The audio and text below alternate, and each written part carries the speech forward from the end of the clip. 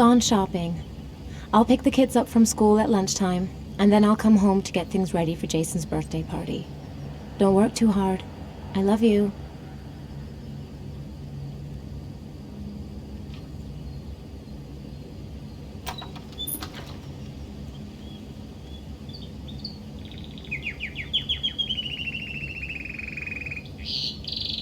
I better take a shower and get dressed before I go downstairs.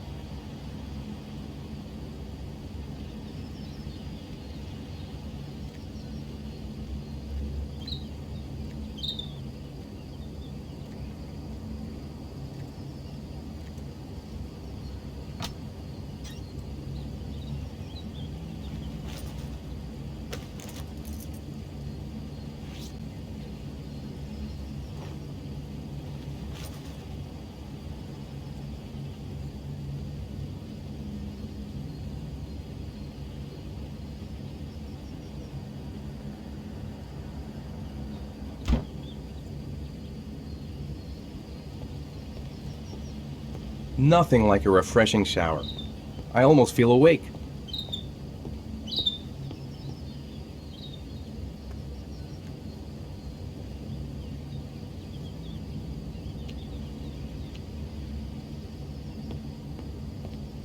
I've got some time before Grace and the kids get back. Better get some work done.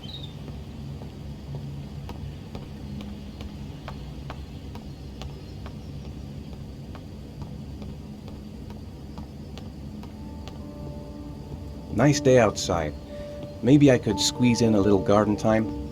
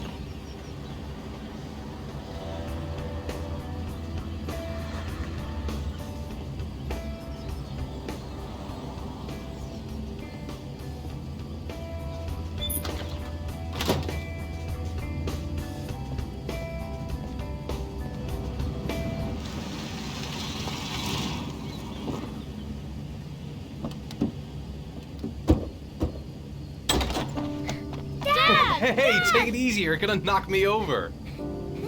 So this is your big day, huh? Am I grown up now? 10 years old. That's not exactly grown up, but you're getting there. Now, can I drive your car? And I think you're gonna have to wait a little while for that.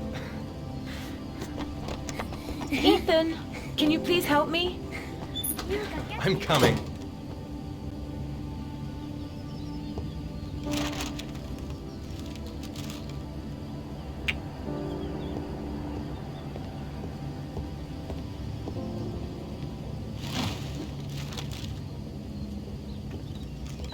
They've been so excited since this morning. I could hardly keep them in line in the supermarket. How's your day been? Managed to get any work done?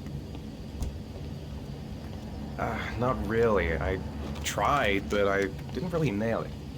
I hope I get inspired because we're supposed to be presenting the plans to the client next month. I've got a billion things to do. It'll never be ready before Jason's pals arrive. Can you please help me? There should be plates in the living room cupboard. No problem. Leave it to me.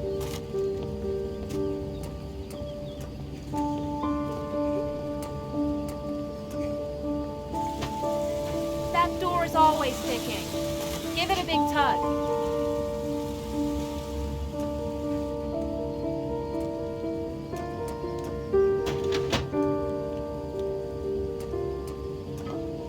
That's the set my mother gave us.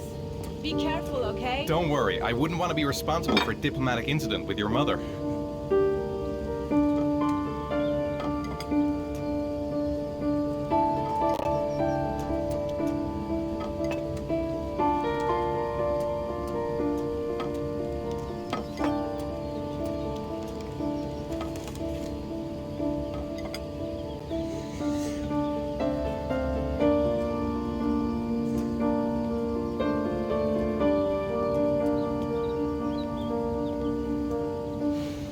Ethan. I don't know if I've already told you this today, Mrs. Mars, but I find you very attractive. You're not so bad yourself, Mr. Mars.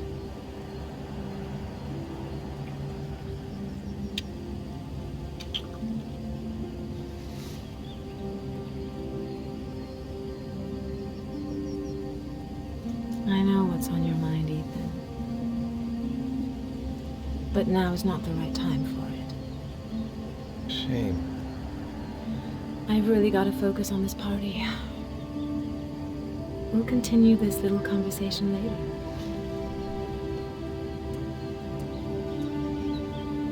Did you find the present for Jason? Yeah, I picked it up from the store this morning. Oh, we were lucky. It was the last one in stock. Can I do anything to help? No thanks. I should be able to manage. Jason looks happy. Yeah. It's hard to believe he's 10 years old today. It seems like only yesterday we were flirting in high school. We're getting old, Ethan.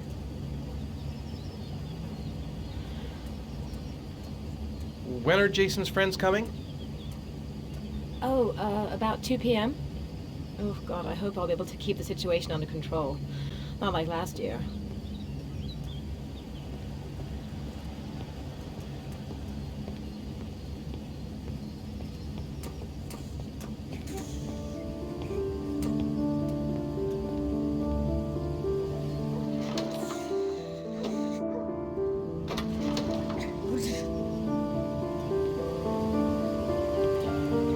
That's it. I'm free as a bird.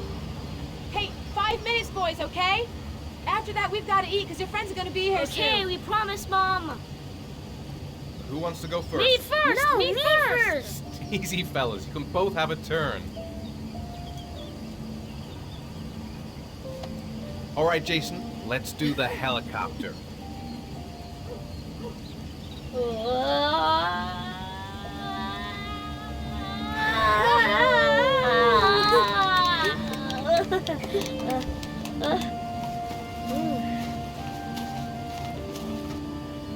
It's my turn now, it's my turn!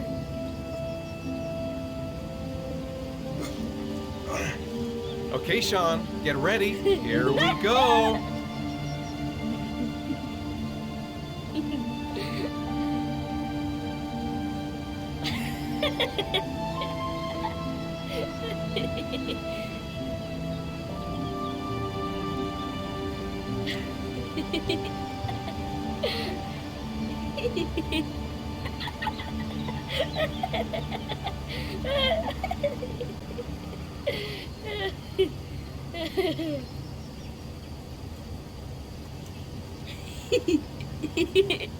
Come on, Dad. Show us how strong you are. Big muscles.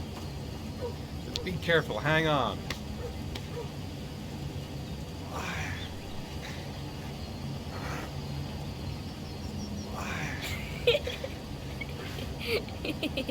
Ah. Oh. Whew.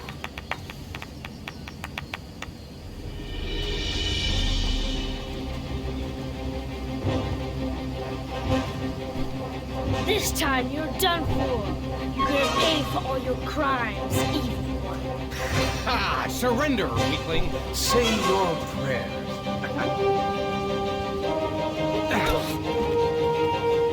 Come on, Jason. Hi-ya! Give up. I am victorious. Watch out! Oh! Attack! Attack! Whoa! Ah! Pay for that. Oh, that's gonna make me work. Yeah, Jason! Ah! Continue! Watch out! Yeah! Go, Jason! Yeah! Yeah! Oh, no!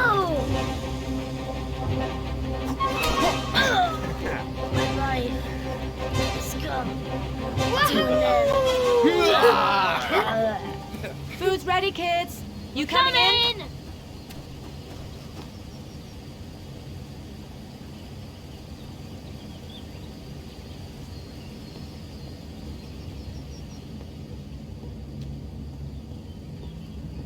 Sean? Lunch is ready. I'll go get him.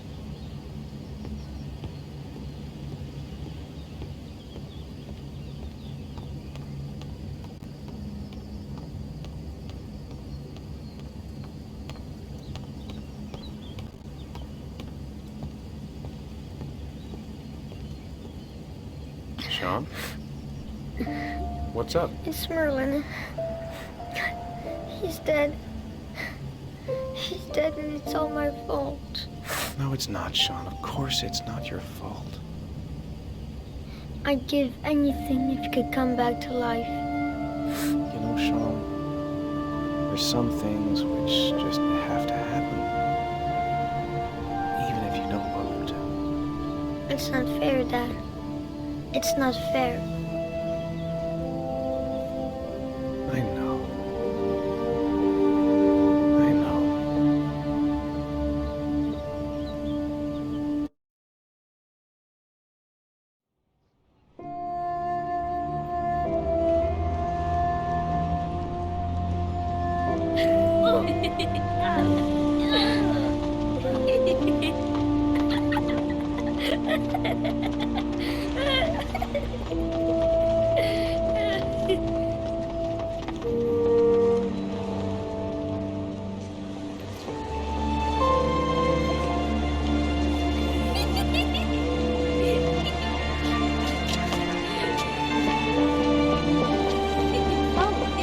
I'd like to have a quick look at some shoes for Sean. Can you watch Jason for a minute? I promise, we won't be long. Sure, no problem. We're not going anywhere, are we, Jason? Come on, honey.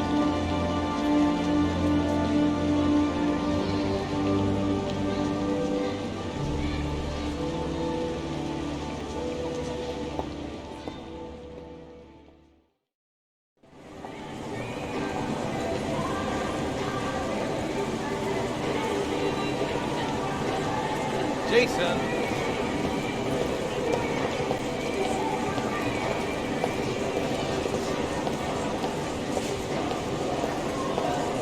Jason!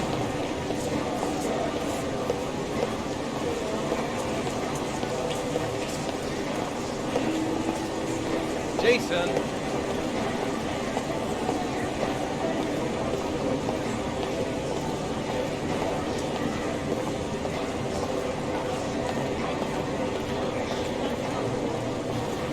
Jason, you really shouldn't wander off like that, you know? There's an awful lot of people in here. Please, Dad, can I have one? I would really love to have one. Please, Dad, come on. Okay, let's go buy a balloon. Great! Hey, champ! What's your name? Jason, Which balloon would you like, Jason? the red one. Here you go.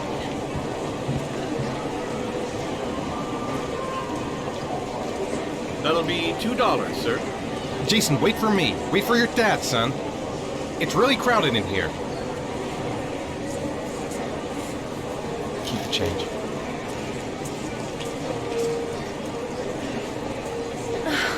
It is impossible to try on a pair of shoes with this crowd. Where's Jason? He was here a second ago. I bought him a balloon. I turned around and he just disappeared. Disappeared? What do you mean disappeared? Stay here. I'll go get him. I'll be right back. Jason!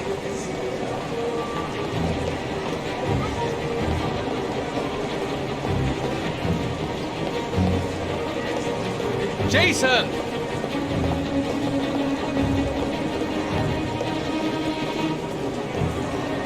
Jason!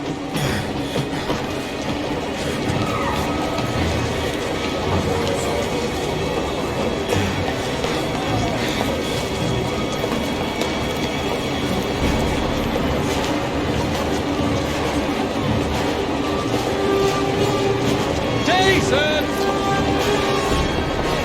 Hey!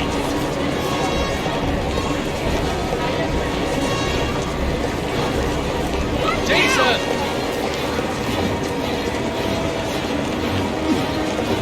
Hey man, watch where you're going!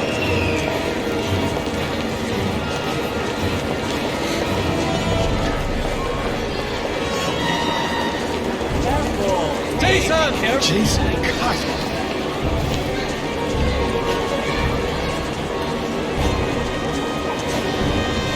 Jason!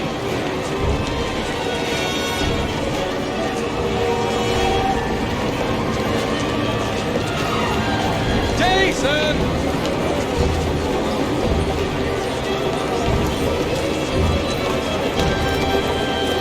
Hey!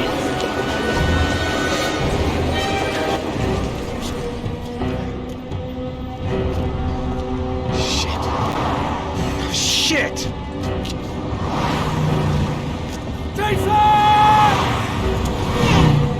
Dad!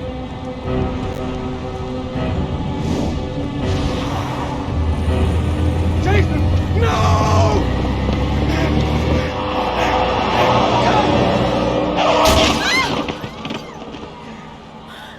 Jason! Jason! Oh my god, no! No! No, Jason! Oh my god, no! No! Oh my god. No!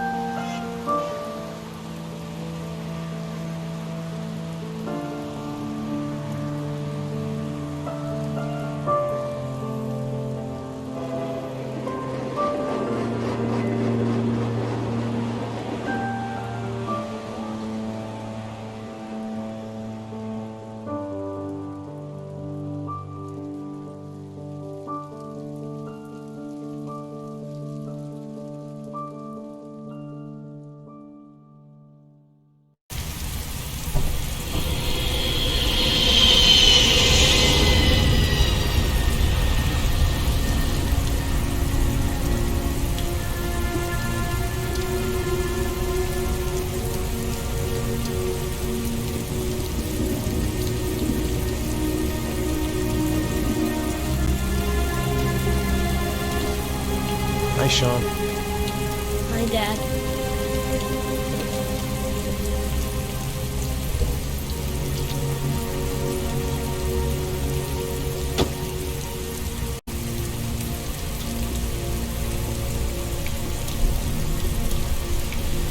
Heavy rain. It's been the same for weeks.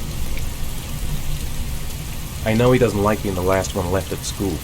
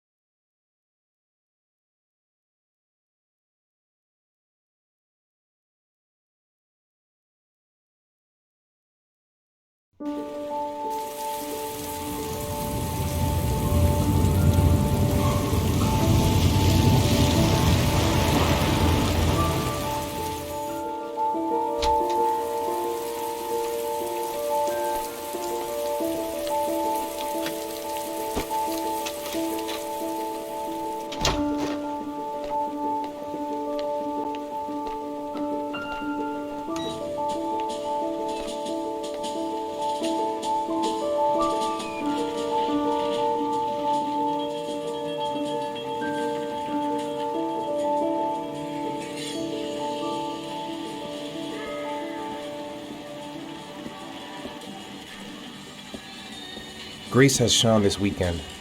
Seems like he can't wait to get back to his mother.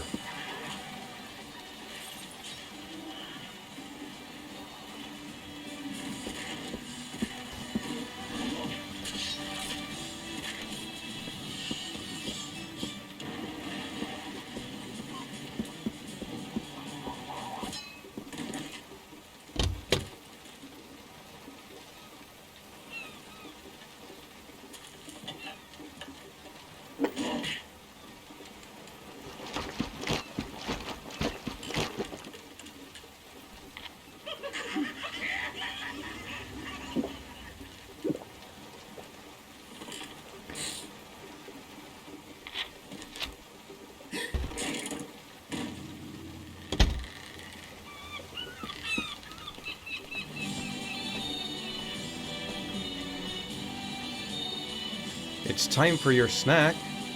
Are you hungry? I guess, a little. Let's see what we can find in the kitchen.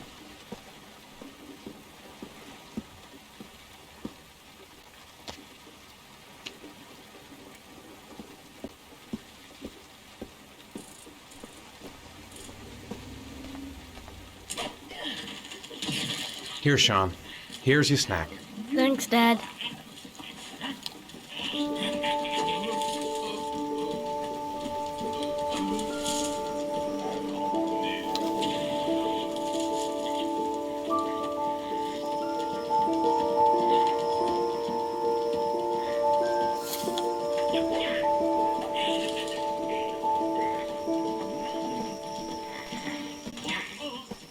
Sean hasn't done his homework yet.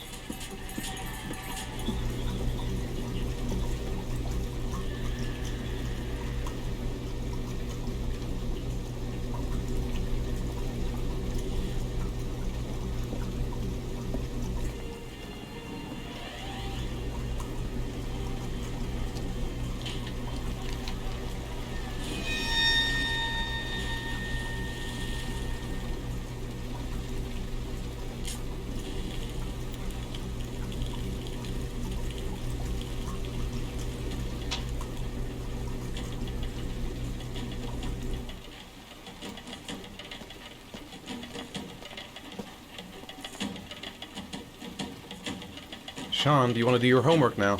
Please, Dad, let me watch TV a little while longer. We'll do it later, okay?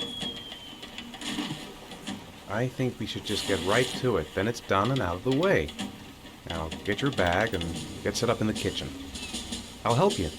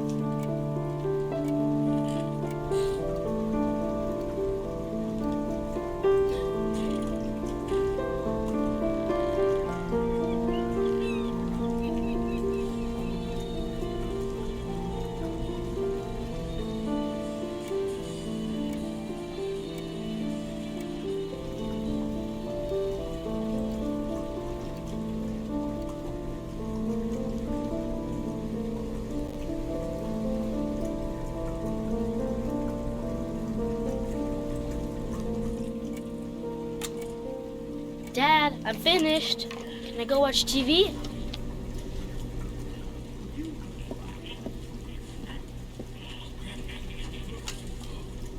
Let me have a look. Pretty good. Looks like you're done. Off you go.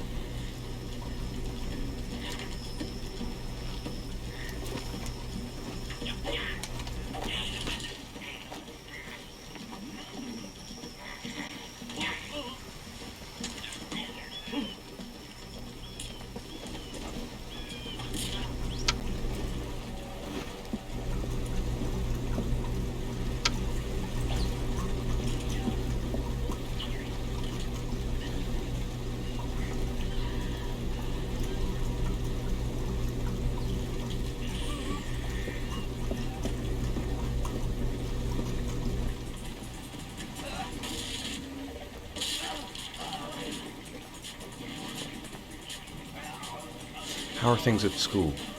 Is your teacher nice? Everything's fine, Dad.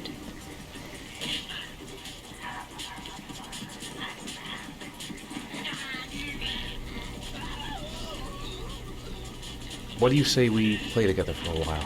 I'd rather watch TV.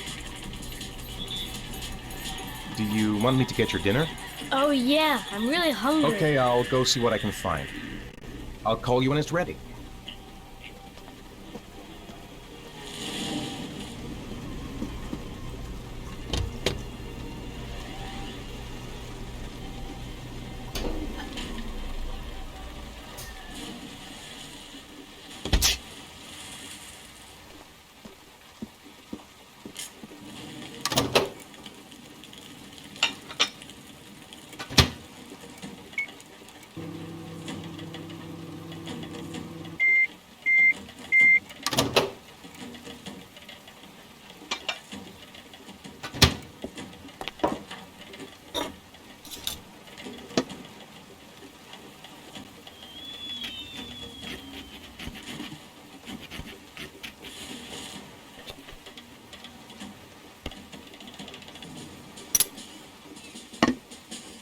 You can come now, Sean.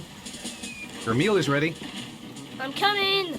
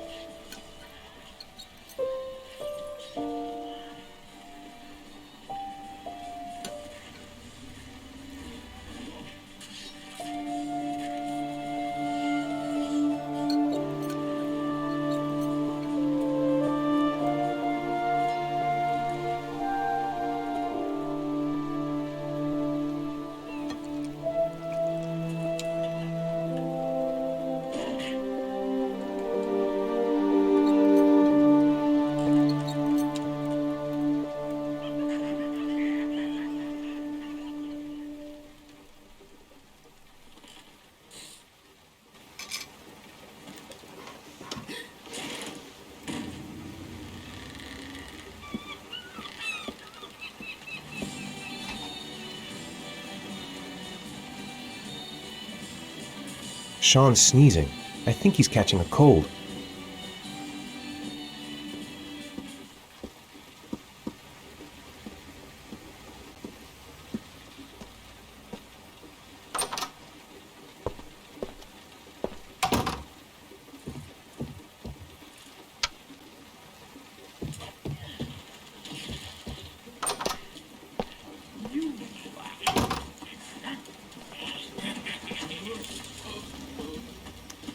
You've got a cold coming on.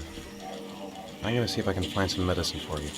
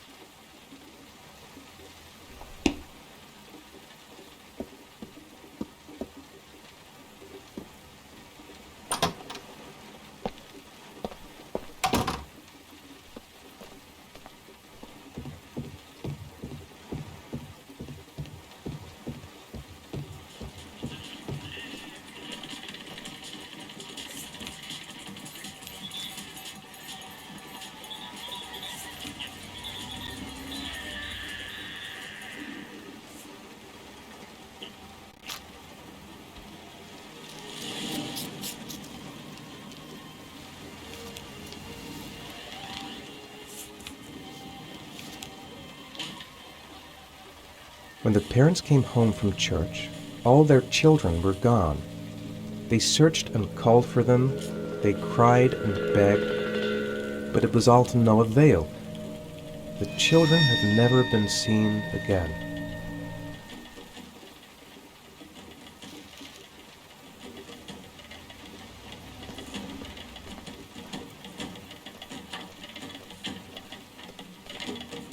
Here, take this. It'll make you feel better. Thanks, Dad. Come on, Sean. It's time for bed. I'm not tired yet. Can I stay up a little longer? Now, that's not very reasonable, is it? You have school tomorrow. You have to get some sleep. All right, I'm going.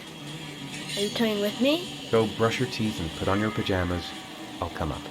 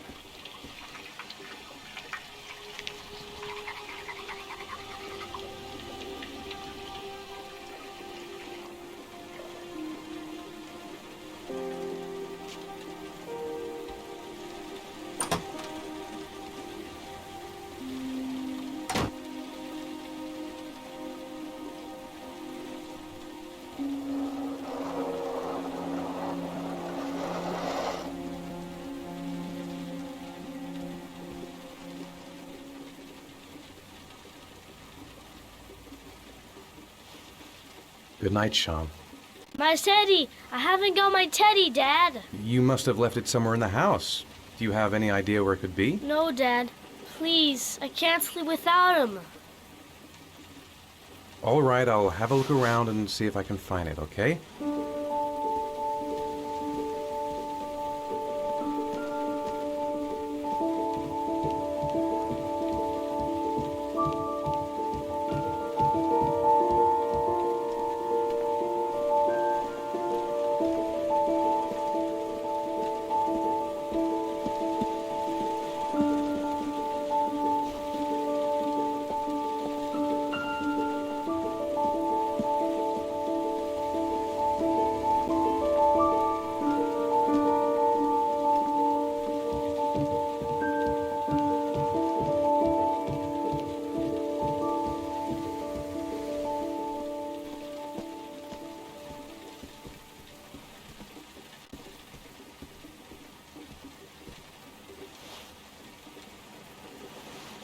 Thanks, Dad.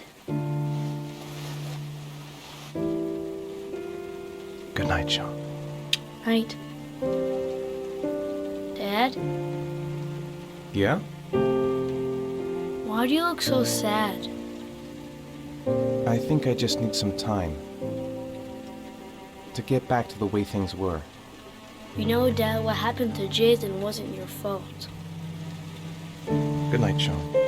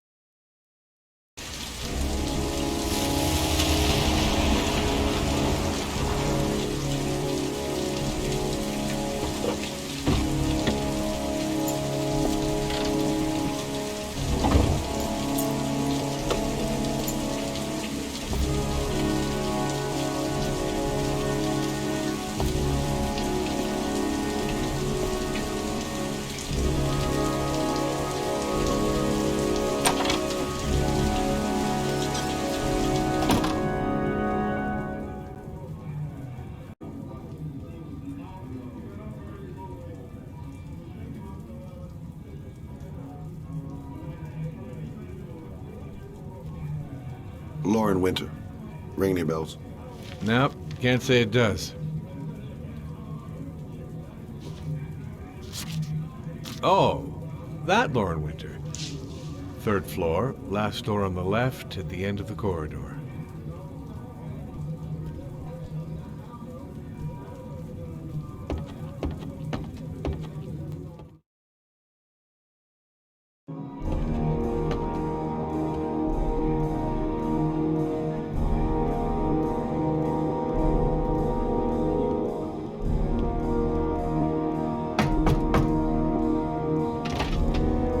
Lauren Winter? Sorry, I only see clients by appointment.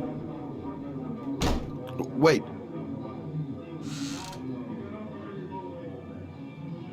It's $50. I don't kiss and I don't do any weird shit. Fine by me.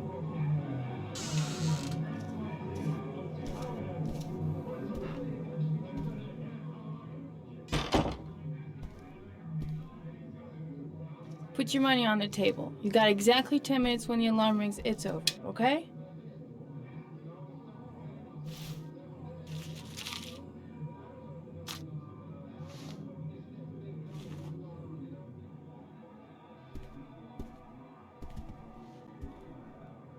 You should take your clothes off. We ain't got all day.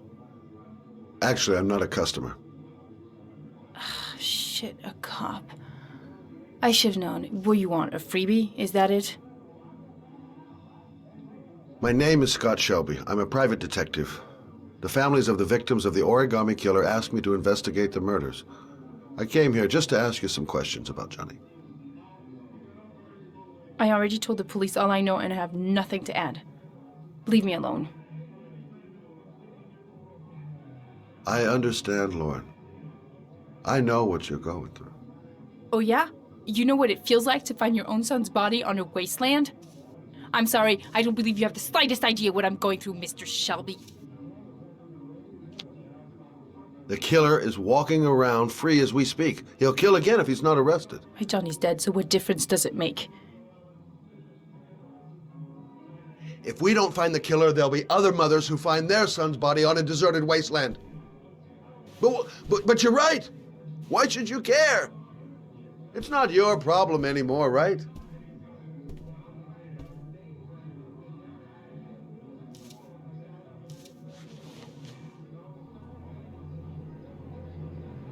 What do you want to know?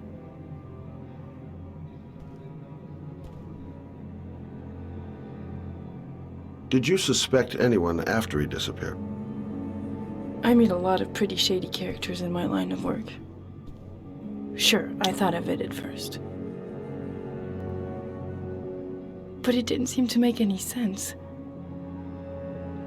I don't believe any of my clients could have done that to my Johnny and all those other kids.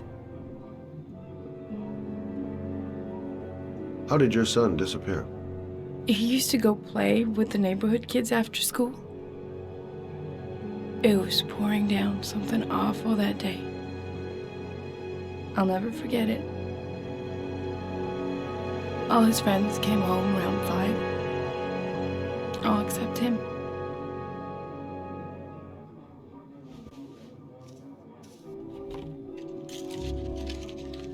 You want one? No thanks, I quit. That's brave.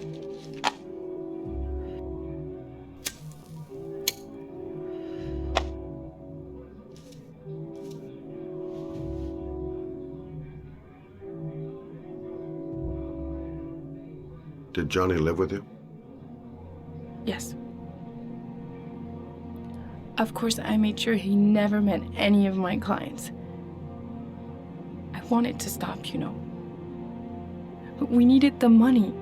I was trying to earn enough to get us out of here. Do you know if they found anything on the wasteland? Any leads or witnesses? No. He said he must have run away and he'd probably end up coming back. His body was found 5 days later with an origami figure in his hand and an orchid on his chest.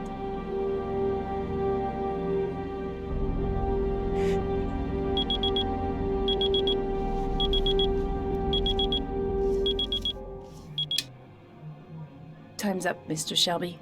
I hope you got what you wanted. Now get out of here.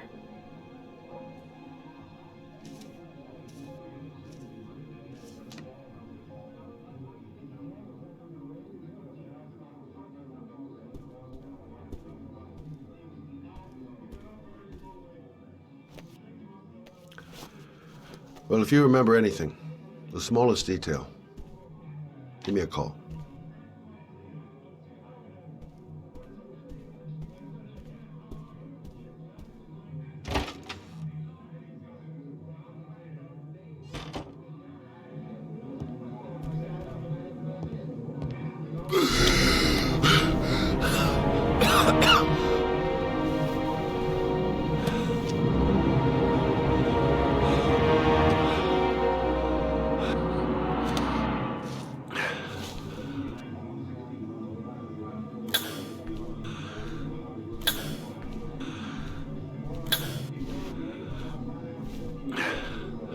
Lauren!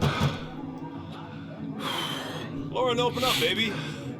It's me. Troy, what are you doing here? I already told you I don't want to see you anymore. Sorry, Dal, but I really wanted to see ya.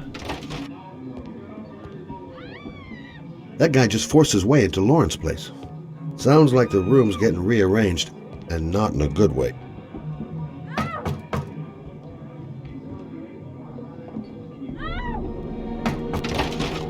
What do you want, asshole? Lauren, is everything all right? She's just swell. Now beat it, loser! again? If you're looking for trouble, you found it. I'm gonna beat the shit out of you. Oh!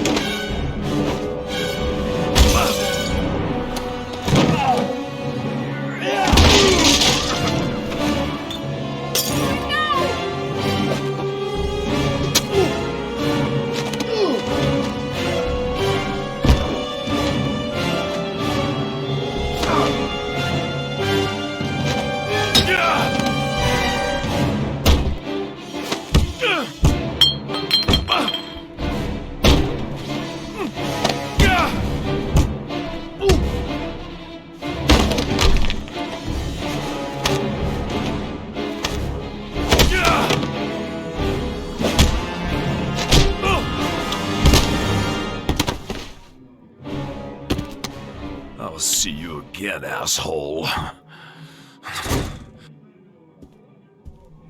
Are you alright?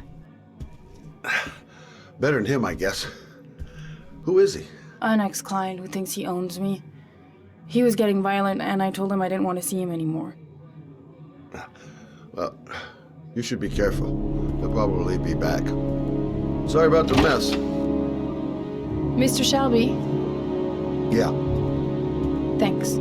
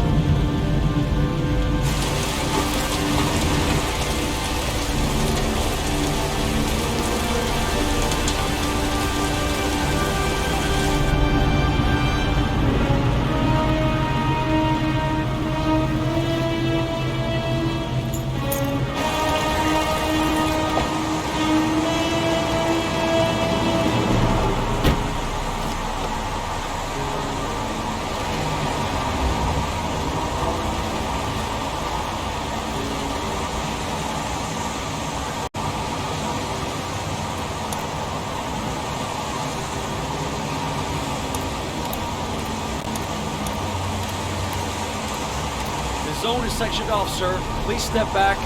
Agent Norman Jaden, FBI. You got a badge or something, Mr. Jaden? Yeah. Yeah, of course.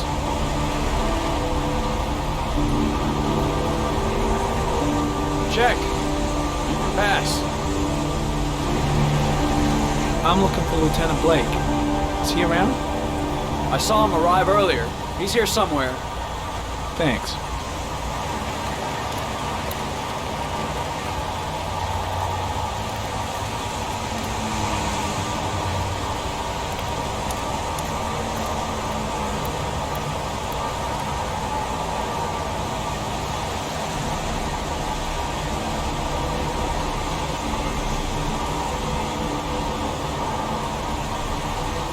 Video memo recording, Agent 47023, Norman Jaden, Tuesday, October 4th, 2011.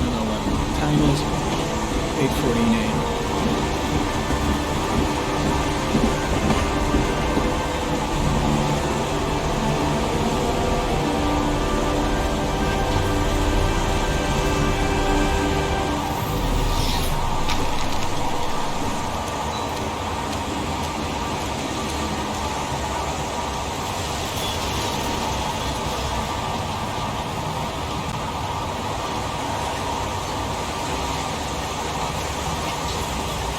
unrelated to the investigation.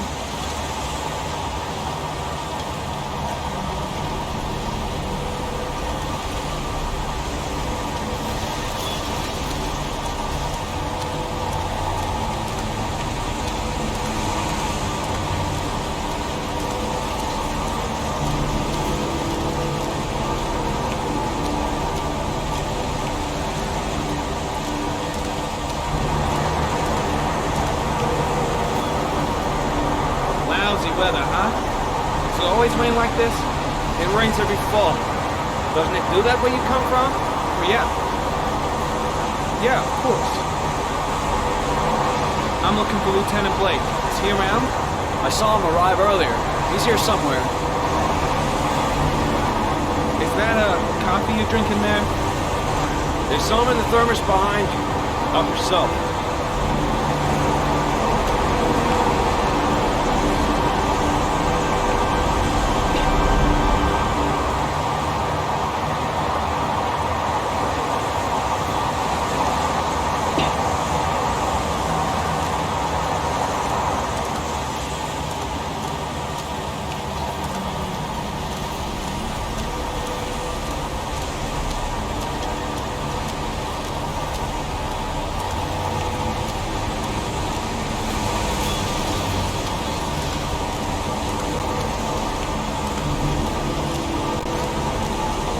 The crime scene is compromised by all these people. I doubt there'll be many clues left, if there were any to start with.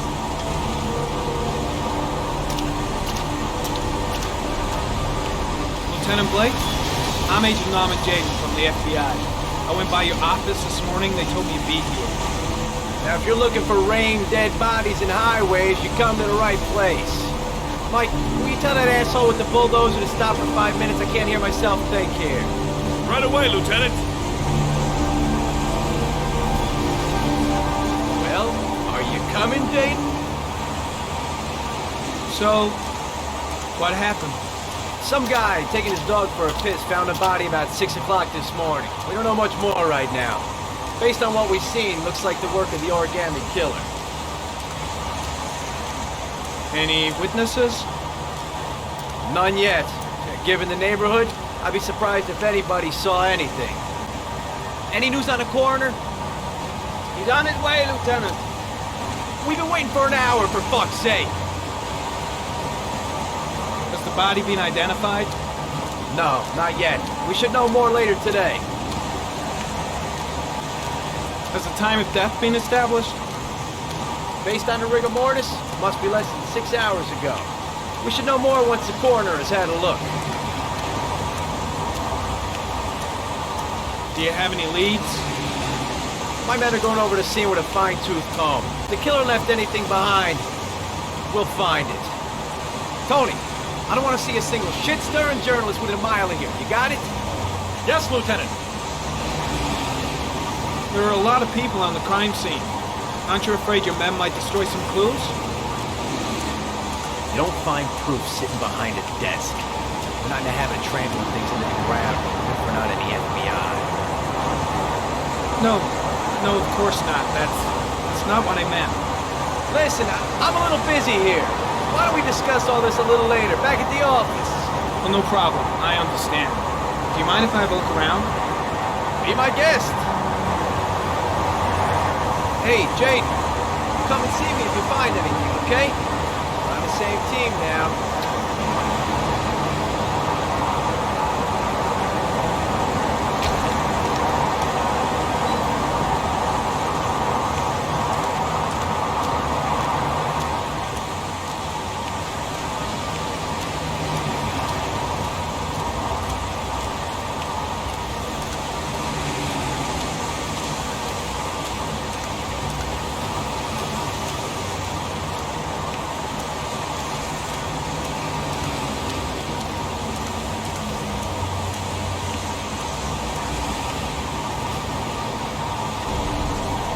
Harry, comment. The victim was lying on his back.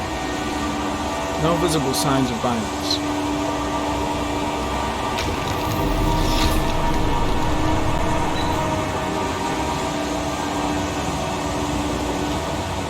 An orchid was placed on the victim's chest.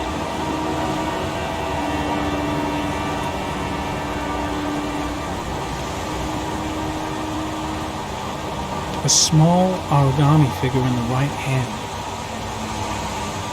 Fingers were probably closed after the time of death.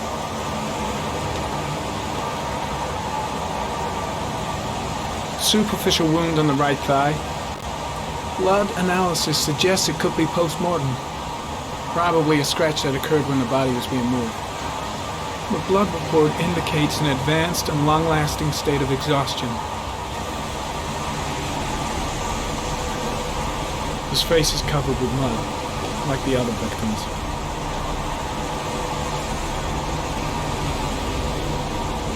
The victim is Jeremy Bowles, declared missing 5 days ago. See reference file.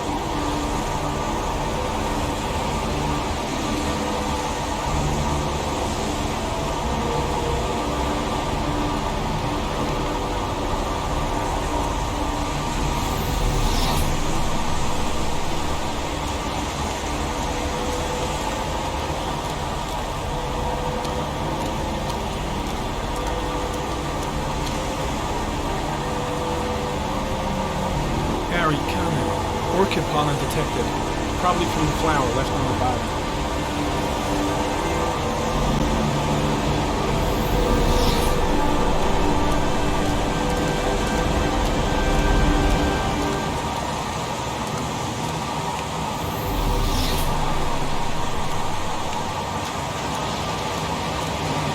Airy comment. Pollen particles disappear in the tall grass. It's probably the end of the trail. Arid comment, traces of blood on the railroad track. Analysis confirms it comes from the victim.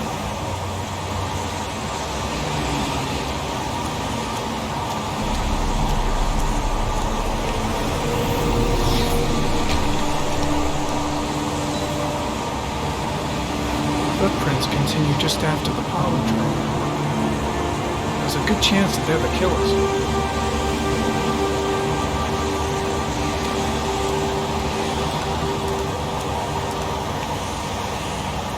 Comment. The traces of blood on the fence behind the railroad line. It comes from the victim. The killer came this way with the body and probably grazed it on his way through the fence.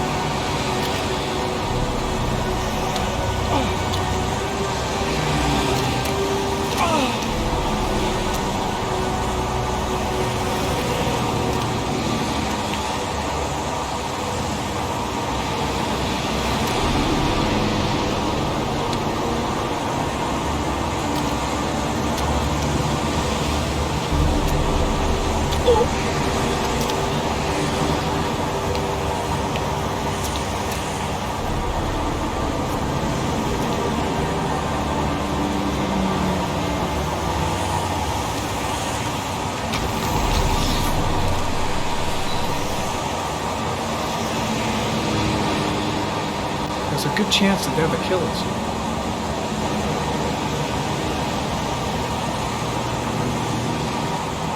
There's a railroad track near where the body was left. Same as all the other victims. Way too many people here. They're trampling all over the crime scene.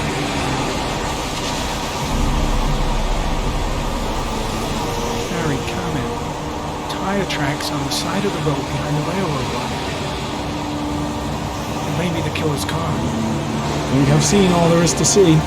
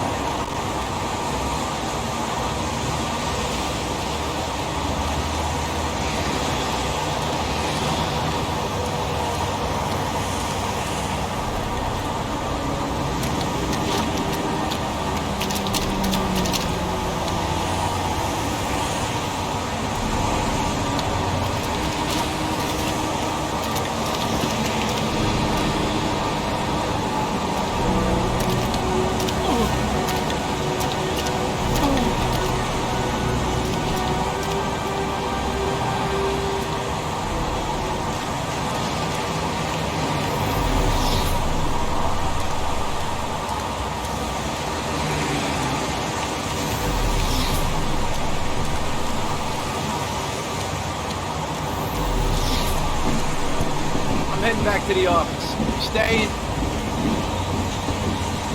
No, I've seen enough. I'm leaving too.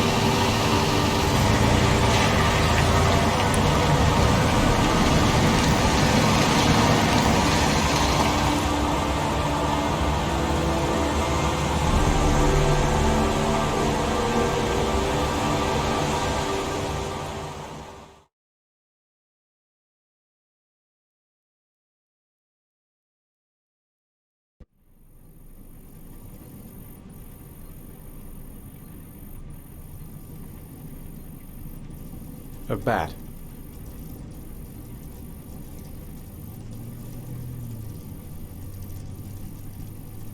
A wolf's head.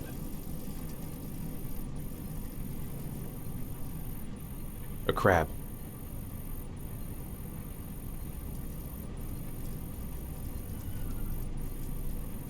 A shadow. A threatening shadow.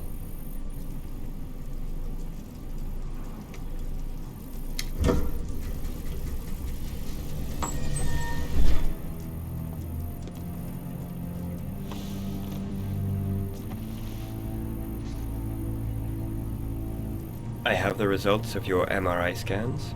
Everything seems to be normal. There is no physical damage from the accident. However, I am worried about your psychological condition. I know it's not easy, but you've got to start over, Ethan. You're not responsible for what happened. It's my fault Jason is dead. He'd still be alive if I'd been looking out for him. It was an accident. Accidents happen every day. You can't blame yourself forever for your son's death. How is Sean? He's a very solitary kid, you know, very focused within himself. He's really close to his mother. With me, he's more distant. And what about you, Ethan? What do you feel?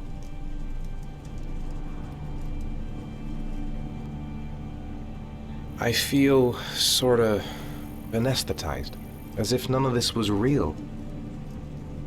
Sometimes I tell myself this whole thing is just a nightmare and that I'll wake up at any moment. Is there something else you wanted to tell me, Ethan?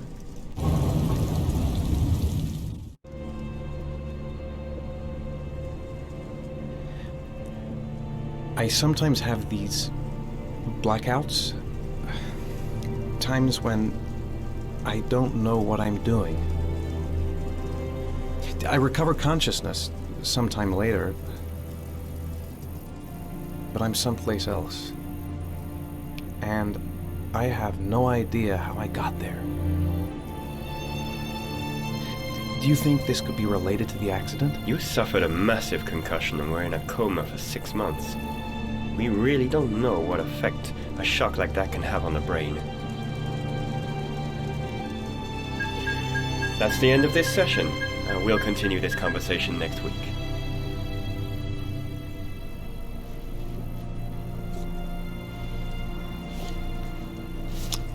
You were lucky, Ethan. It's very rare to survive such a traumatic accident. I don't exactly feel lucky, Doctor.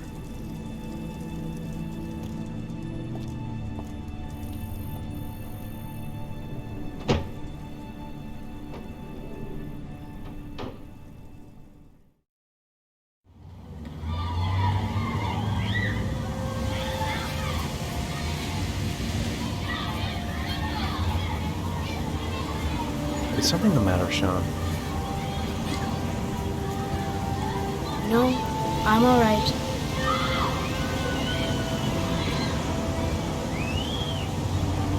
How did things go at school today? The teacher yelled at me for being late again. She's gonna send me home the next time it happens. I'm sorry about that, Sean. Next time, we'll really pull it together, okay? Do you want to eat something?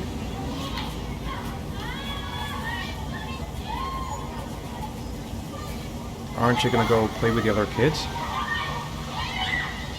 I don't feel like it.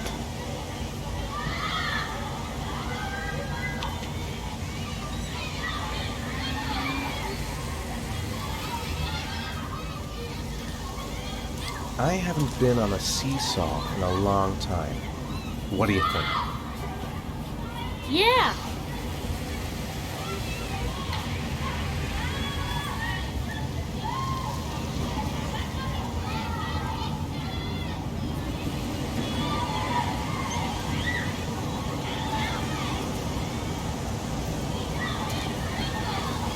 Come on, Dad, make me fly!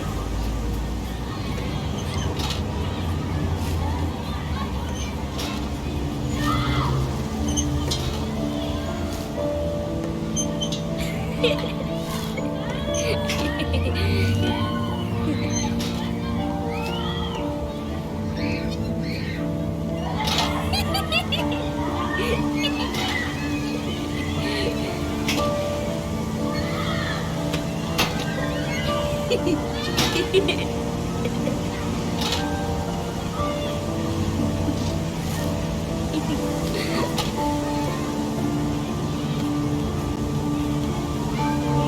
seems to be having fun. It's been a long time since I've seen that smile.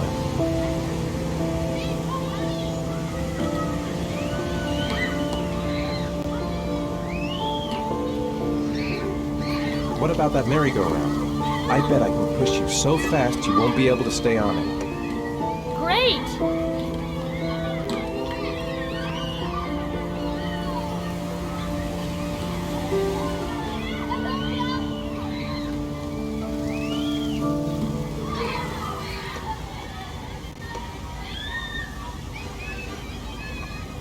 Go on, Dad, as fast as you can. Faster! Faster! Come on! Faster, faster!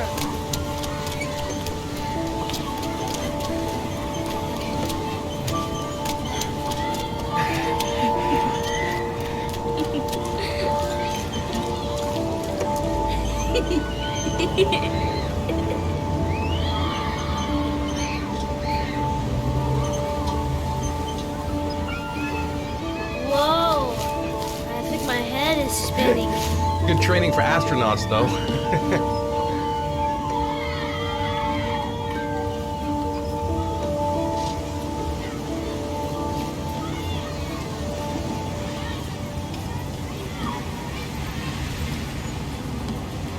I'd like a packet of strawberry-flavored chewies, please.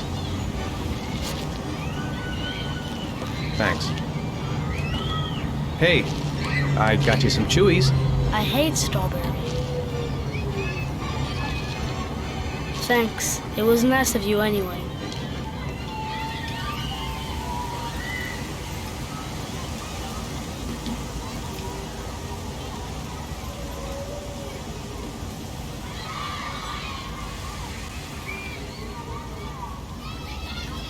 You want to go play on the swing? I'll push you. Okay.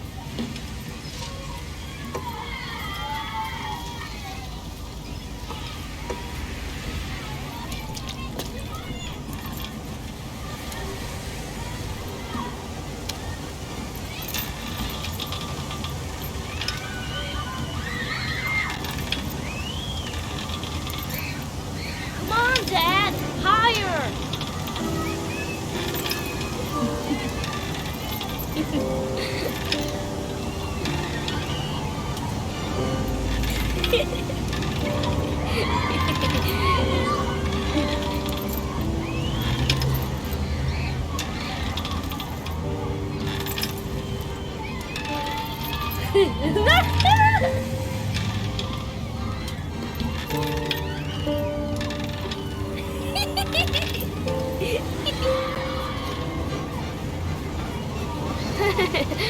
That was cool.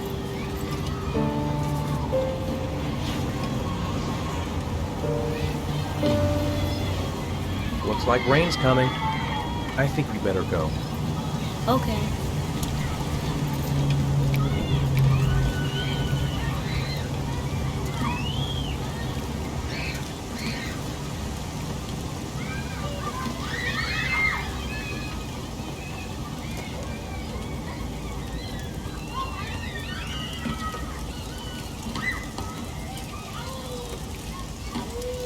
You know, sometimes I remember before, when Jason was still here.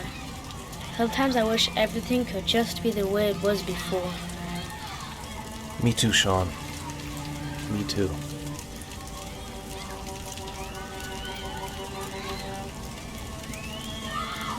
Hey, Dad, can I have a ride on the carousel? Can I? Sure. Go pick a horse and get on. I'll get a ticket.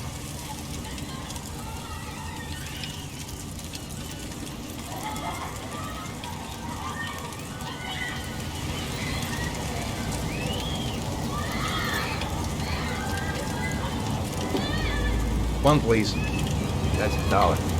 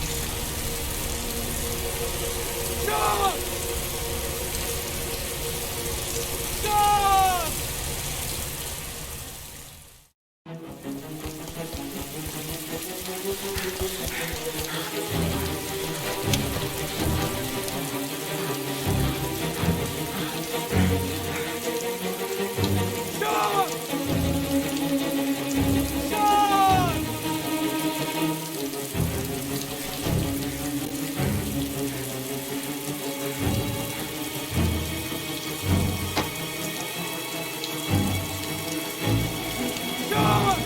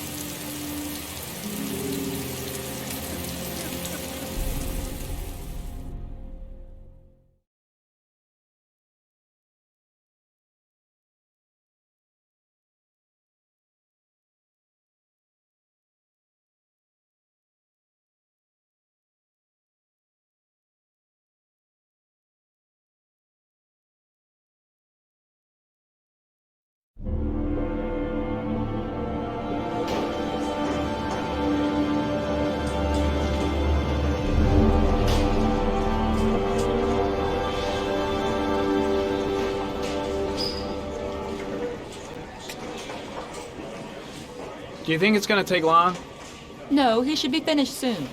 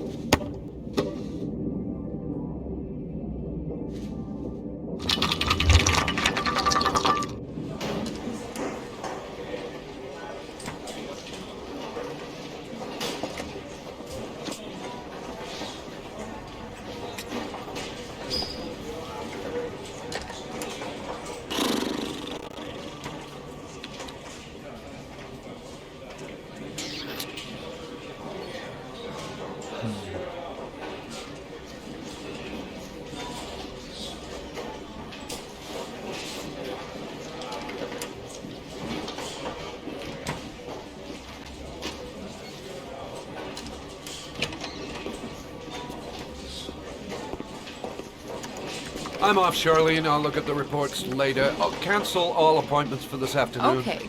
Oh, Captain. Agent Norman Jaden from the FBI is here. Jaden, of course. We've been expecting you. I'm in a bit of a hurry. Do you mind tagging along? We can talk as we walk. Yeah, of course. I wanted to introduce myself before getting started, but perhaps there's a better time. No, it's fine. I just have to get to the press conference. We have them every day now. Believe me, it's not always easy finding something to tell them. Fortunately, today we have some news. Have you met Lieutenant Blake yet? Yeah, we met this morning. He has his own methods, but he's a good cop. I'm sure you'll get on well together. Do you know how to tie a knot in a necktie? I guess. To be frank with you, I could have done without the FBI on this one, but the press are all over us. This origami killer case crept up on us, and it's fast becoming a national concern.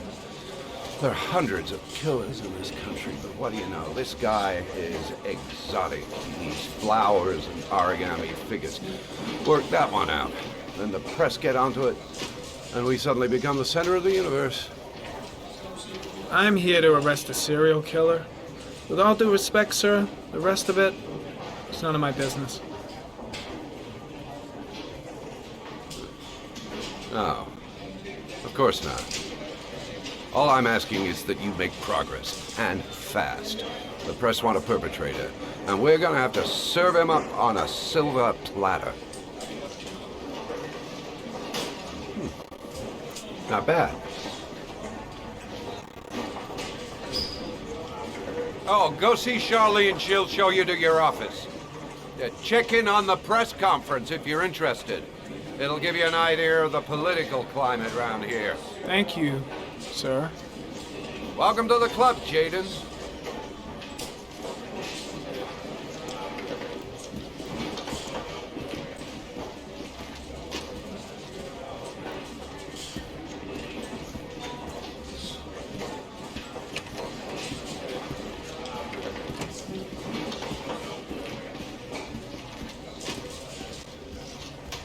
I'm ready to start. Maybe we should kick off by talking about the case?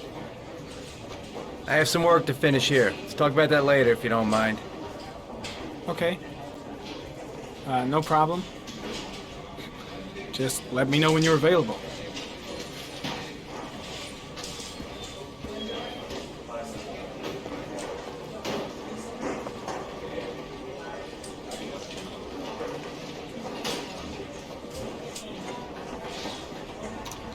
Nice watch.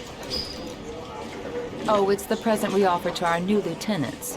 We bought the same model each year for the past 20 years for each promotion. It optimizes everybody's time, and it's the kind of thing that always goes down well. You can contribute to our fund if you like. we're still a few dollars short. Congratulate Larry on my behalf. I'll be sure to do that, sir. Captain Perry said you could show me to my office? Yes, of course. Follow me.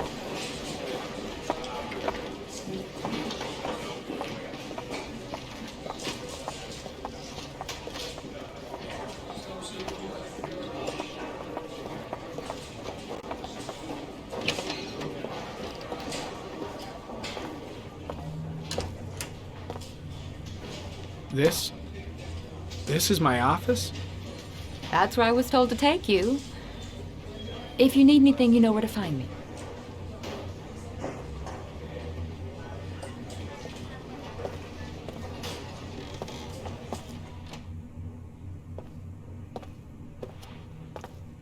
Okay, time to work.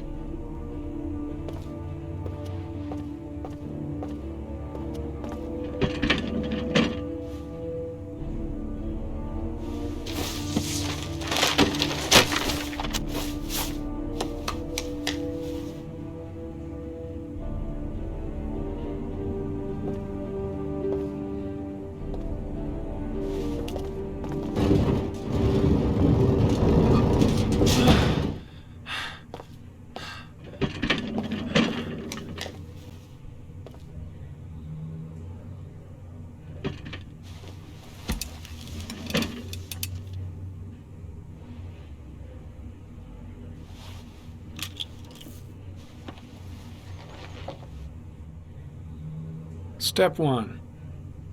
Change the office.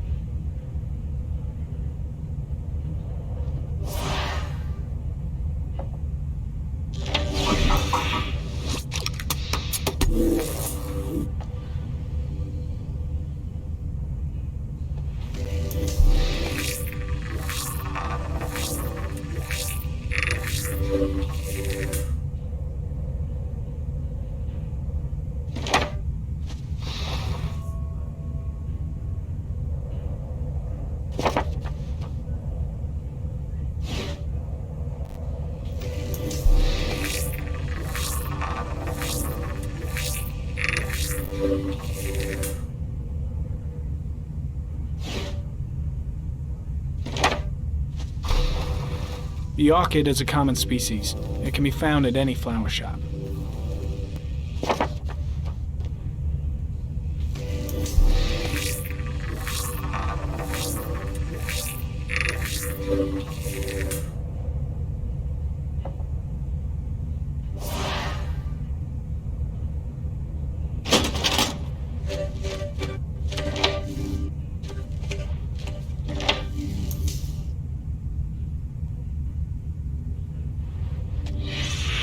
Eight victims in the last 3 years. All boys, aged between 9 and 13. No signs of violence. The victims disappear from public places in broad daylight. No one notices anything. Bodies are found 3 to 5 days later, drowned in rainwater.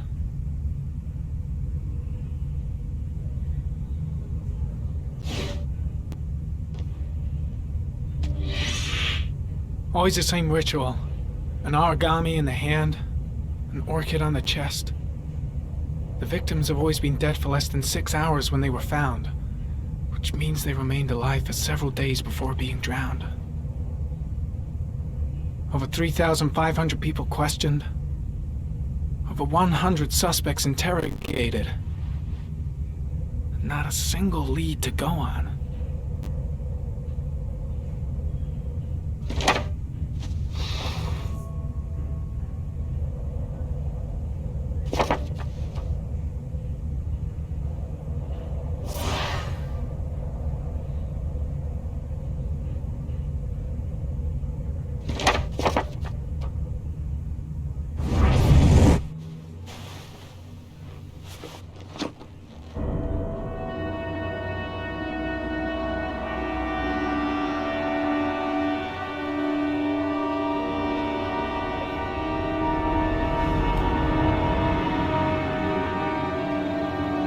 Here we go again. I gotta go wash my face.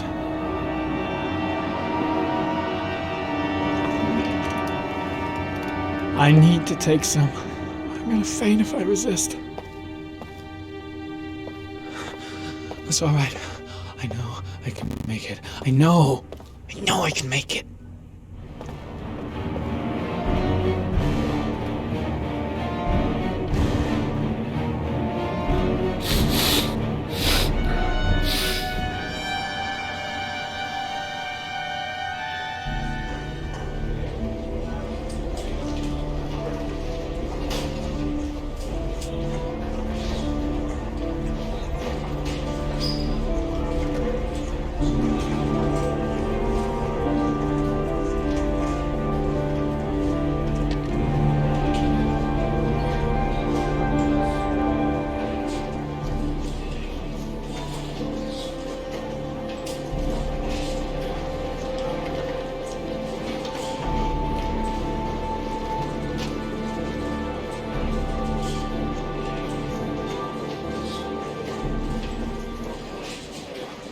This is Lieutenant Blake, Mr. Marshall.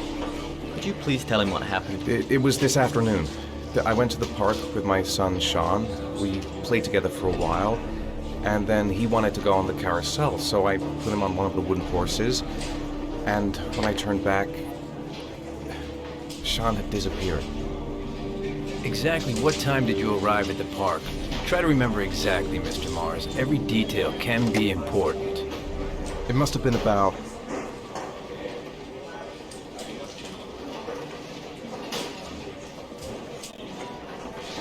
4:15. Yeah, that's it, 4:15. I remember exactly because I looked at the clock in the park when we arrived. What was your son wearing when he disappeared? He was wearing a coat.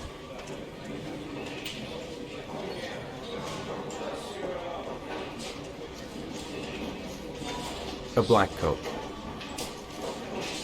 And a pair of pants.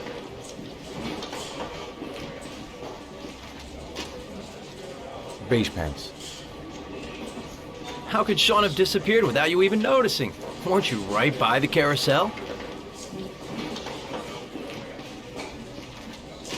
I can't remember exactly. It all happened so fast.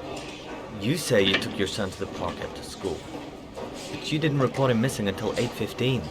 Why did it take you so long to contact the police?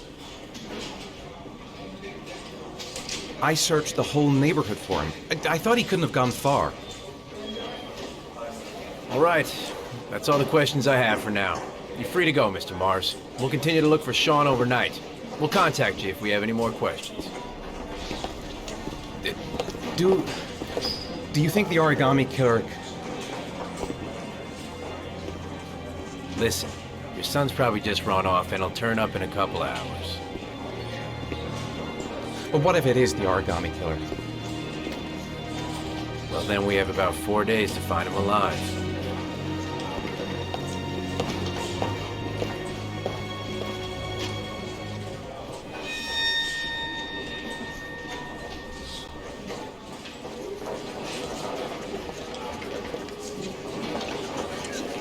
Did they find something? No, nothing yet, but they're gonna keep looking through the night. Do they think it's the origami killer? It's still too early to say, but it is a possibility.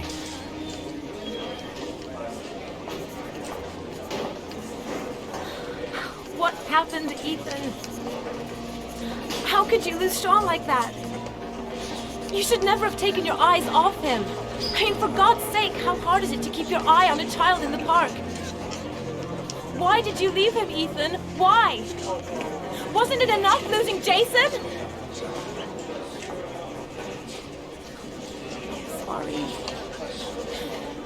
It's not what I meant to say.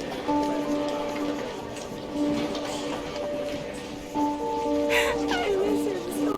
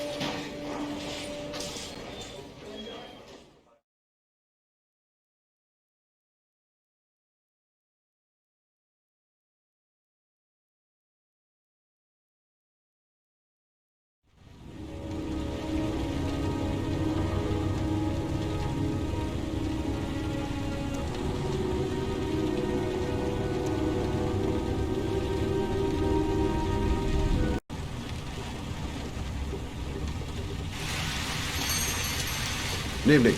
Good evening to you, sir. Can I help you, sir? Well, I hope so. My name's Scott Shelby. I'm a private detective. I'm investigating the case of the origami killer. I'd like to ask you a few questions. My son is dead, Mr. Shelby. I have nothing more to say.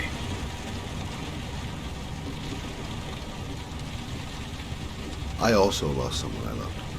I know what you're feeling. Then you will understand that I do not wish to talk about it.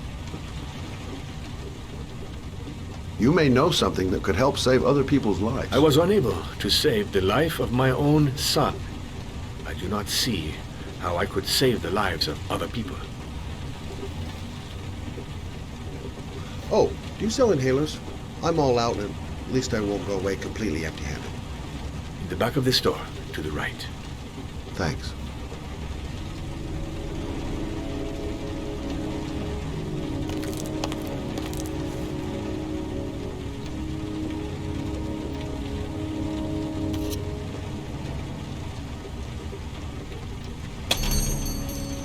Good evening, sir. Are you looking for something in particular? Give me what you got in the register. Don't fucking try anything. Open the register, you dumb fuck. Put the money on the counter. Shit, are you deaf or what? Are you gonna open that fucking register or not? No, sir. You do not have the right to steal that money from me. I have worked very hard to earn it. You cannot have it. What did you say? You're out of your fucking mind, man. You don't get it, do you? I'm gonna put the fucking bullet right between your eyes if you don't do what I say now! You shall not be robbing my register, sir. That money is mine. I ask you now to leave before it is too late.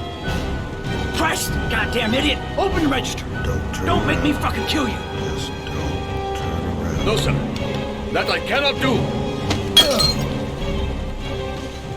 Punk. Didn't give me any choice. 1,000 thank you, sir. I don't know what would have happened if you had not been here. Well, this I didn't come by for nothing. Have a nice day. When my boy, Reza, disappeared, I received a letter with a locker ticket inside. Inside the locker, I found this box. I do not understand what it means, but I think it must be a sort of message from the man who took my son from me. Can I?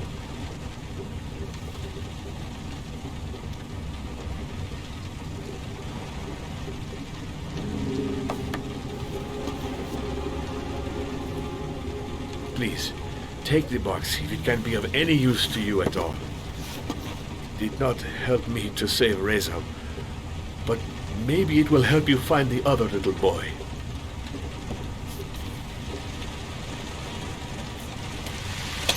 Mr. Shelby, I was beginning to think that there was no good to be found in this place. I can see now that I was wrong.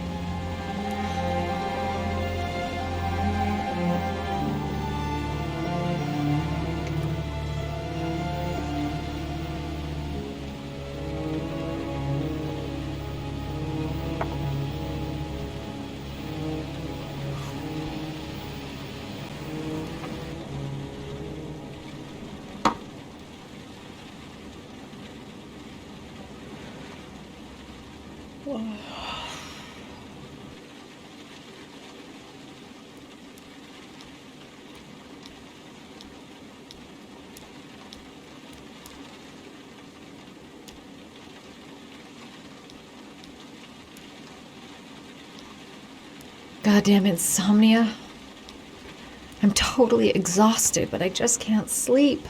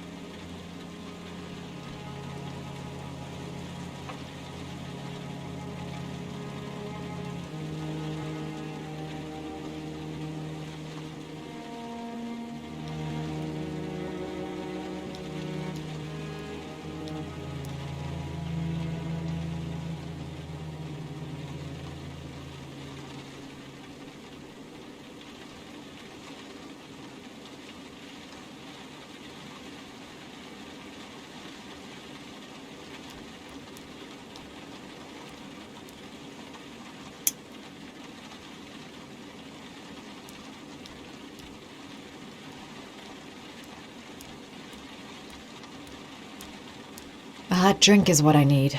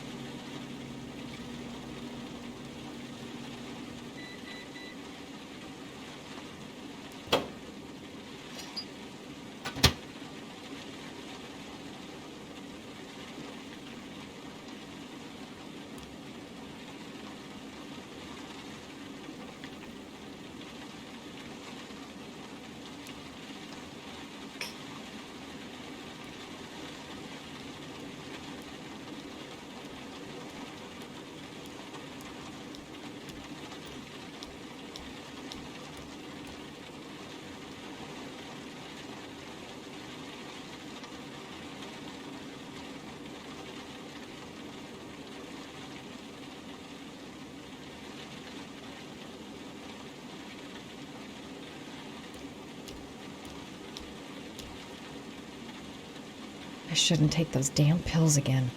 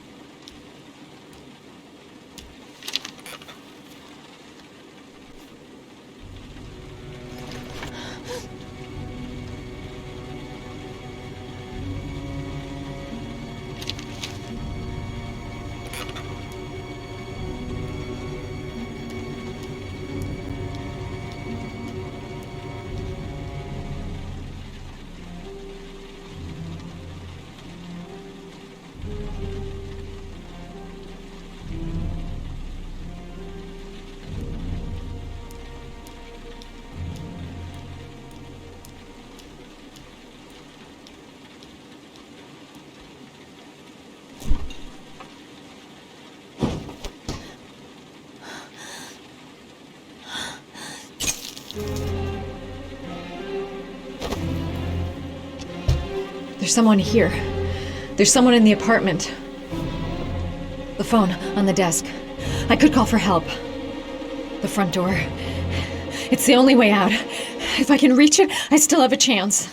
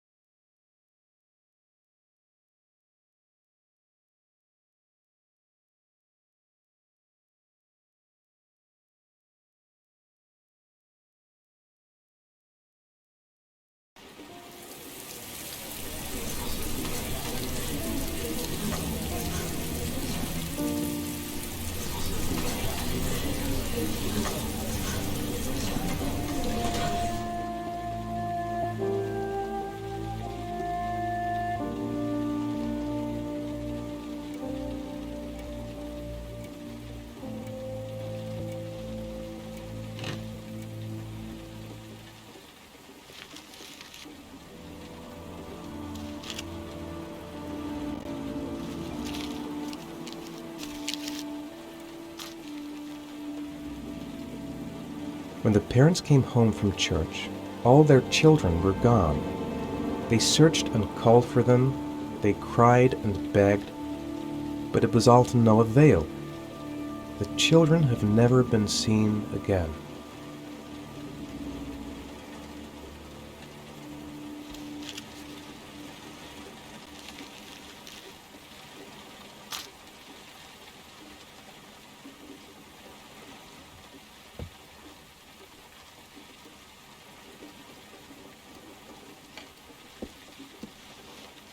I have to get out of here and find out what this ticket is about.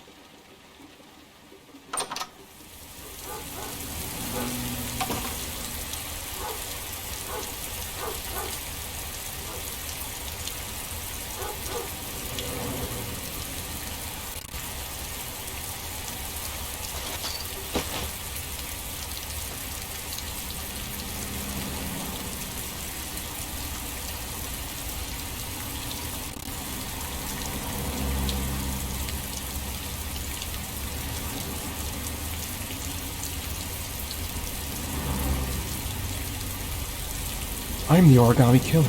I black out, and then the murdering starts. I know it's me.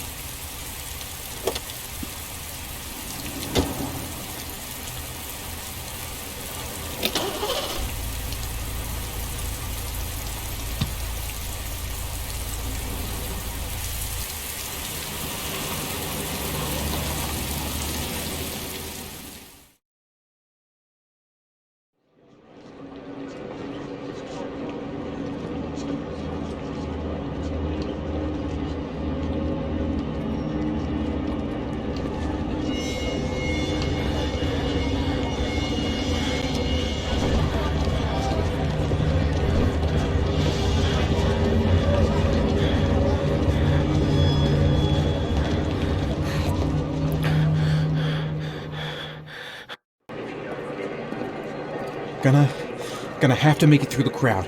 I can't take crowds. Just can't handle it. The luggage lockers. They're on the other side of the station. I'm just not gonna make it. I'm tightening up. I can't make it. Too many people. Too many people.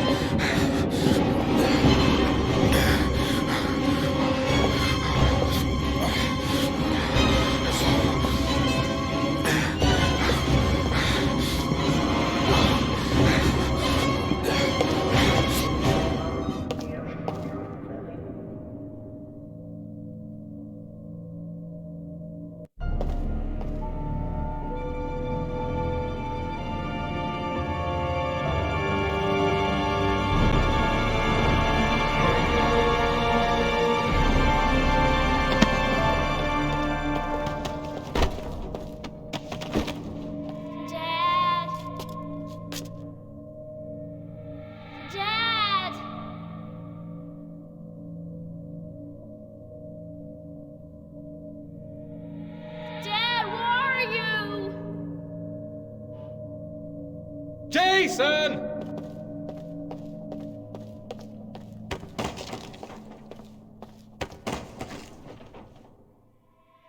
Dad! Jason!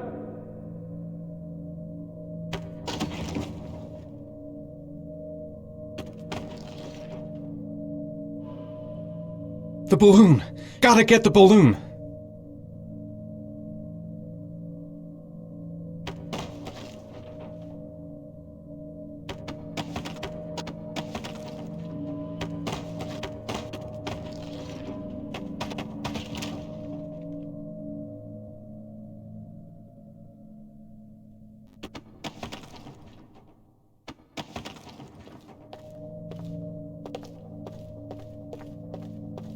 Jason!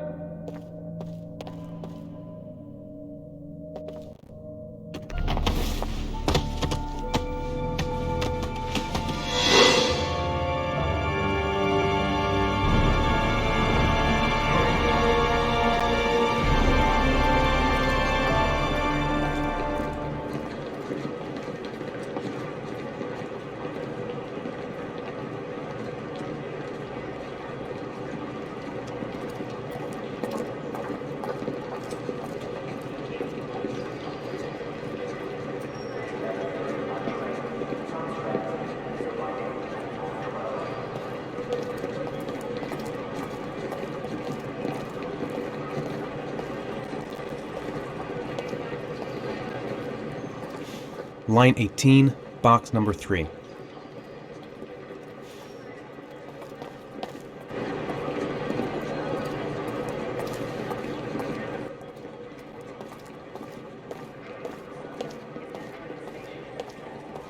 Made it! I made it! I managed to get through the goddamn crowd! The lockers. Now I've got to find the right one.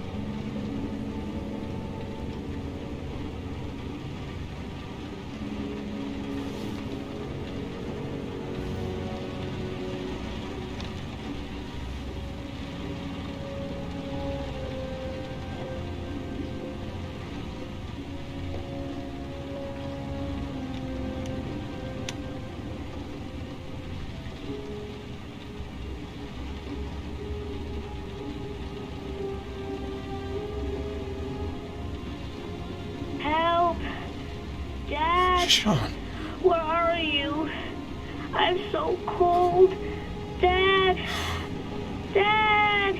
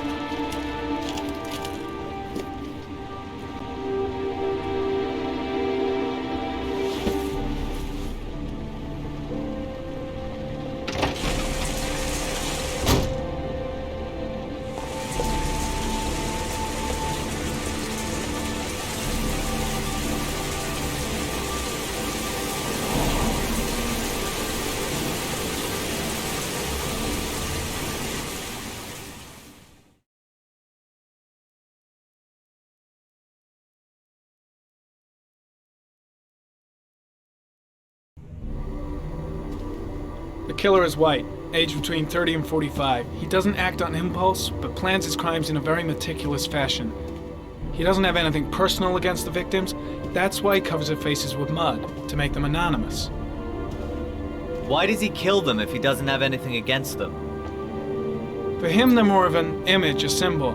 That's probably why he gives them an origami figure and an orchid as gifts to apologize for what he's done to them. Very interesting. And where does all that get us? The best way of tracking a predator is to be familiar with his behavior. That may be true in novels, but there's a child's life at stake here. Continue, Jaden. One detail attracted my attention. The interval between the time when a victim disappears and the time when the body is found ranges from 3 to 5 days. But the rainfall is always at 6 inches, give or take 10%. What on earth does that mean? All the victims were drowned in rainwater. The killer kills only in the fall when there is plenty of rain. It could be that he puts them in some sort of well or tank that is open to the skies and that fills up with rainwater. The more it rains, the less time the victim has to live. Then I studied the geographical distribution of the murders. Generally, a killer commits his first murder near to where he lives, so he has a safe place to flee to if any complications arise. The more confident he becomes, the further he roams from his base. By analyzing the locations where the victims disappeared, I was able to isolate a zone where the killer might live. And what size is this, zone? For the moment, about 10 square miles. Ah, great. There must be 10,000 people live in that sort of area. You gonna question them one by one? The more clues we get, the more we can reduce the zone. We can then cross-check it with our list of suspects and identify the killer. So what's next? There are 2 suspects whose psychological profile might fit and can be connected to the comfort zone. I'd like to question them. God damn it. We're wasting our time with this bullshit. The killer's out there somewhere, and we gotta get off our asses and find him. The killer is no ordinary murderer. He is intelligent, organized, and methodical. You won't find him by patrolling the streets. Tell me, Agent Jaden, did you get your vast experience on the job, or did you just fucking read about it in some school book? I came here to find a killer. And that is exactly what I'm gonna do. With or without your help. Fucking asshole! That's enough! You said it took 6 inches of rainfall before the victim died. How much time do we have left? If the weather forecasts are right, less than 72 hours.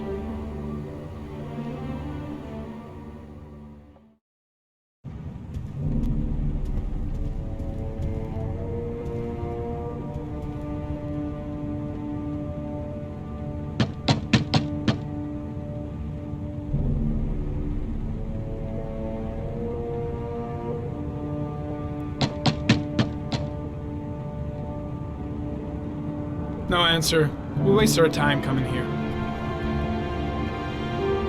Maybe we should have a little look inside anyway. There's nobody home.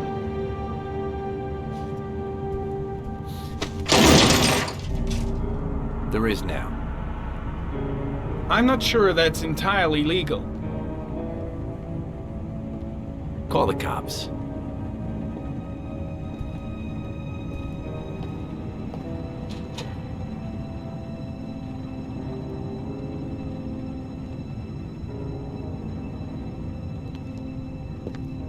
Looks like Nathaniel Williams is a pretty religious guy. He's a God-fearing idiot, waiting for the end of the world. We questioned him a few months back because he was causing a disturbance in the park. He was ranting and raving. Said he heard voices. Had this idea in his sick little head that I was the Antichrist. I'd come to Earth to persecute him. Real twisted.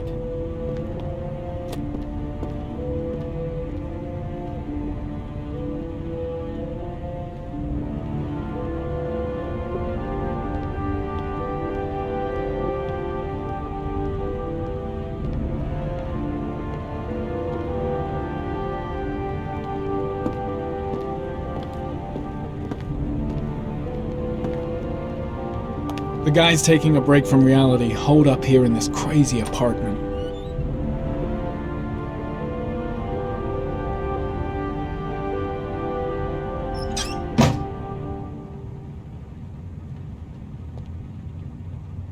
It's stifling in here.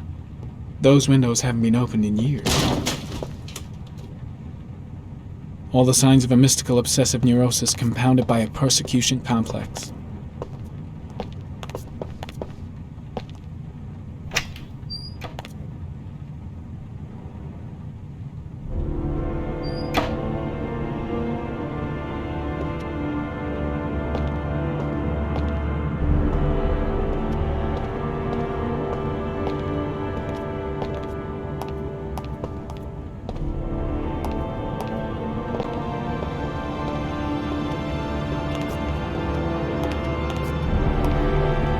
You don't have to be a profiler to see he's not a killer. We're wasting our time here.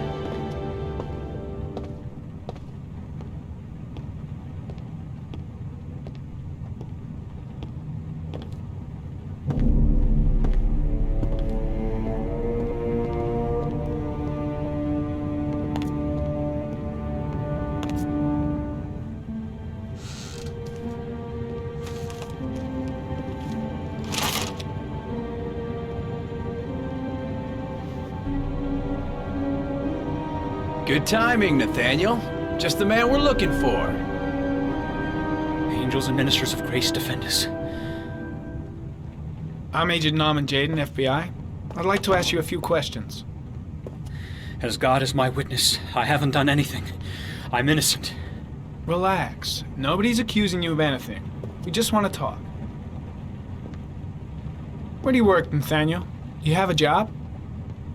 My sole occupation is praying to the all-merciful Lord for the salvation of humanity.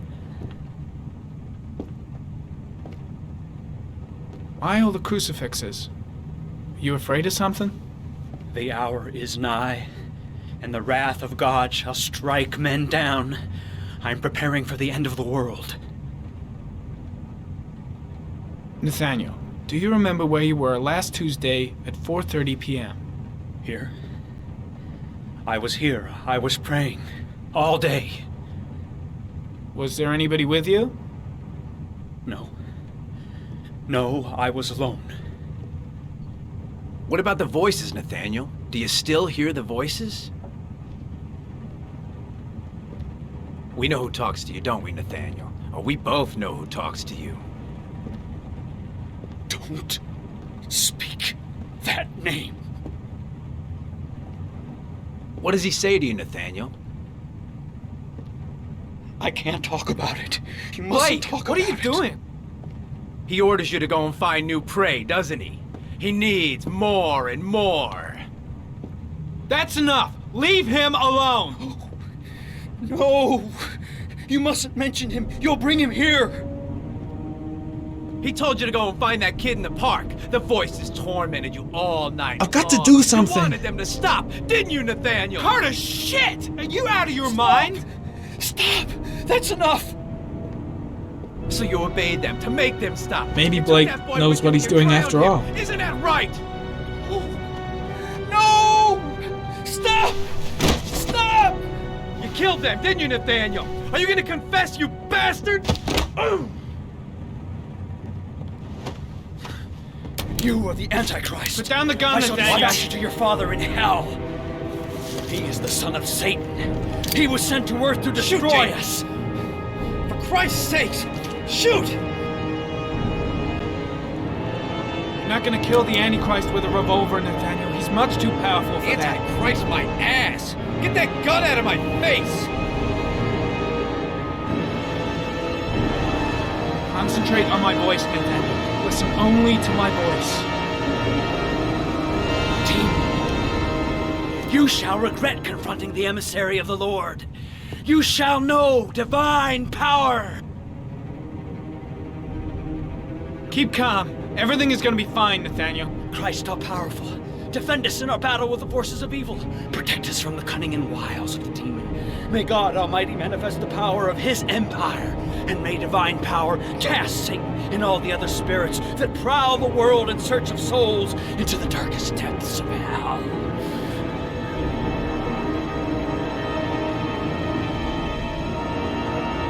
I'm here to help you, Nathaniel. To get rid of the voices in your head, but you have to trust me.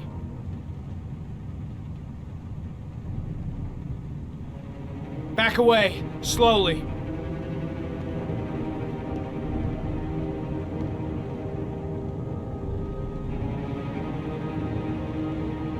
Now drop the gun. Drop it, Nathaniel.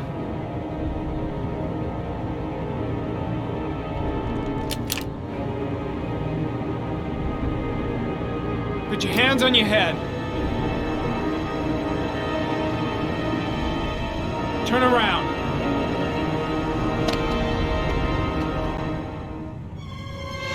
Motherfucker! In the name of the Lord, I exorcise thee, Satan. Okay, freak, the show's over. You're under arrest. Pretty damn cool under the circumstances. I would have just shot him. A gun isn't the answer to every problem, Blake. Maybe not, but most of the time it helps.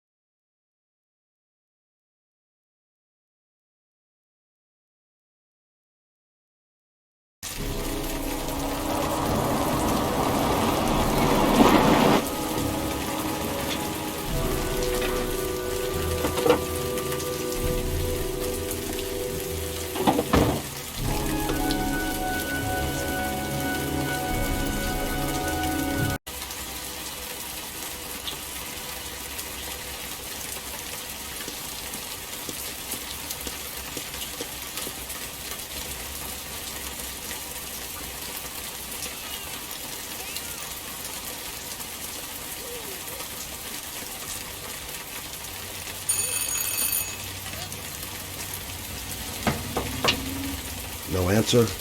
Baby screaming inside. Not a promising start.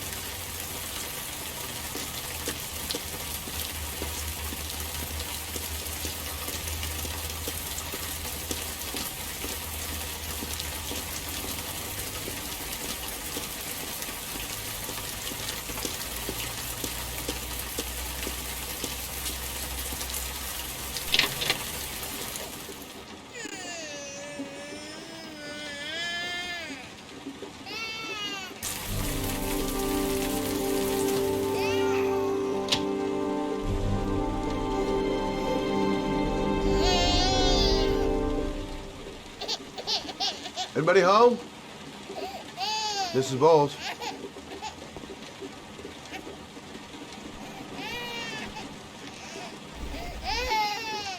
Oh, Jesus.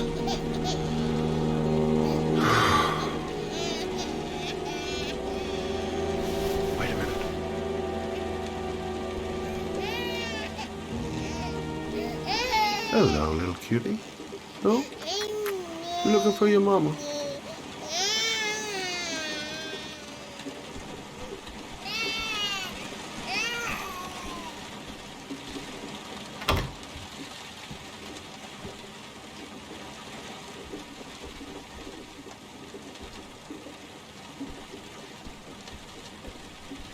Mrs. Bowles? Mrs. Bowles, are you there?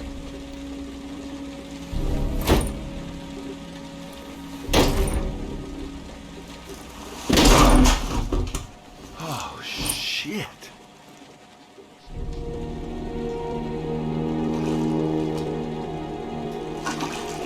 Mrs. Bowles! Mrs. Bowles, can you hear me? Wake up! Wake up!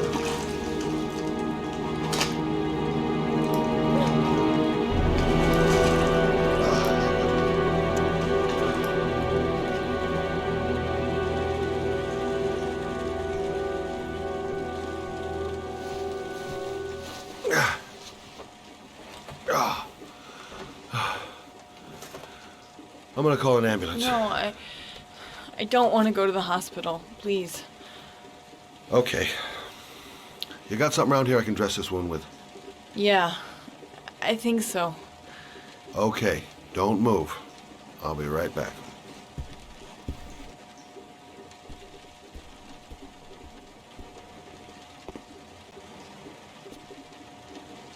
Let's see. I need this, and this, and this.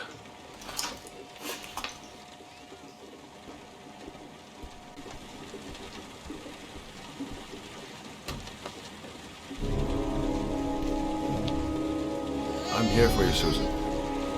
You'll be all right. I'll take care of you.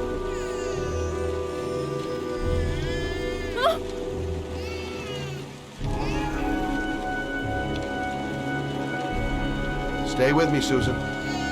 Susan, do you hear me? Susan, stay with me. Can you hear me? Stay with me. Okay, come on.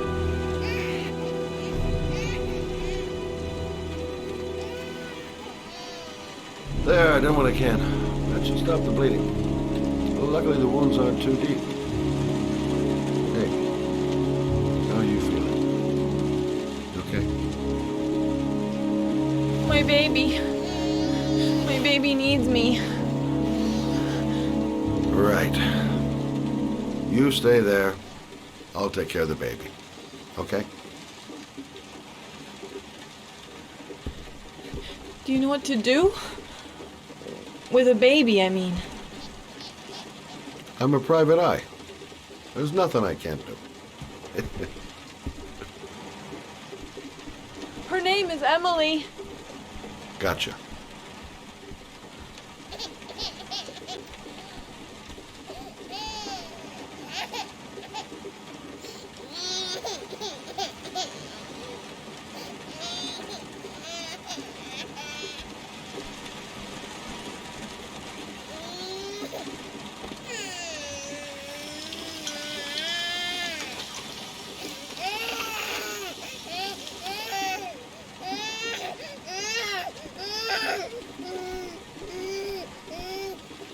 Hi there, Emily. So, what seems to be the problem, huh? Oh! Going by the smell, I got a pretty good idea.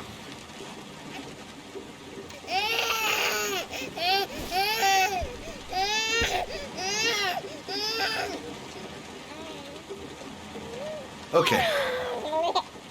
How do you do this again?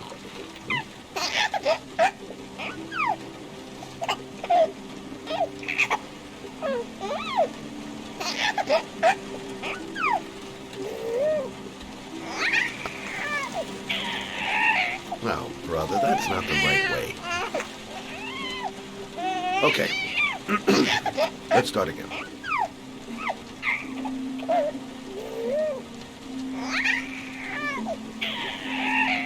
There you go, fresh new baby. That should feel better. Right, Emily?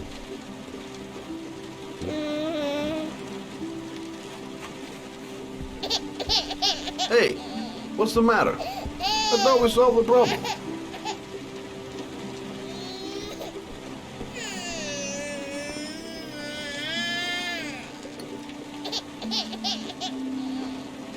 guess I better warm this thing up.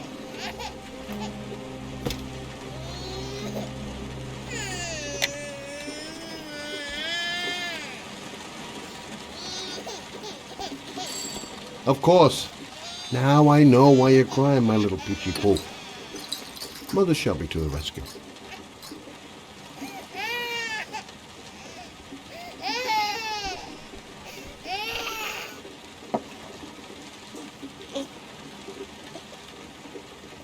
Oh, Emily, are you hungry? Huh? You hold on.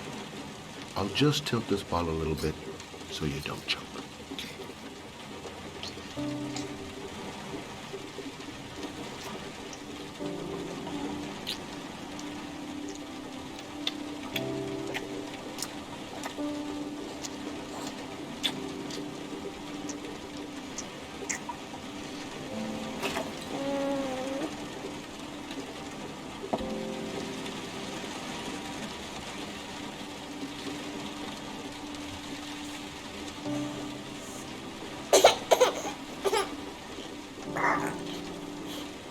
Oh, good job, Emily.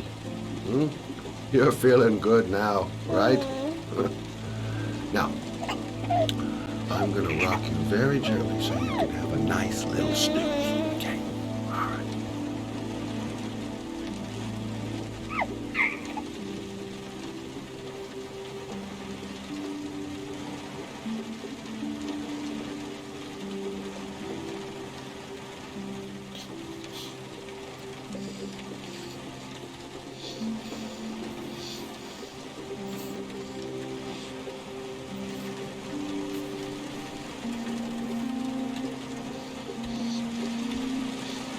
Right. That's about the limit of my maternal powers. Poor kid. Life ain't gonna be easy for her.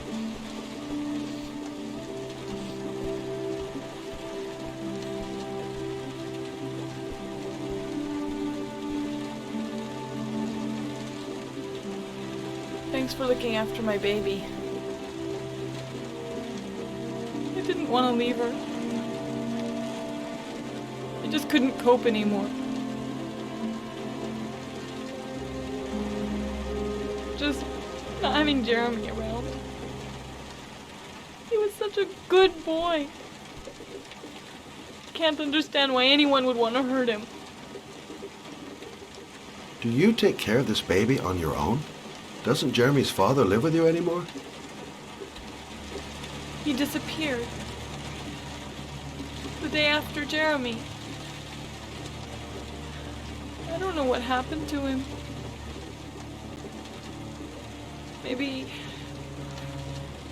Maybe he couldn't take it.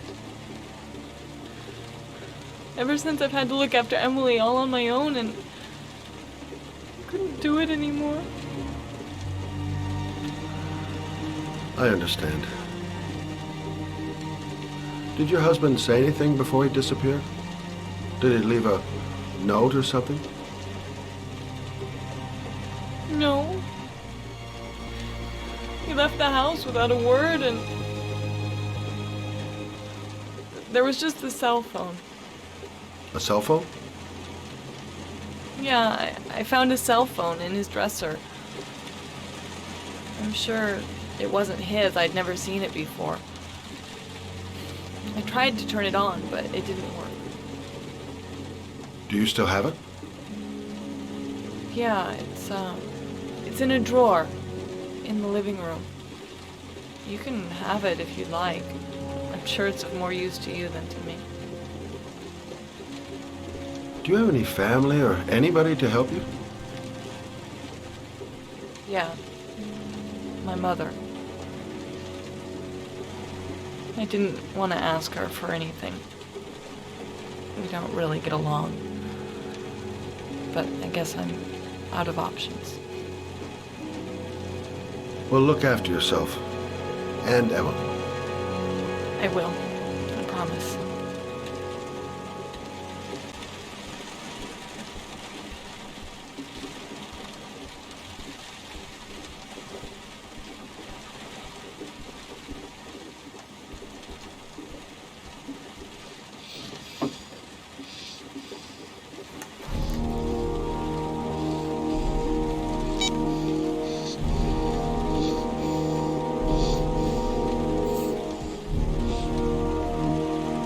luck, Emily. You take care of your mama.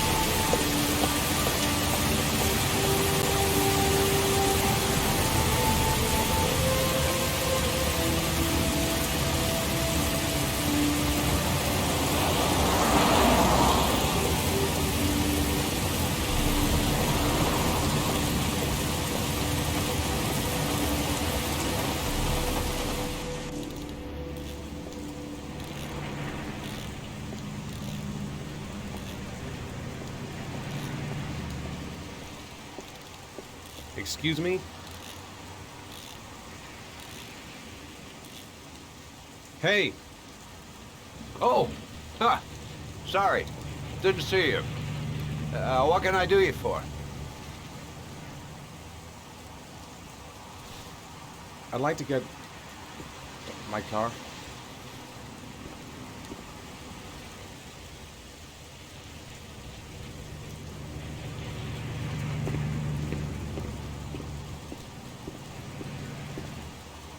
Hey, you're a pretty patient guy, you are. That car's been there for 2 years. We took it out for a drive every month and checked the tires and batteries, just like you said. Here, it's the 3rd floor Thanks. down, the service elevator. Ah, you have yourself a good one, Chief.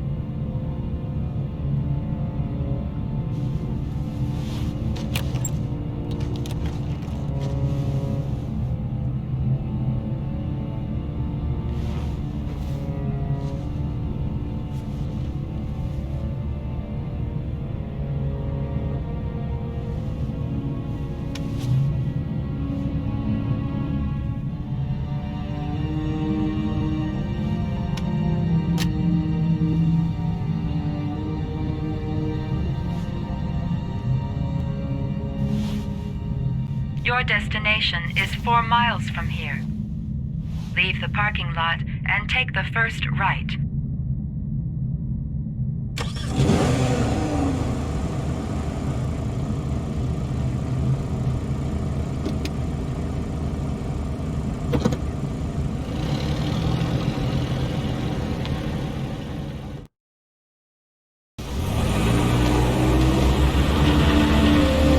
Take a left at the next intersection.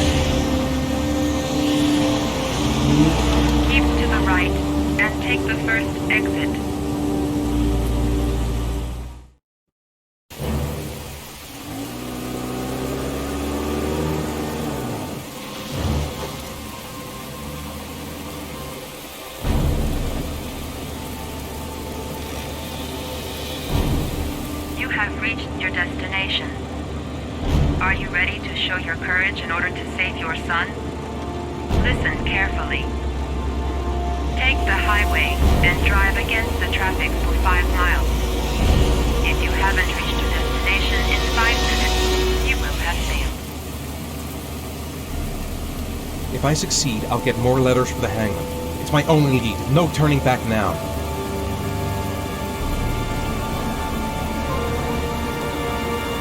I can do it. I'd do anything to save my son.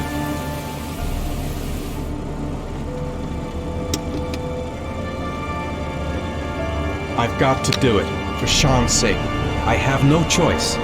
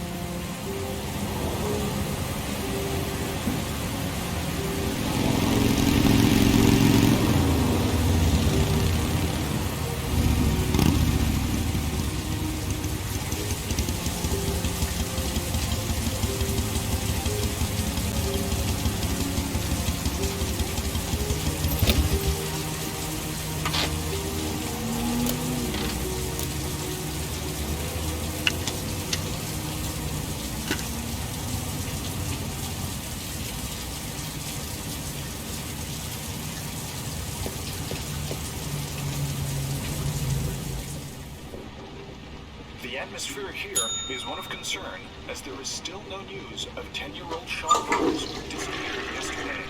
A recent report indicates that the police are treating this as another kidnapping by the origami killer. If this information is confirmed, Hello there, sweetheart. What can I do for you? I'd like a room. For you? Anything. Feeling the register.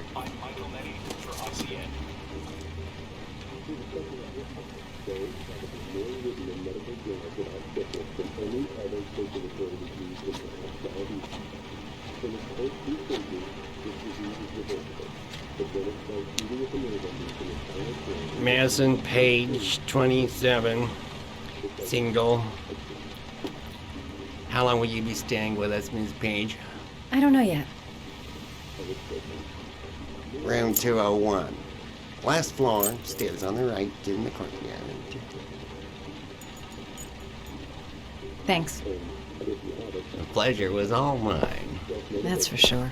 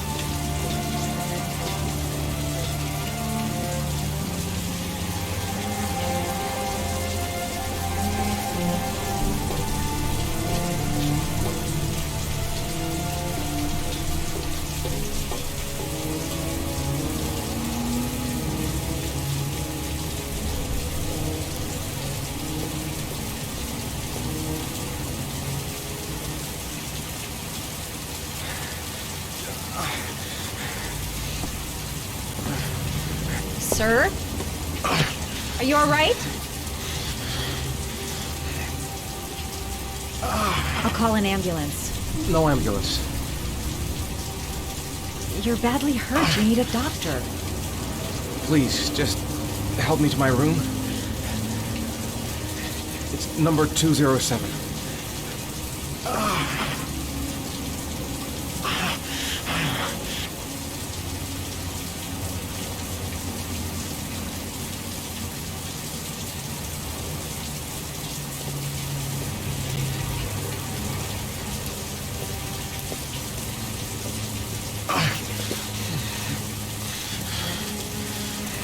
Have you got the key?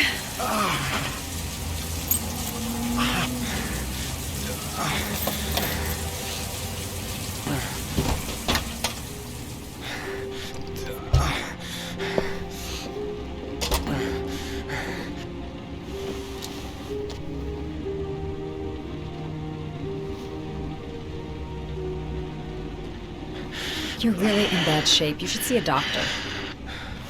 Must have one, maybe two broken ribs. It's not fatal. But it's sore as hell. Your head is bleeding. It looks deep.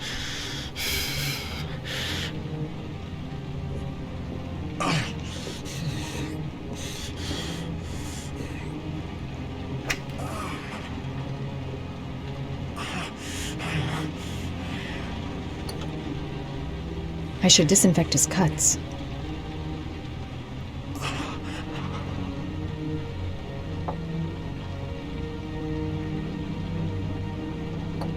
Paraphenol anti-fever. Administer only in cases of high fever.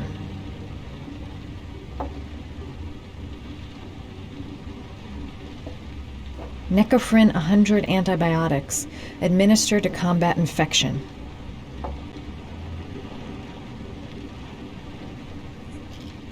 Paracetamol painkiller. Administer in cases of intense pain. Do not take more than one pill every 24 hours. I should disinfect his cuts.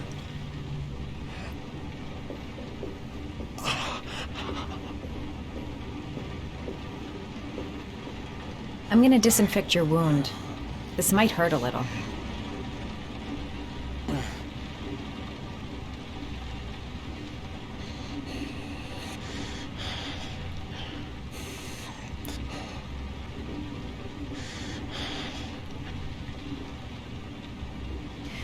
There.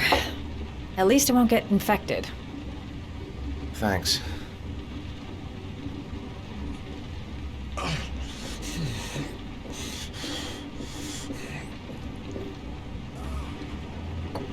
Paraphenol anti-fever. Administer only in cases of high fever.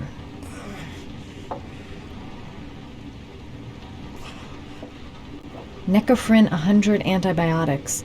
Administer to combat infection. Paracetamol painkiller. Administer in cases of intense pain. Do not take more than 1 pill every 24 hours.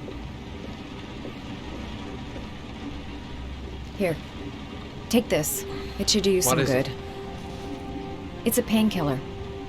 It'll help reduce the pain.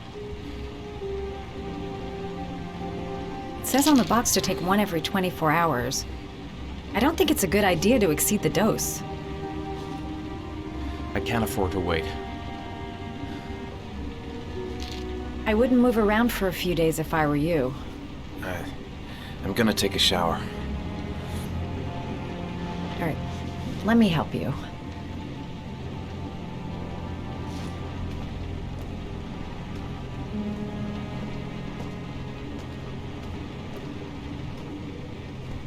I'll wait here until you come out.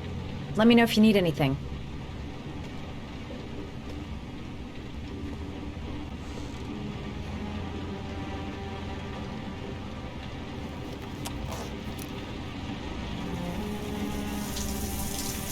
Talk to me. That way I'll know if you pass out. What's your name? Madison. Are you staying in the hotel? No, I live in town. I suffer from chronic insomnia. I seem to only be able to sleep in motels. Don't ask me why. Whenever I get too exhausted, I come and spend a night here. I'm just passing through. And what else do you do, Madison? Apart from fixing up strangers. I'm a photographer. I take pictures of furniture for fashionable design magazines. And you? I'm an architect.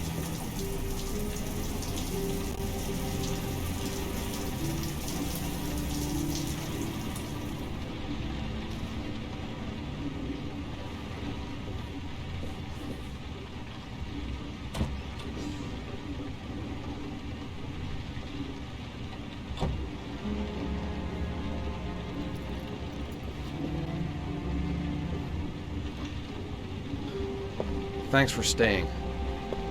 I feel a lot better now. Okay. I better get going then.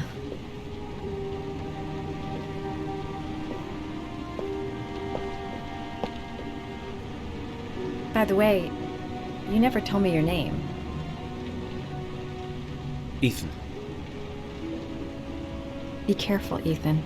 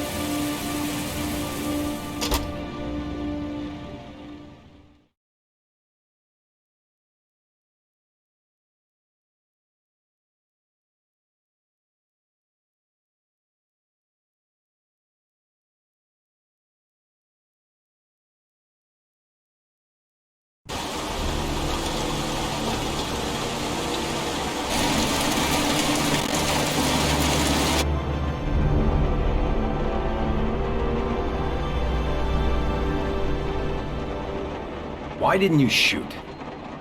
Sorry? Well, back there. Nathaniel could have had a gun. Could have killed me. Why didn't you shoot? I prefer to have all the information before I make a decision. I try to make rational choices when possible. Come on, you had a fraction of a second to react. You could have whacked me before you had time to move. I'm sorry. I thought you were a tough guy, a street cop who's been through the mill. I didn't think you'd scare so easily. Why don't you fuck off, Norman?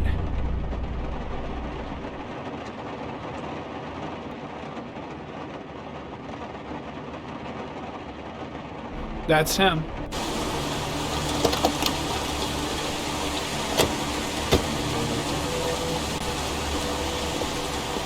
Miroslav Korda? Yeah? Lieutenant Carter Blake, I'd like to ask you some questions.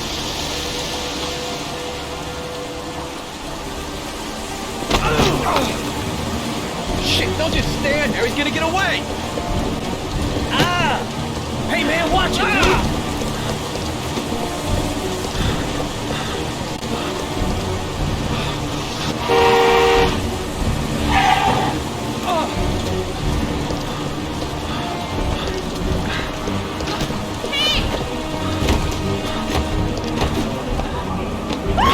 Hey, watch it, man! Whoa!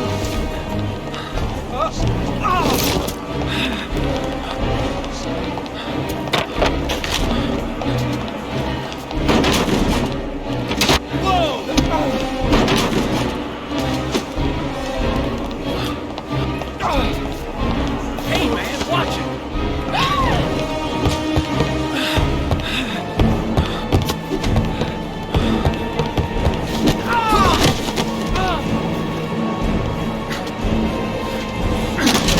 Hey, man, where'd you go?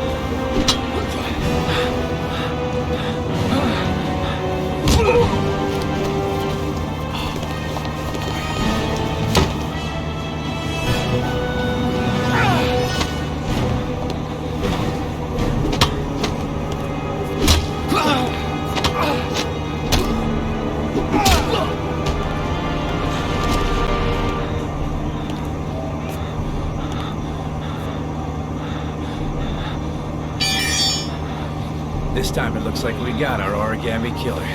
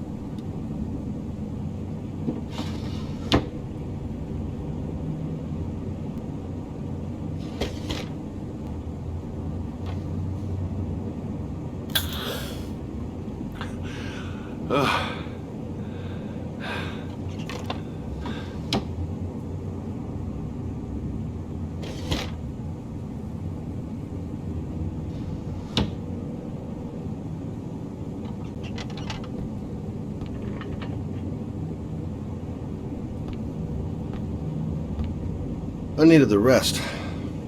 I haven't been sleeping well since the murder started up again.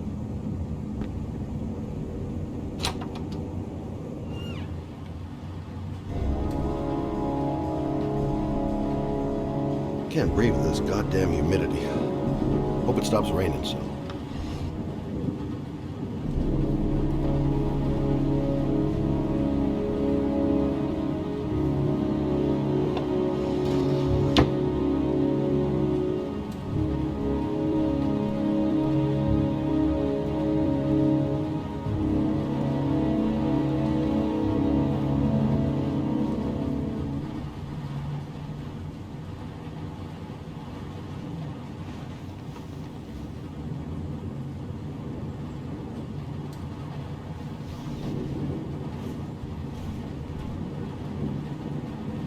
I've seen the parents of all the victims. And all I've come up with is this telephone and a box of origami figures.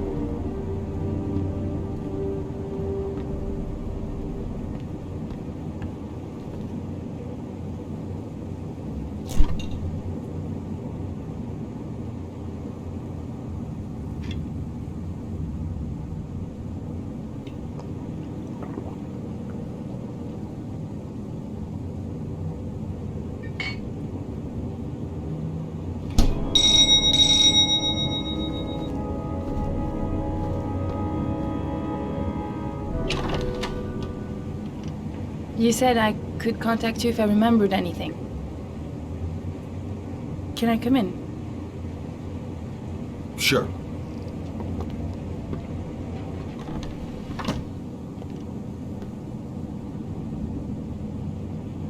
You want a drink?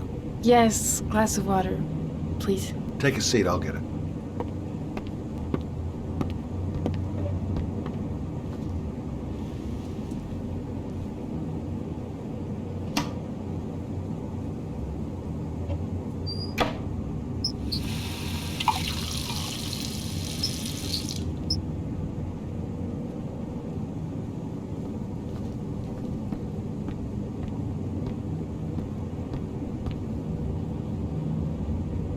Thanks.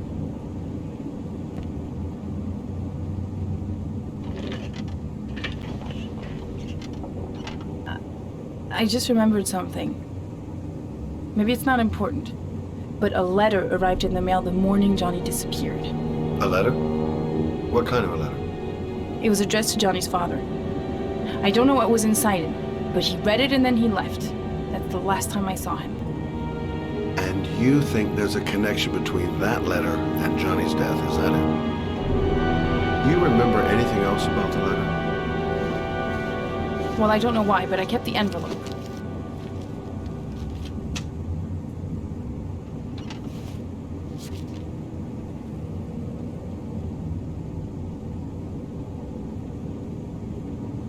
Nothing particular. Except the address. The address? It was typed with an old typewriter. Could be a lead, you never know. Well, thanks for your help, Lauren. I'll let you know if it leads to anything. Wait, I can't just sit around and do nothing while you're out there looking for the man who killed my son. Ever since you came around, I've been thinking, and I want to come with you. Help you in your investigation. There's nothing you can do to help, Lauren. It's not a good idea. Believe me. If you won't let me help you, I'm keeping the envelope. It's all or nothing. Listen, an investigation like this is dangerous. And I don't have time to play the bodyguard. How many clues have you got, Mr. Shelby? This envelope. Maybe your only link to the killer. I understand. It was a stupid idea. Sorry for wasting your time, Mr. Shelby. Wait. You're really something special, Lauren. I'll give you that. I'm just a mother. A mother who wants to find out who killed her son. Are we partners?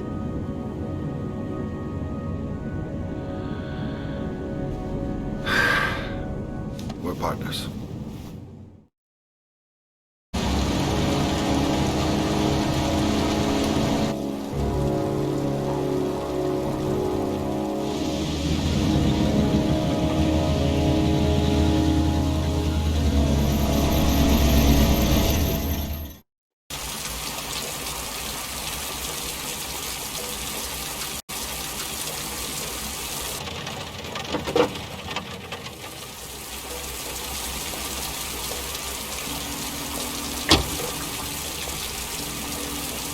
Maybe you better stay in the car. We're partners, remember? Wherever you go, I go.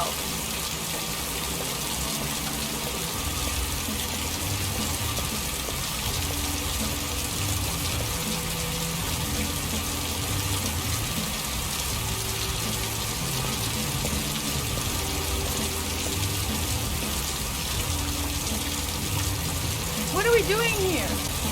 We come to see Gordy Kramer. Kramer? The bigwig tycoon from Kramer Construction? No, his son. You think maybe he's the origami killer? For now, I just have a few questions that need answers.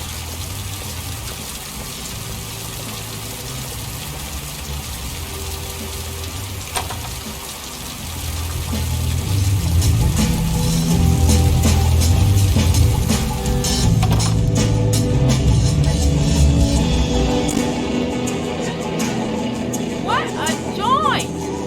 Kramer must be loaded. What do you think he paid for all this shiny crap? We'll discuss Kramer's decor another time. Are we gonna be here long? This place gives me the creeps. I'm gonna go find Gordy Kramer. You stay here till I come back. Okay? Okay. Just let me know if you need me.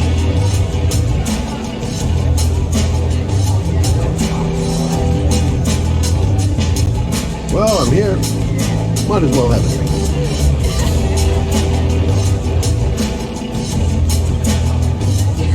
Hi! Big party, huh?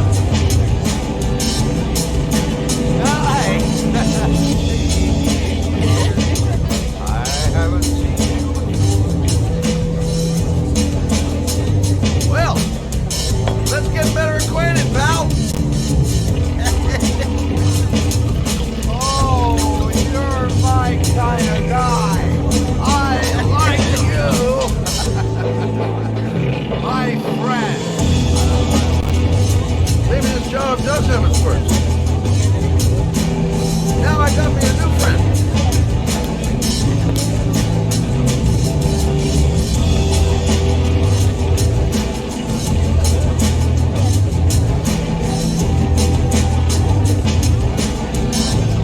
Whiskey straight up, no ice.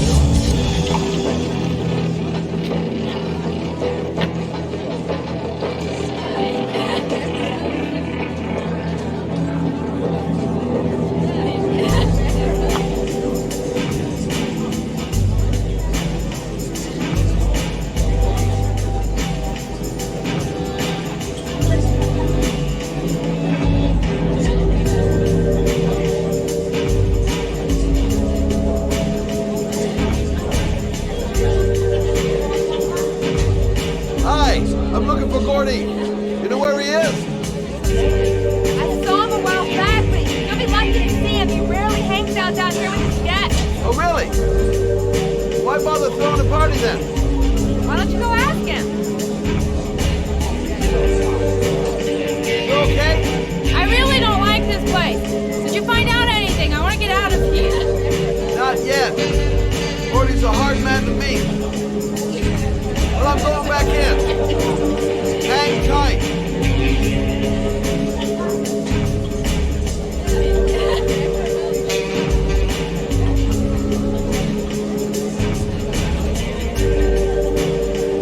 Hi, I'd like to see Gordy.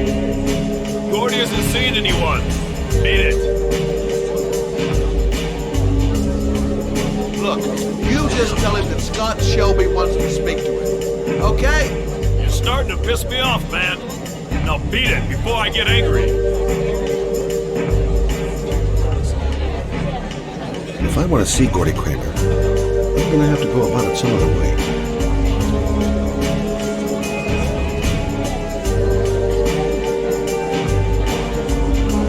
Whoa! You see that guy over there? Do you know what he said about you? What'd he say? The bastard! Oh, sort him out! You motherfucker!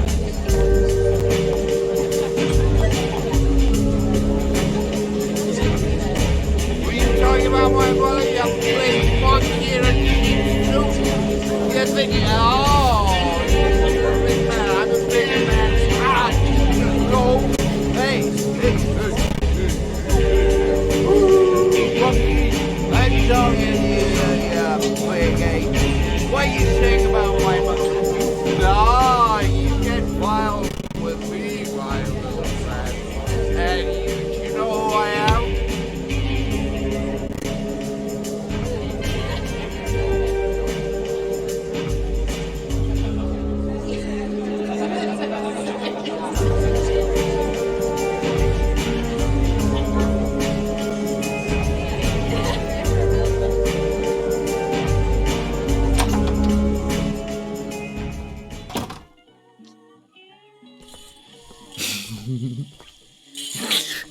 Mr. Kramer?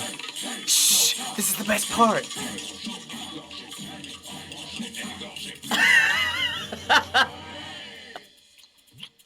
My name is Scott Shelby. I'm a private detective.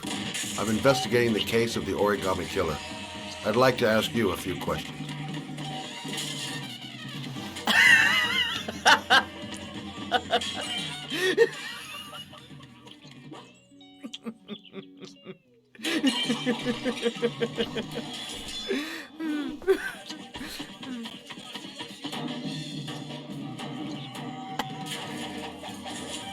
I'd like to know exactly what happened to little Joseph Brown. Beat it! You hear me? Get the hell out of here!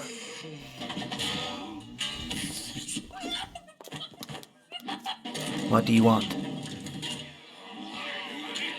A witness saw little Joseph Brown get in the back of your limousine. That was the last time anybody ever saw it. Now, I know you've been arrested and interrogated until your father made a little phone call and the file was closed. I'd like to hear your version of the facts. The kid was lost. I just offered to drive him home. The police arrived, I explained the misunderstanding, and I was released. End of story. Nothing to get excited about, right? Okay, so you're a good Samaritan taking kids home who happen to get lost right next to your limousine? Don't be a nice guy and tell me something I can't believe.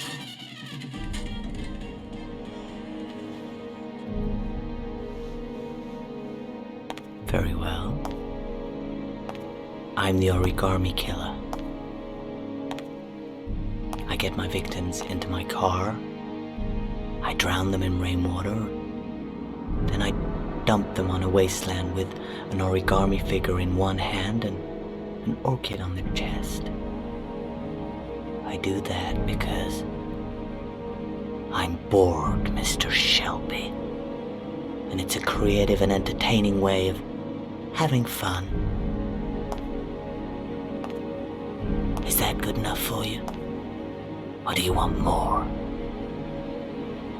This interview is over. Get rid of this clown!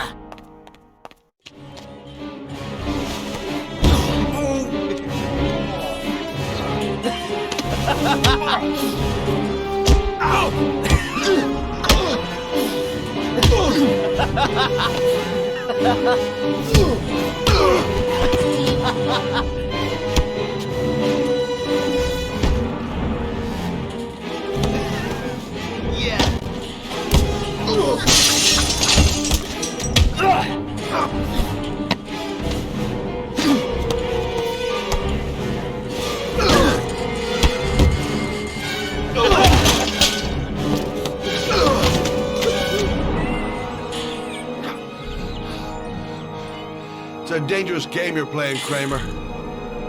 Do you know who my father is? He only has to lift one finger and you won't wake up tomorrow morning. You're the one that should be afraid, Mr. Shelby, not me.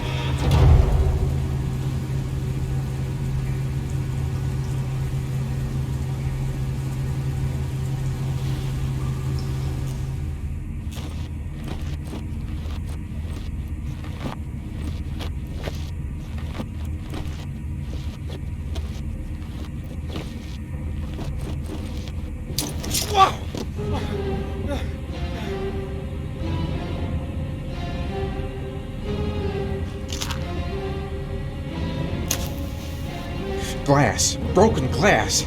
Sharp as a razor. Impossible to go back.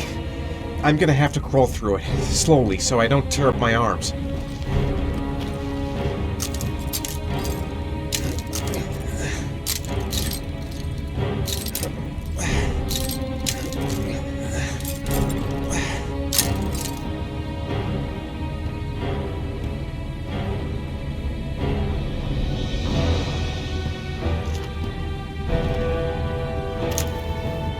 The match flame. It indicates where the fresh air comes from. All I have to do is follow the wind.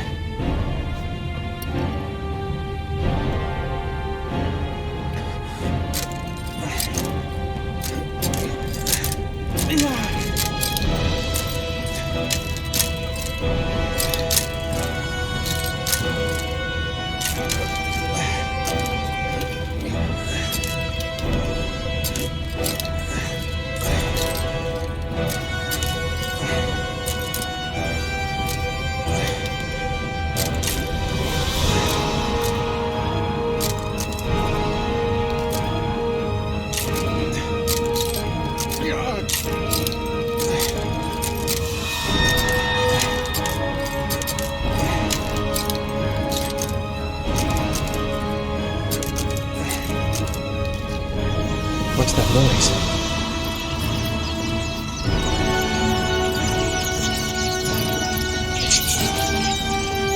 Rats. Charming. If they got in, then maybe I can get out.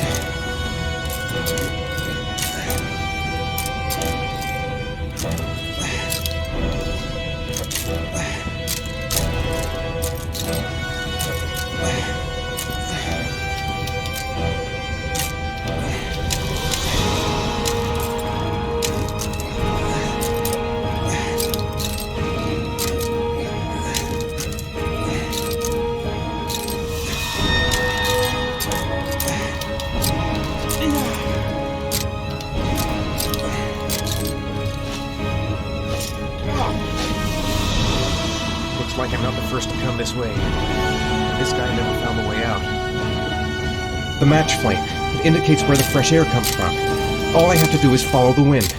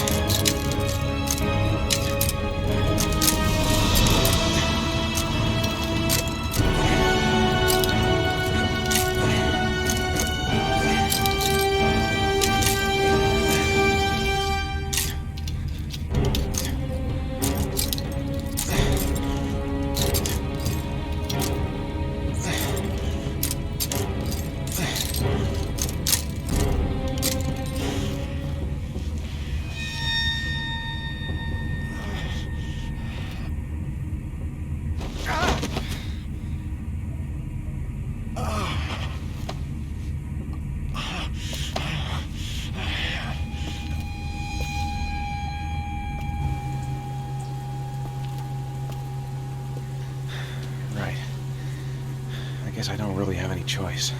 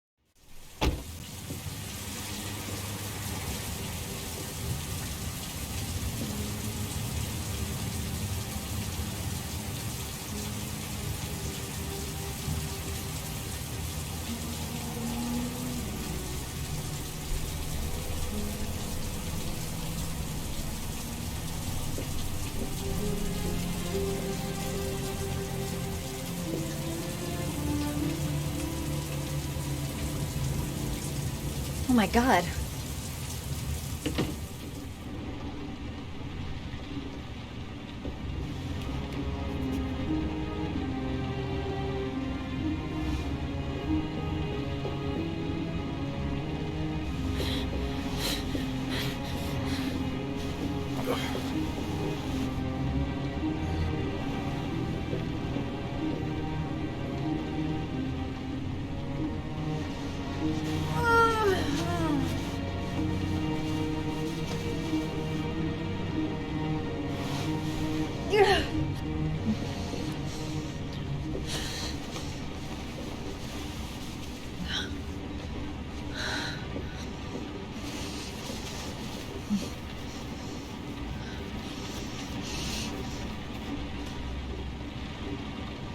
Ethan.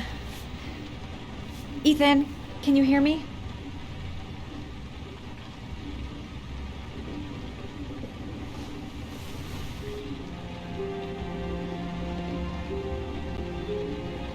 Are those burn marks on your chest?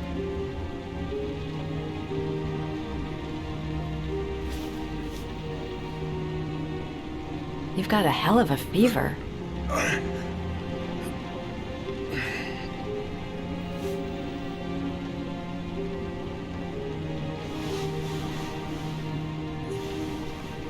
You're gonna have to get your clothes off to disinfect those wounds.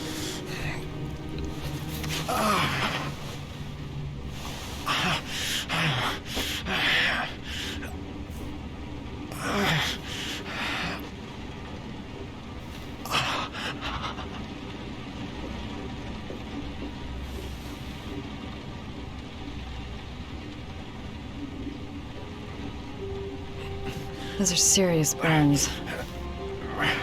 I don't know if I can do anything for you.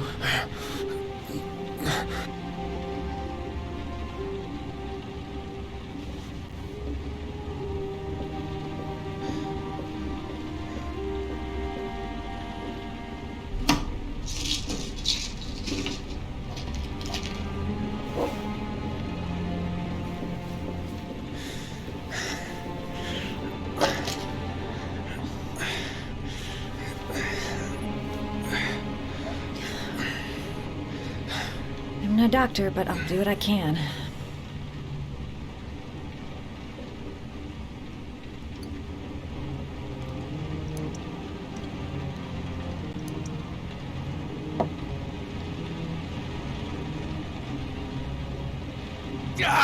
Crap. That's disinfectant. Not terribly good for burns.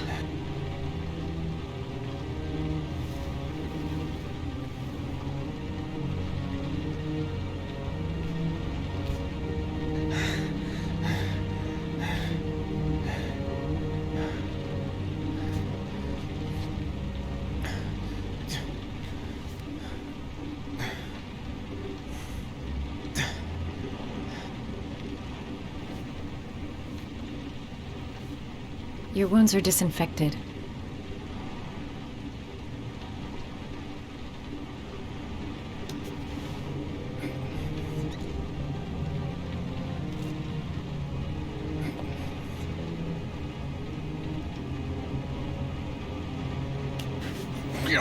Sorry, I'm stupid. I'm using anti-burn ointments on your cuts.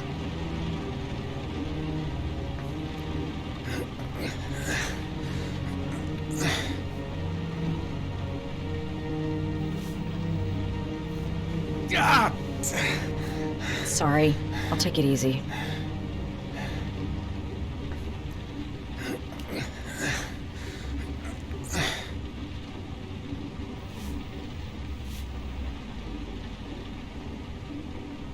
That should ease the pain.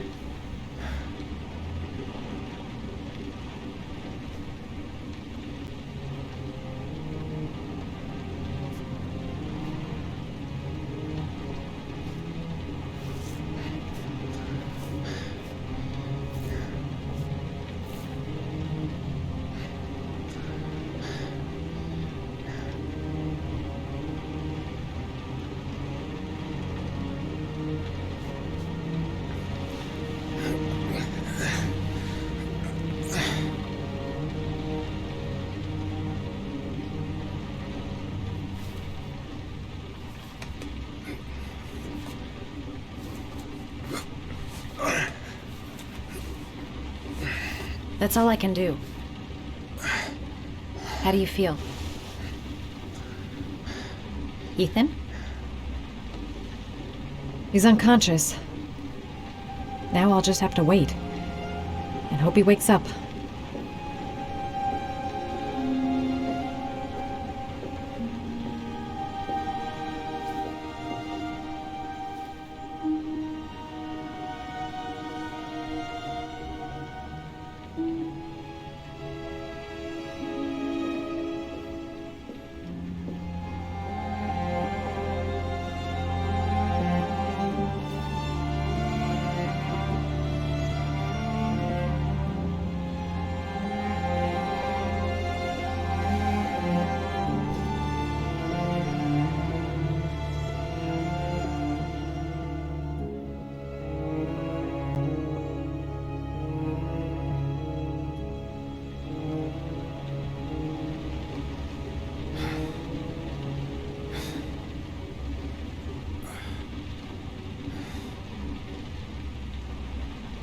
How do you feel?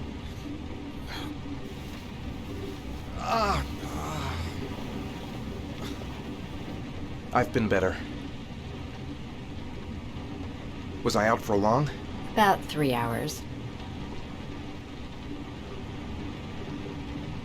Why the guardian angel act?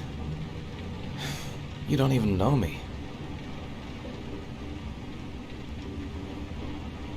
You didn't really leave me any choice. I couldn't just leave you like that.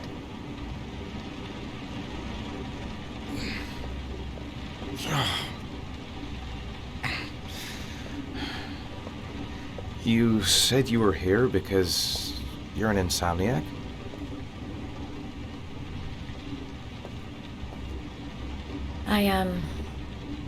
I've been going through a bit of a tough patch the last few months. It's the kind of stuff you prefer to forget. I do what I can to live with it, but it's not easy.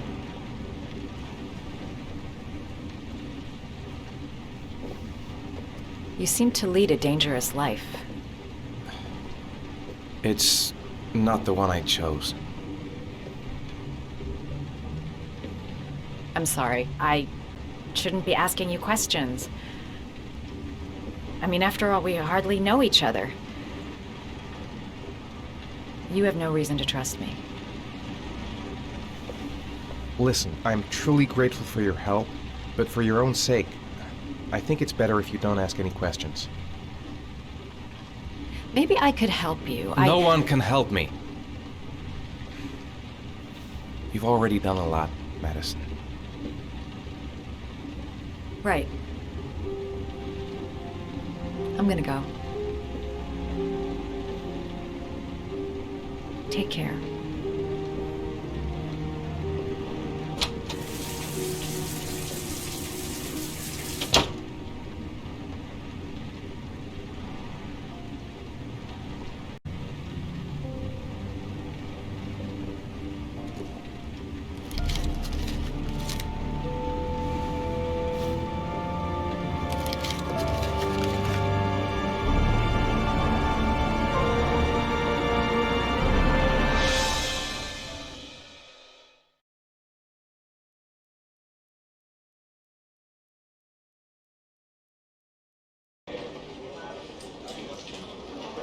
I didn't do it. I swear I didn't do it.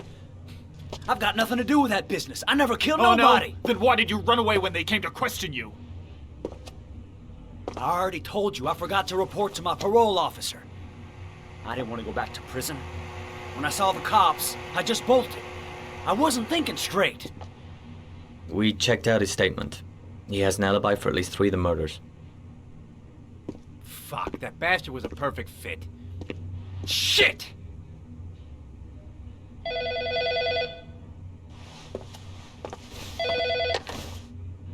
Ash? Okay. Sean Moss's mother's here. She'd like to speak with you.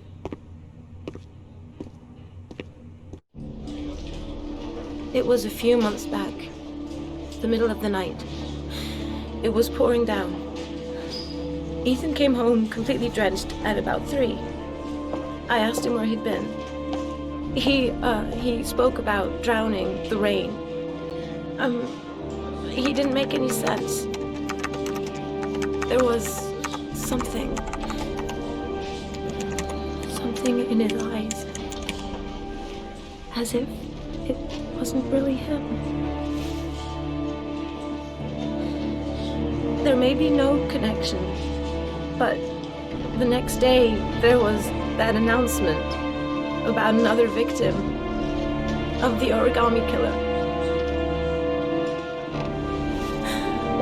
Find my son. I'm begging you.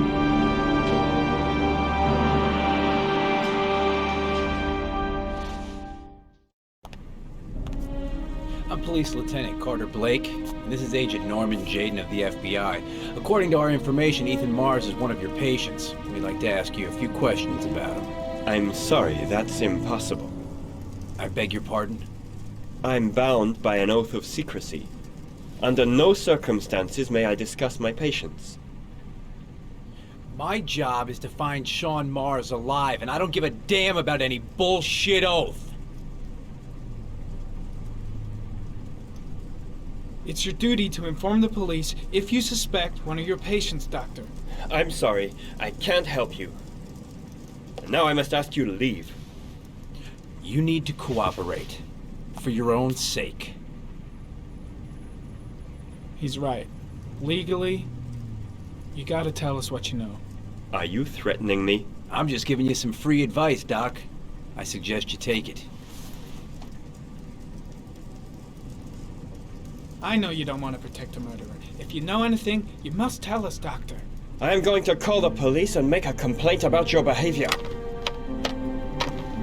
Doctor, you are really pushing my buttons. The only thing I'm interested in is saving that kid's life. So, you're gonna be a good boy and tell me what I want to know, or I am really gonna lose my temper. Sean Mars' life may depend on what you know. Let Tell go us of what me. you know, Doctor. You have no right!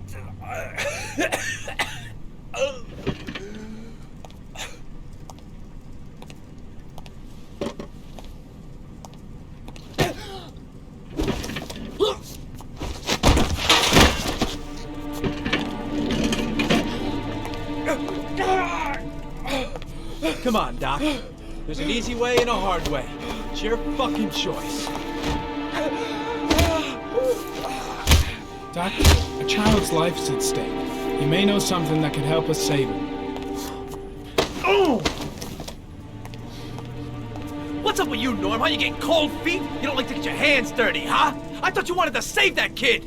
I want to save Sean Mars just as much as you do, but that doesn't give me the freedom to do what the hell I like, so you're gonna stop this shit right now!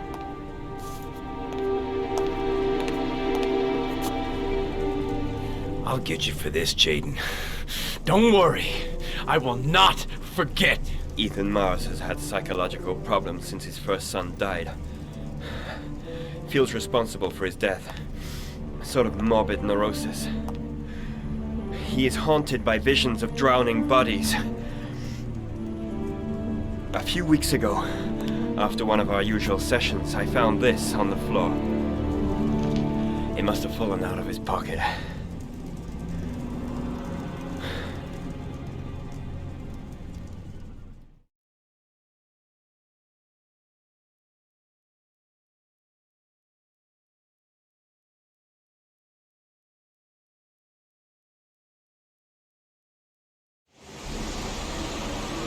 Ash, I want you to assign every available man to finding Ethan Mars. I want a man outside his place day and night. Notify all agencies to start looking for him. I want you to keep an eye on the train stations, the airports, the bus terminal. I want every cop in the city on his ass, so that if he moves, we know about it. Yes, Ethan Mars is the origami killer.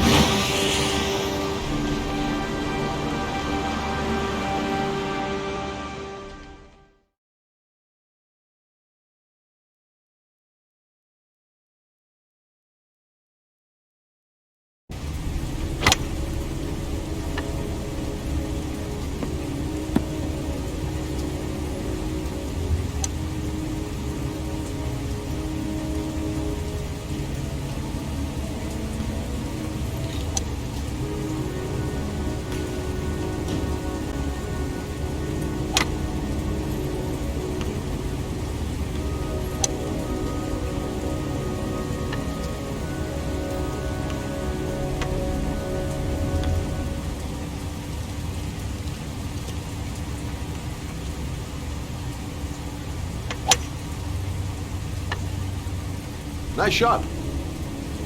Thank you. Please come in, Mr. Shelby. Would you care for a coffee? Oh, no thanks. Do you play? I tried once, but I think the owner of the course is still looking for me. It's an interesting sport.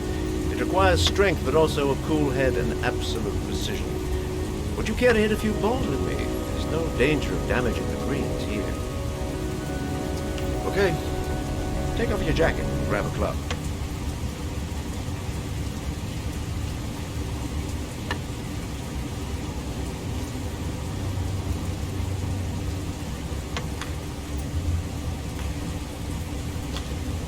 The balls are in that basket.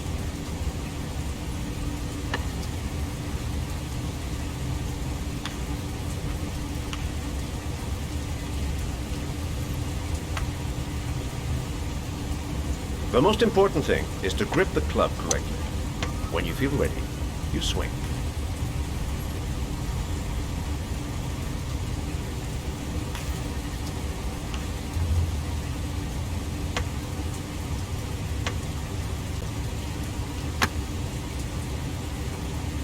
Well, it's only your first ball. You should try to strike it a little harder next time.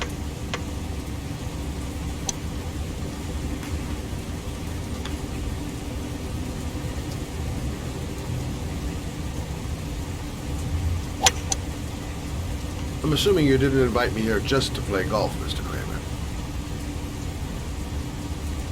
I hear you've been asking questions about my son. That's right. I want to know if Gordy is linked to the origami killer case in any way.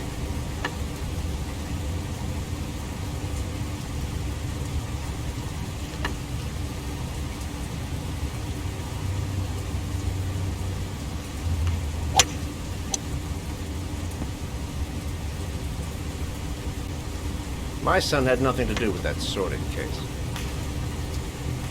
Well, then he has nothing to fear from my investigation.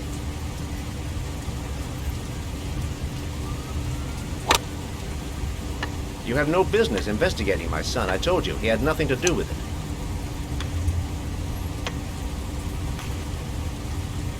With all due respect, Mr. Kramer, it's up to me to decide who I want to investigate.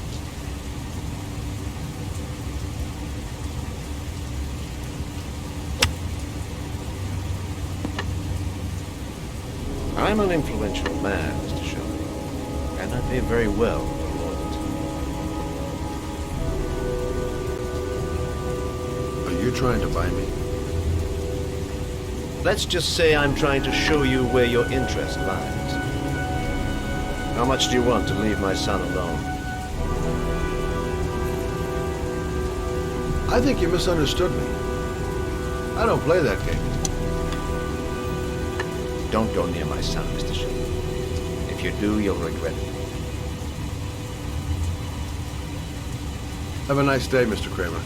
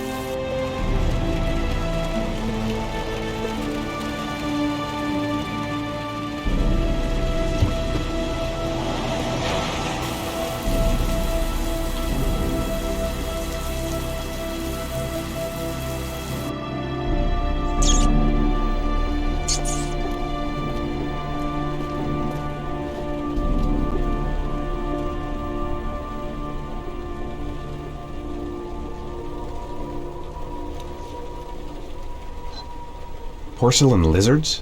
They looked new, out of place with the rest of this old beat-up stuff.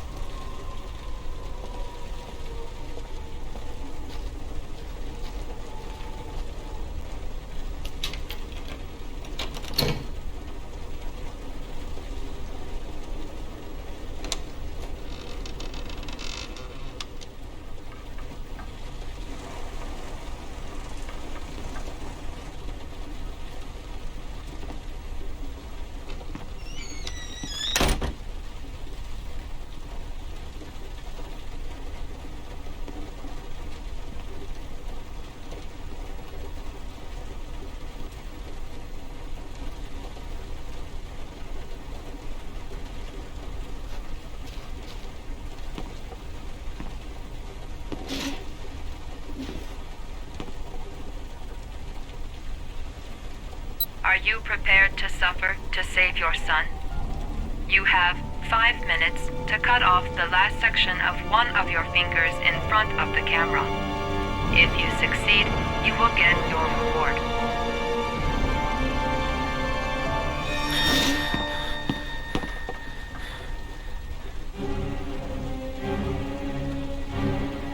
I have to go through with it. I have no choice, for Sean's sake.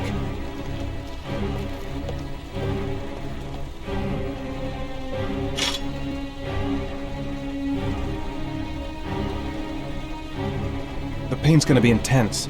Gotta find some way to reduce it.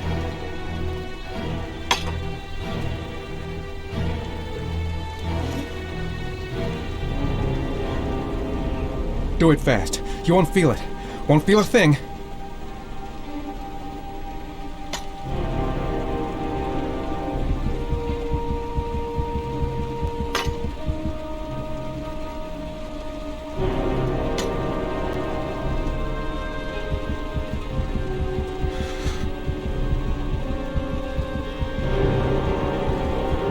You have 4 minutes and 30 seconds left.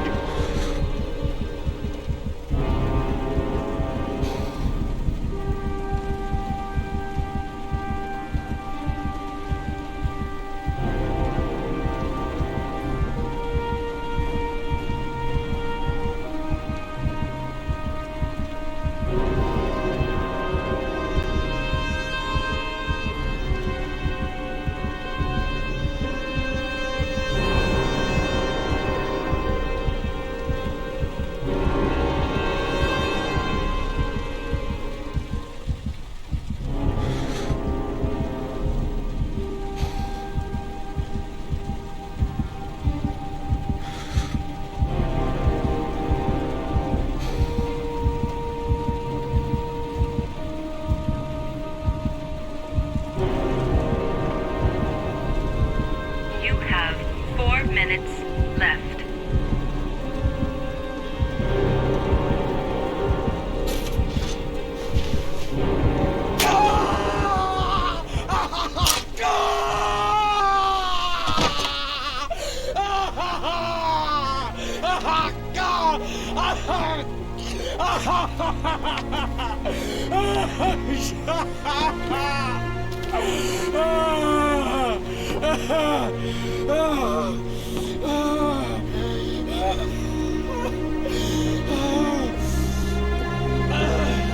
Under the desk.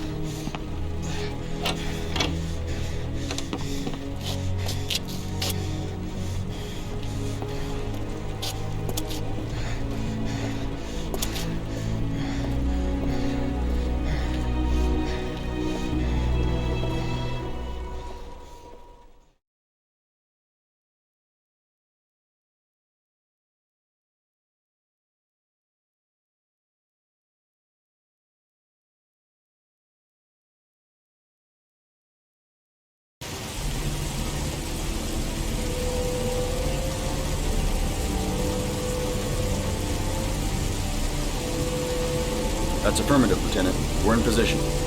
Perfect. Nobody moves until I give this signal. Is that clear? We nail him as soon as he sets foot outside. Right, Lieutenant.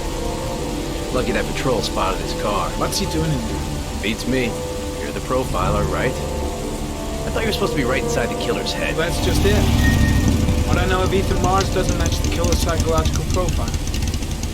I know what the jury's gonna choose between your theories and concrete proof.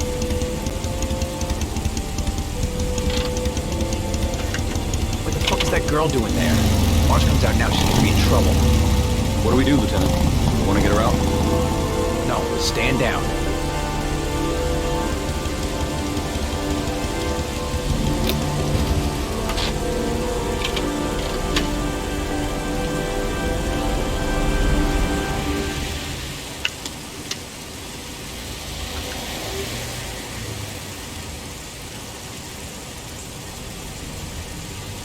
The police.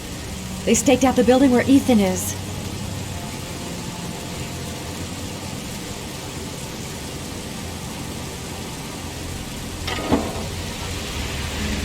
She's going inside. Maybe she lives there. Just as well, we don't want anyone hanging around if Mars comes out. Ethan, what happened? The police. They're out there. I think they're here to arrest you. We've got to find another way out. Shit. What's he up to in there? Wait for a go on my word.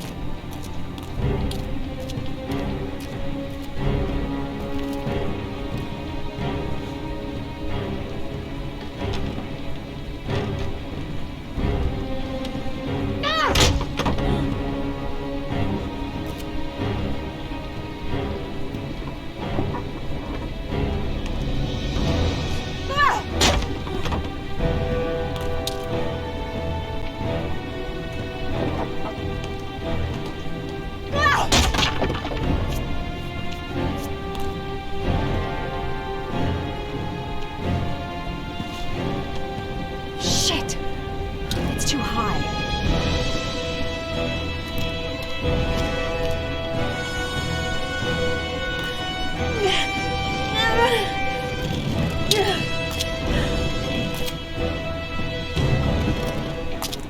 Ready on my go. Stay here, Jason. Out of the question. I'm coming with you. 2 men at the door, hold your positions. It's a go.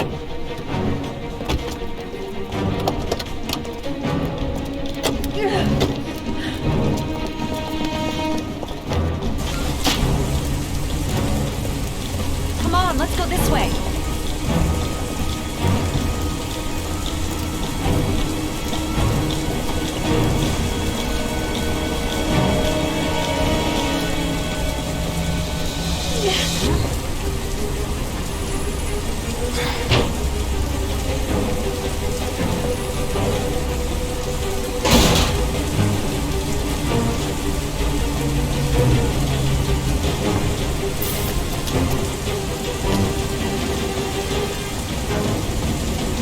Hey, you, don't move! I'll shoot! Come on! Quick!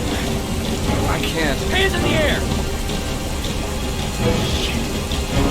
Lieutenant, there's a man and a woman exiting the alley. Woman! Shit! It's that girl who went in! Everybody downstairs! They're in the alley! Follow them! The subway.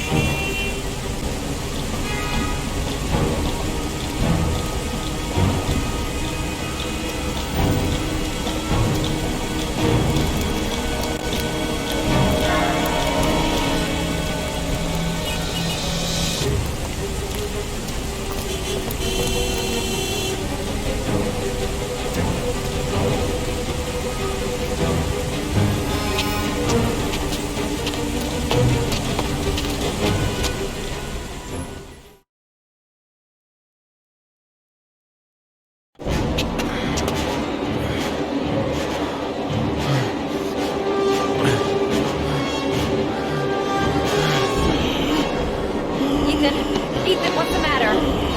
We've got to keep going. Ethan, they're coming.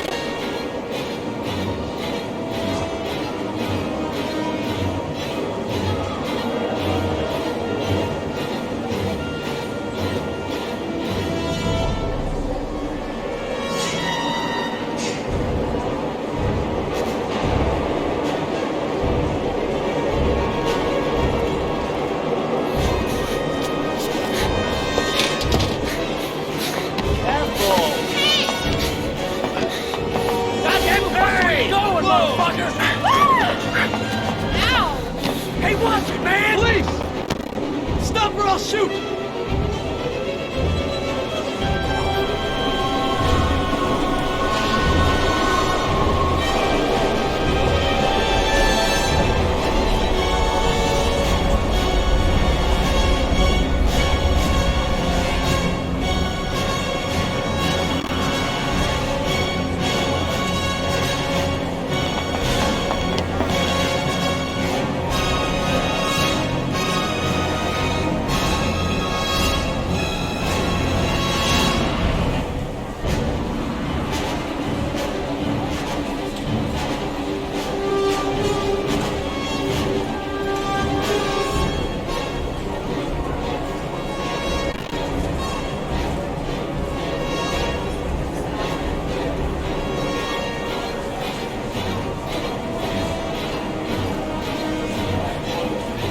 The tracks. We've got to cross the tracks. Quick! Quick! Ethan, quick! He's gonna hit us!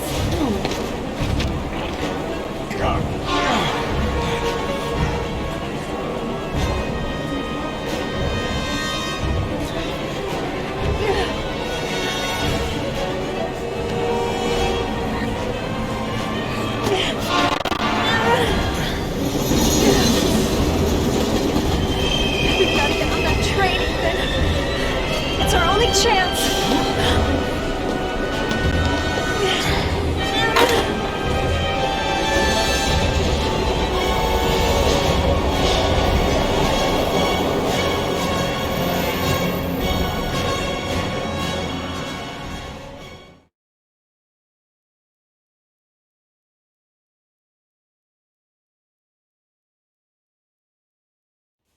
Less than an hour ago, we heard from the police who have identified the man thought to be the origami killer. Ethan Mars, father of the kidnapped victim Sean Mars, is on the run and should be considered armed and dangerous. A police manhunt is now underway, and they hope that they will soon be able to announce the apprehension of this dangerous lunatic.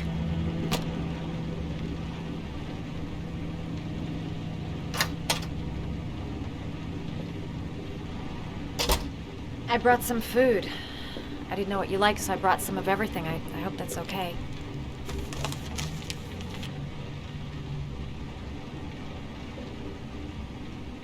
Any cops? No, I think we lost them. The guy at the desk, though, he gives me the creeps. I don't trust him. You were all over the news reports, Ethan. Every cop in the country will be hunting you. They say you're the origami killer. Is it true? Are you the killer, Ethan?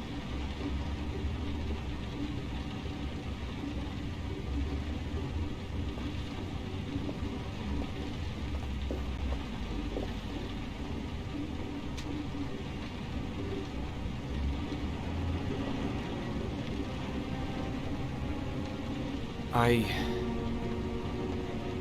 sometimes have these blackouts. Times where I don't know what I'm doing.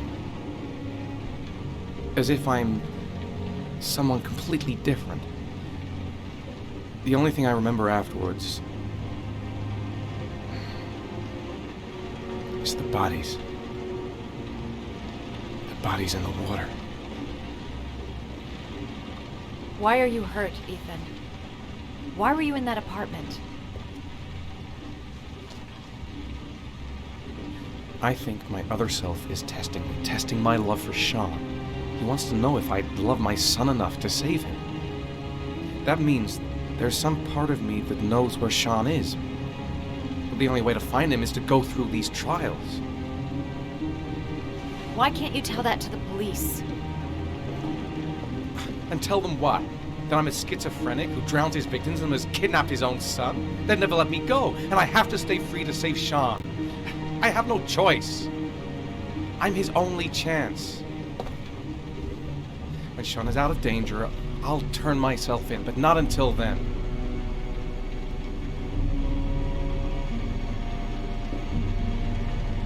You can't keep going like this.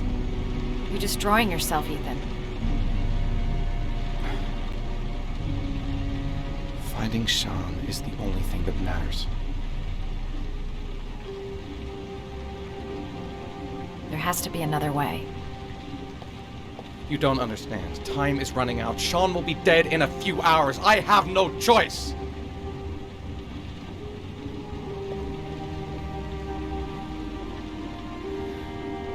Please, Madison, leave.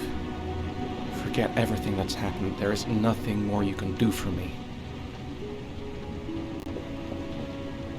If you want to help me, leave.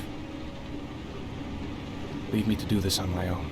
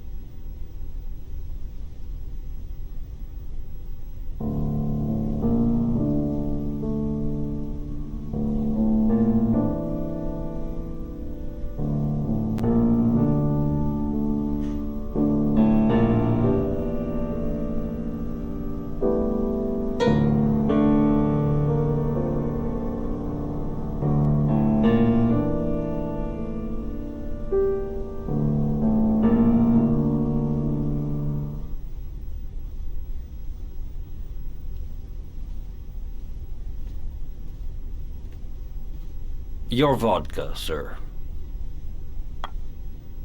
Thanks.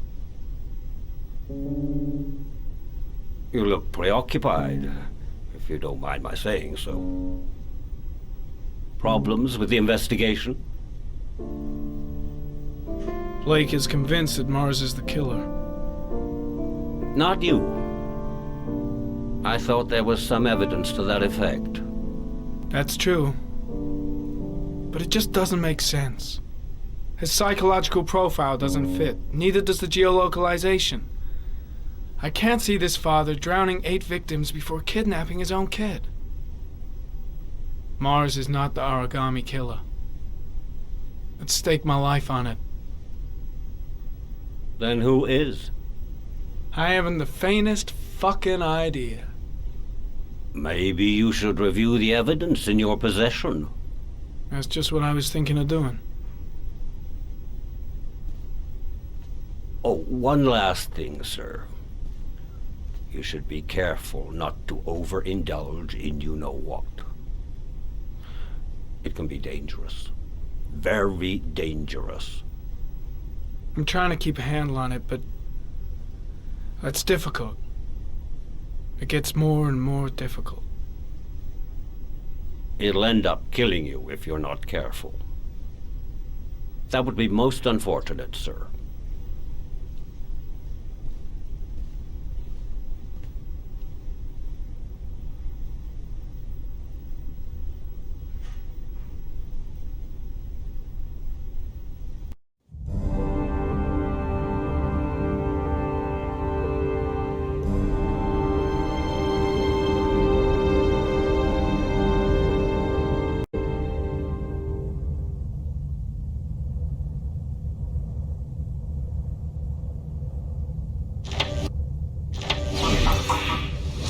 Well, looks like there's something new. The video recording from near the park on the afternoon Sean Mars disappeared. I doubt there's anything on it, but you never know.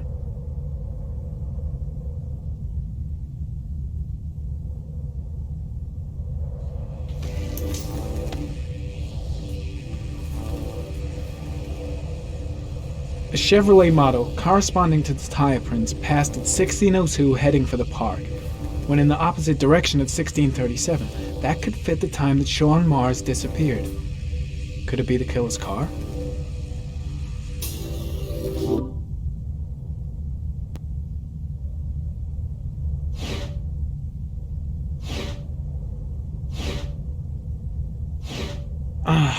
Pity we can't see the driver's face.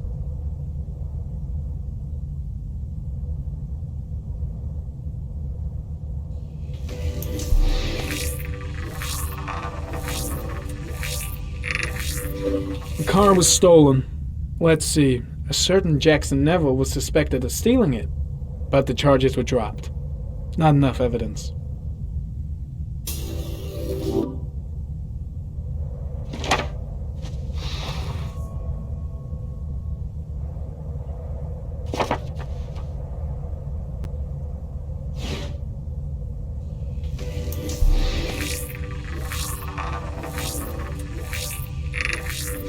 Jackson Neville, aka Mad Jack, involved in several cases of buying and selling stolen vehicles. Considered to be very dangerous. This guy might have provided the killer with a car. It's a pretty slim lead, but it's all I have right now.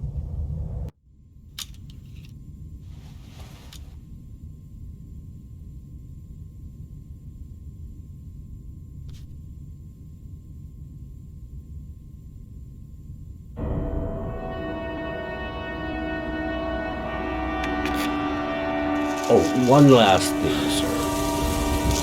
You should be careful not to overindulge in your walk. It can be dangerous. Very dangerous. Yes, it's coming. Trypticane. The tube is on the bedside table. All I need is to take some, and the pain will go away. I should resist. This is gonna kill me. I know I can resist. I just need to stay in control and do something until it goes away.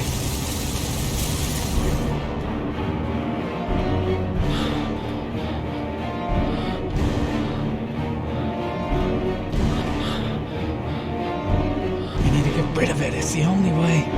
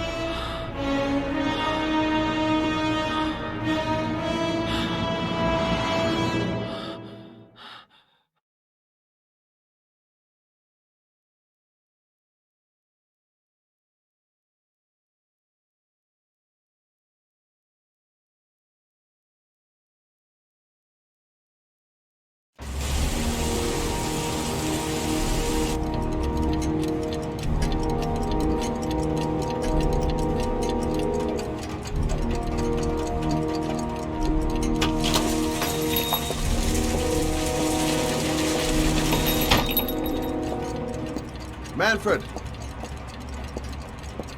Manfred! Anybody home?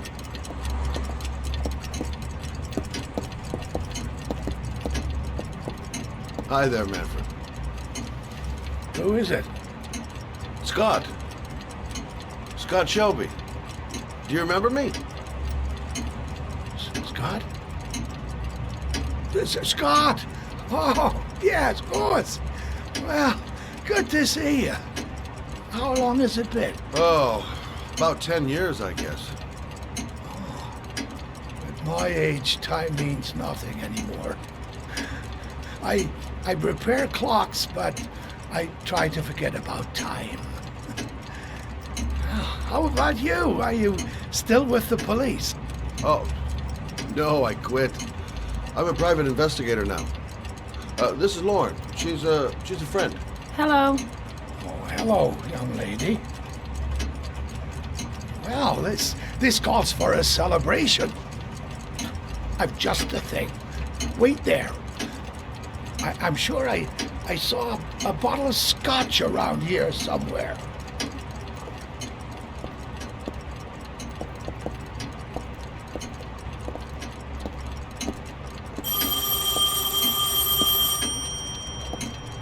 Do an old man a favor, would you, Scott? Tell him to call back this afternoon. Sure, no problem. Hello? Yeah, this is Manfred's. He's not available right now. Could you call back later this afternoon? Thanks.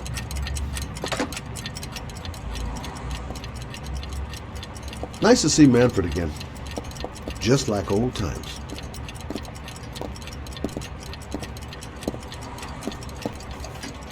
Well, to old friends.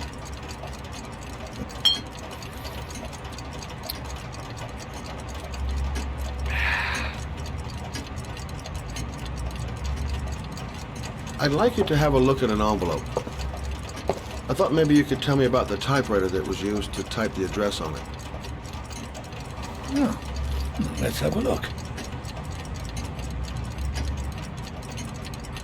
Could you pass me the magnifying glass from behind the counter? Oh, sure, please? I'll get it. My eyes are beginning to fail me.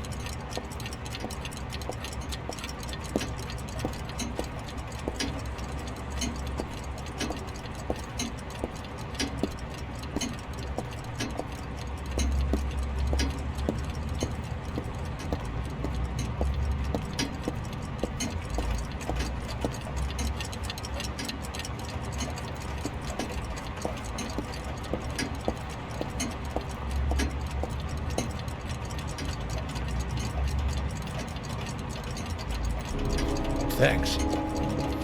Now, let's see what this envelope has to say for itself. A Royal 5. Yes, the shape of the T's and the F's is typical of that model. Produced between 1907 and 1924. Yes. No doubt about it. It's a Royal 5.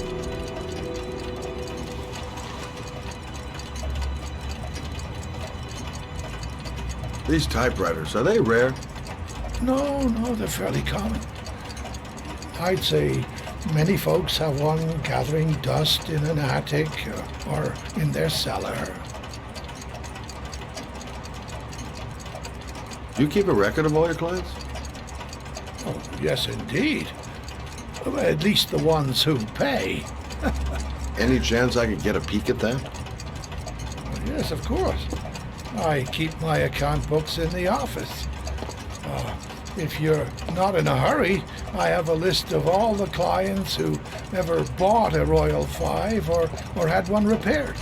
Yeah, that would really help us out. Delighted to help.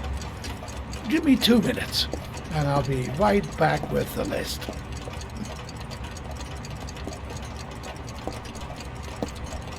You think the killer's been here? If he has a 1920s typewriter, he may have needed Manfred's services to get it fixed. We'll know when we get the list.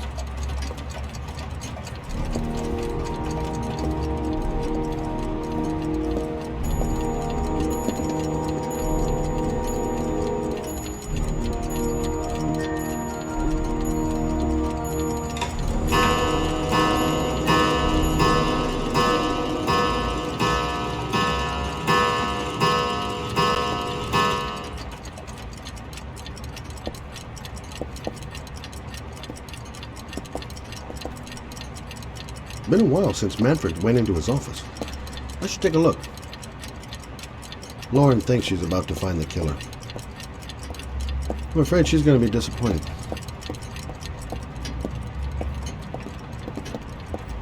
Hello? Manfred! Hello? Your call is lodged, sir. A police car will be there in a few minutes. I need to know who you are, sir. Sir? Hello?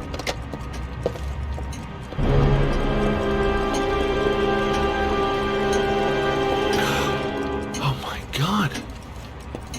He's dead. Oh, God. Scott? Oh my God. What are you doing? I'm calling the police. The killer has already called the police. I think he wants us to be his scapegoats. We gotta get the hell out of here. What do you mean? We have nothing to do with his death. We were just here when it happened. Look, we're running out of time to find Sean Mars. The last thing we need is 24 hours in a police station explaining this whole thing. Well, so what do we do?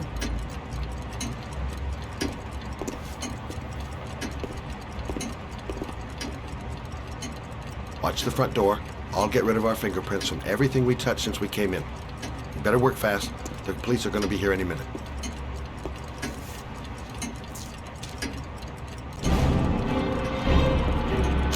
What are you doing, Lord? If someone comes in, we're going to be in trouble. These are Manfred's account books. He must have been looking for owners of Royals when he was killed. Forget it. We got to get out of here fast.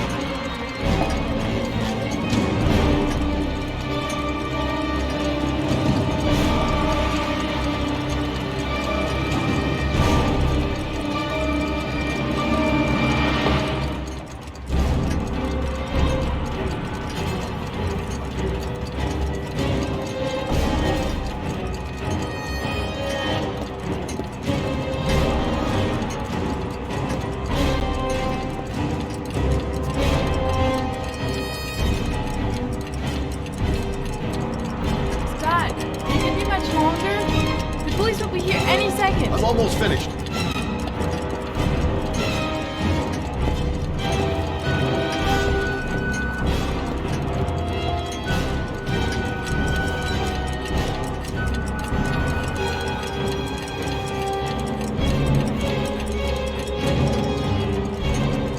That's it. We're done. You get all the prints?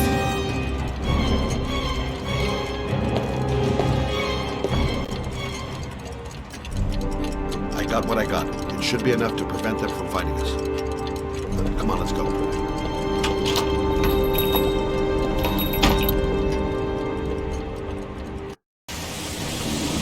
Where are we going? I'm taking you home. This is getting way too dangerous. No way.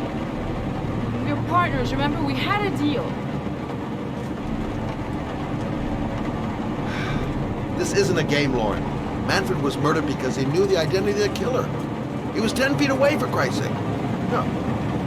I can't take a chance on the killer getting that close to you again. I'm not a child. I know what I have to do. I want to find my son's killer. You're not going to stop me.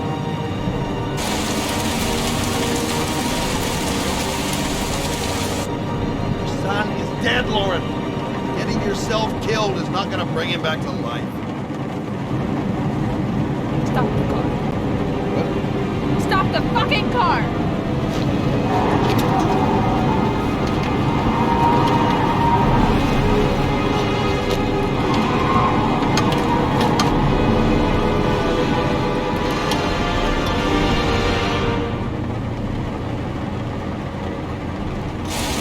You're not gonna come back and kill my body. I'll do it on my own.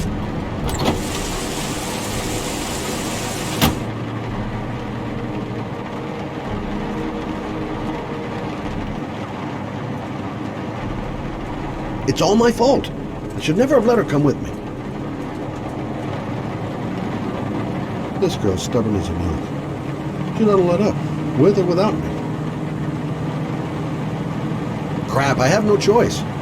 I guess I'm doing this to protect her.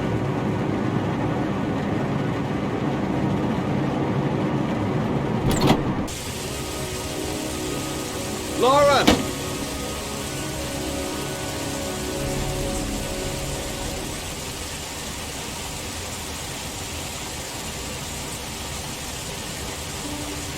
I miss him. I miss him so much.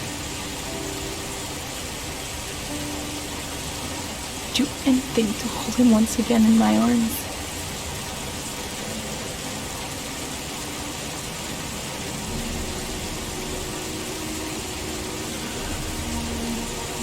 I'm sorry. I shouldn't have talked to you like that. It's just that I wouldn't want to see you get hurt.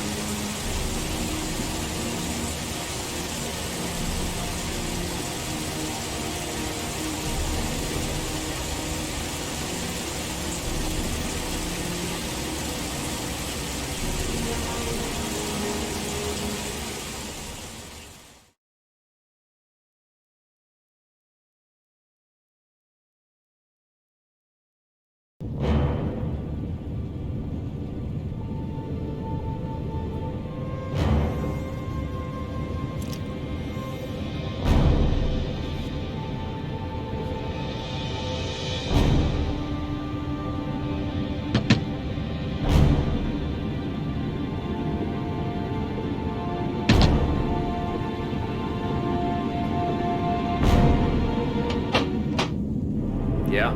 What do you want? Oh, fuck it. I said 1,000 times that I don't want any junkies at my door. If you want to score, man, you gotta fucking call first. Come on. Beat it.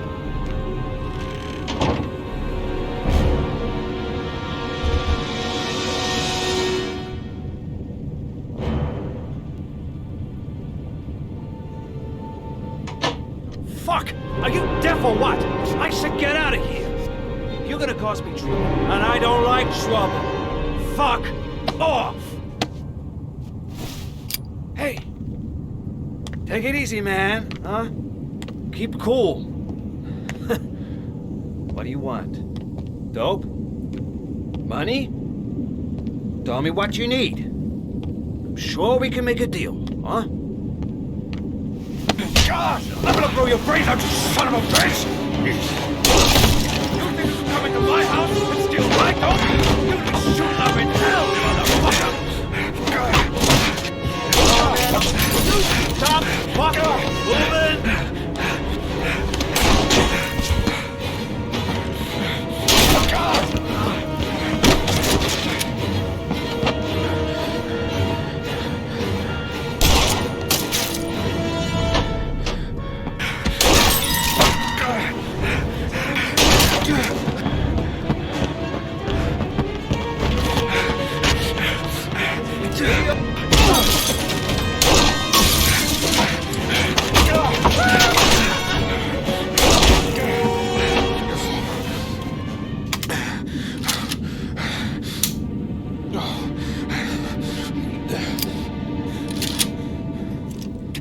Hold it, man. I give you whatever you want. Got dope? Got cash?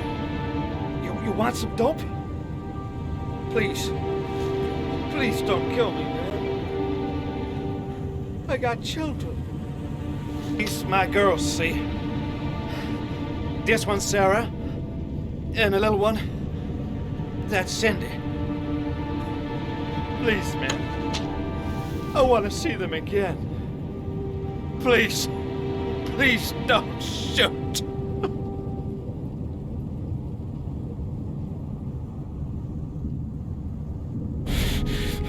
I'm a father too. But I'm no killer.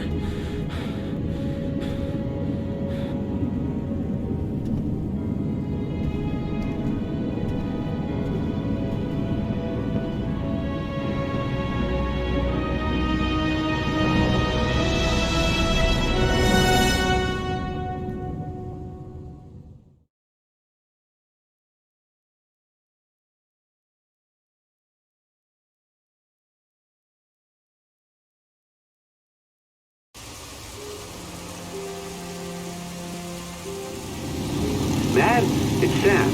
I got your information. The owner of the apartment in Marble Street is a Dr. Adrian Baker. He's a struck-off surgeon that used to sell drugs to junkies on the quiet.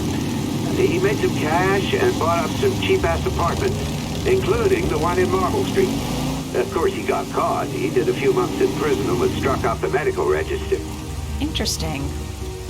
Thanks for the information, Sam. I owe you one. Hey, Matt, be careful, okay? I'm on it. Talk to you later.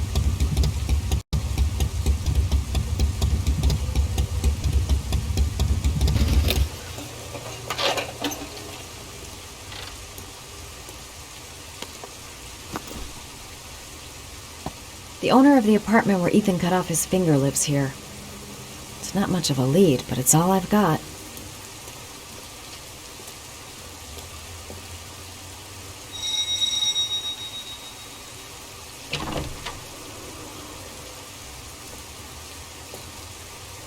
Hi. I was told that you could get Bitropin. Without a prescription. Sorry, you were misinformed. Goodbye. Hold on. I really need your help here. I can pay. Well, why didn't you say so? Please come in.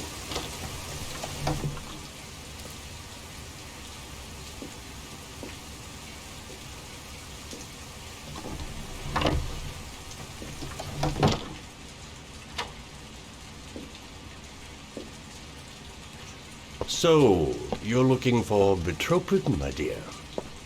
Are you having trouble sleeping? How much do you need? I don't know, about 3-4 boxes. Well, no, that shouldn't be a problem. Would you like a drink? I was just about to have one. No, thanks. Well, alcohol helps take the edge off the pills, don't you think? Anyway, we should drink a toast to our first deal.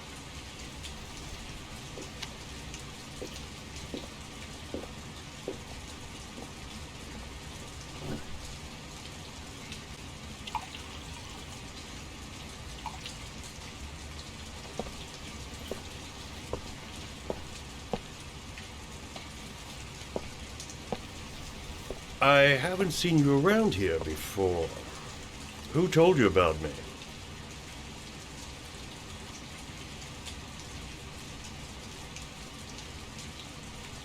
I met a guy at a party. He popped some Betropin. Told me he got it from you.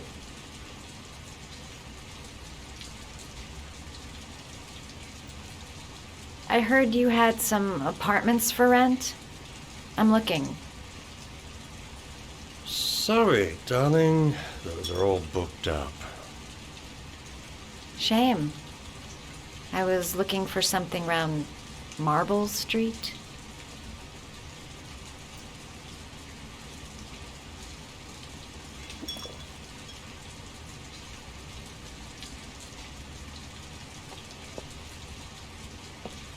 You're not drinking? I'm not really thirsty.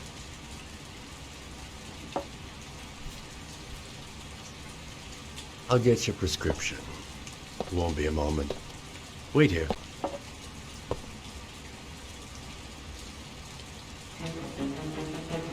That guy gives me the creeps. I better take a look around to see if I can find anything before he gets back.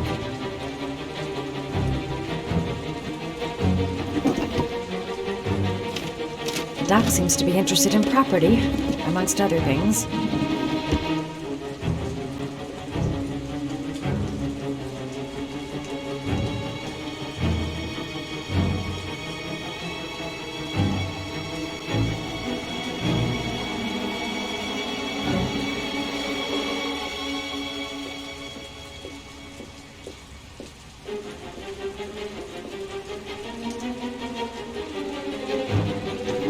Looks like he retired a bunch of medical supplies on his way out. There's enough sleeping pills here to knock out an army.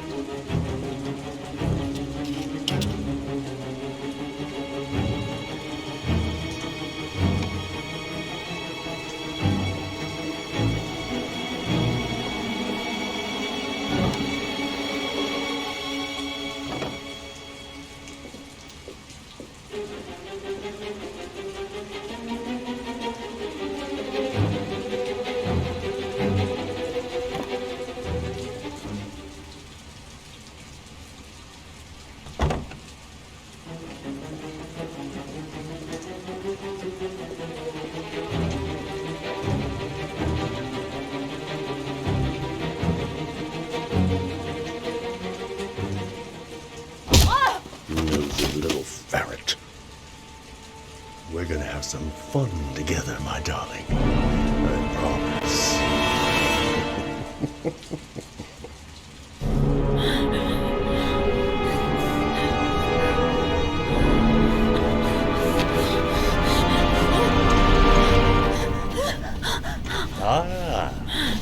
Say hello to Matthew.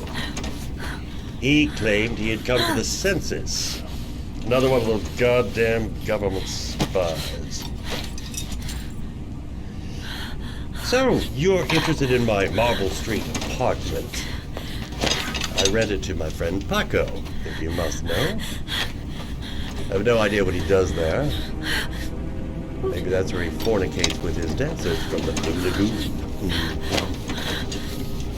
To be honest, I don't give a damn, just as long as he pays his rent. He can do whatever he likes. But enough with the chit-chat.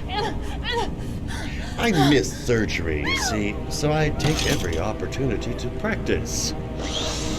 I don't have any instruments here, so I use whatever comes to hand. I hope you won't hold that against me. Hold tight. This might sting him.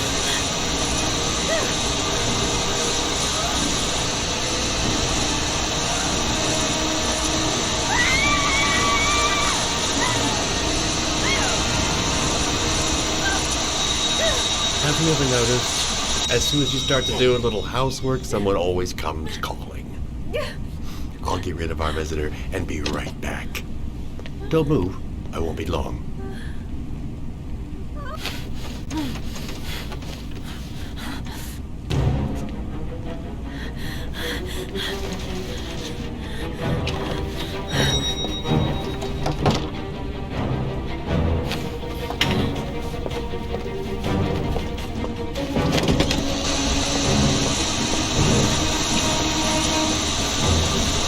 Hello, sir. I come to bring you word of the Lord in the form of two magnificent Bibles, which I would gladly leave with you in return for contribution of our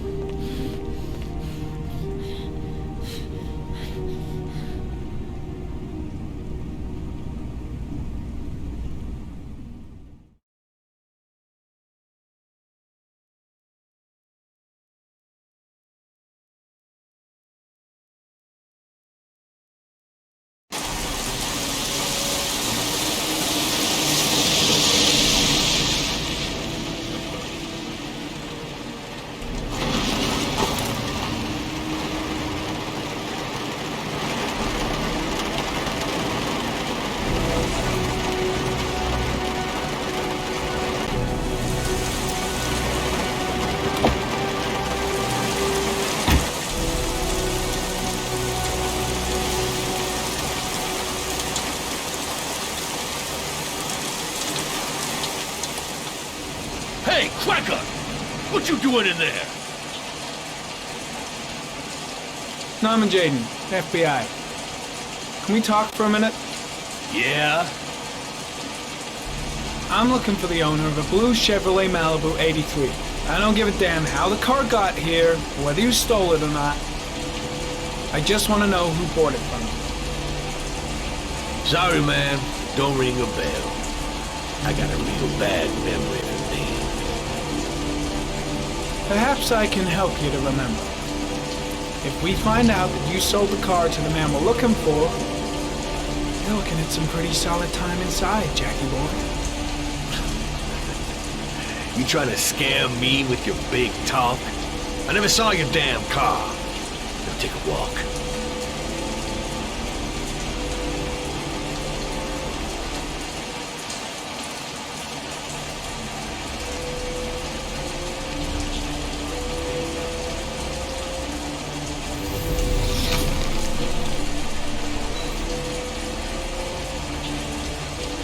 Blood. Now why is there blood here?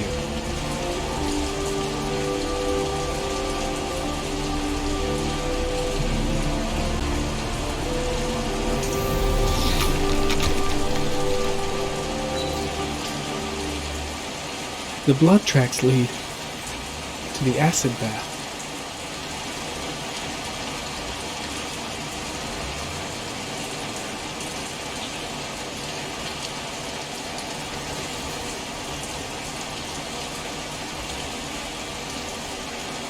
Same brand of tire as the car I'm looking for.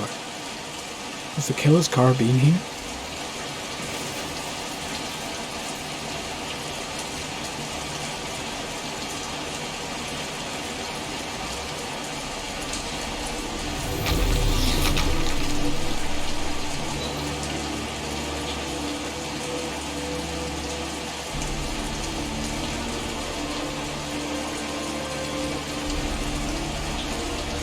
Harry, comment.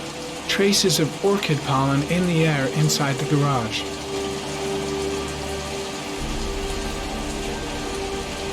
Fingerprints. Probably Mad Jack's.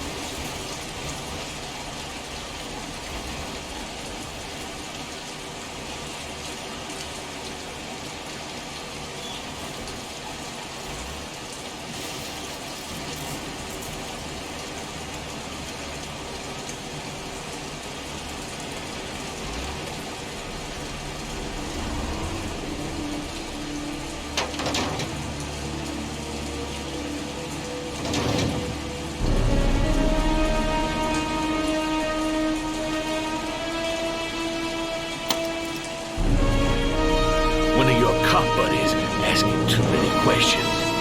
I had to solder up his little mouth. Hands on your head, pig. I ain't got time to be playing around with you. Let's just get you out of sight and finish you off.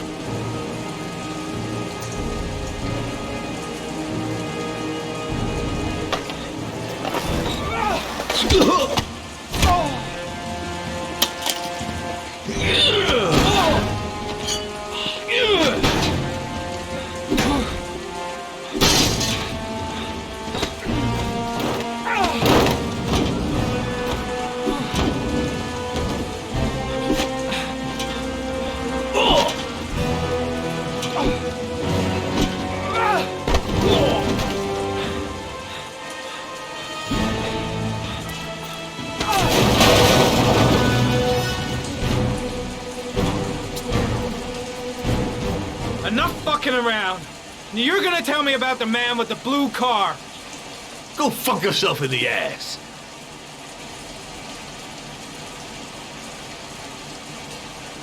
Last chance, Jack.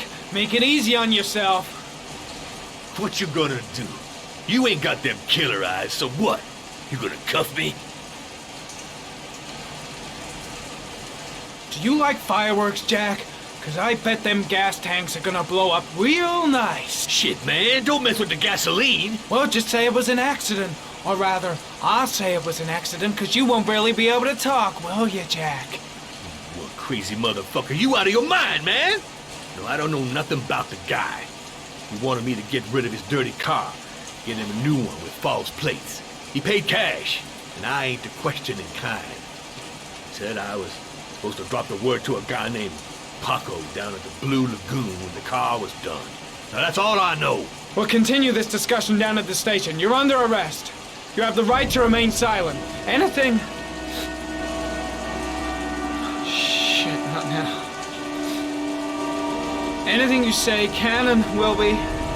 Hey, you look like you got a problem, man.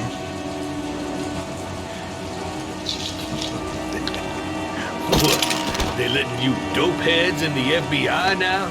God bless America. Now I'm gonna give you a little help with your drug problem, Mr. 5-0. Permanently.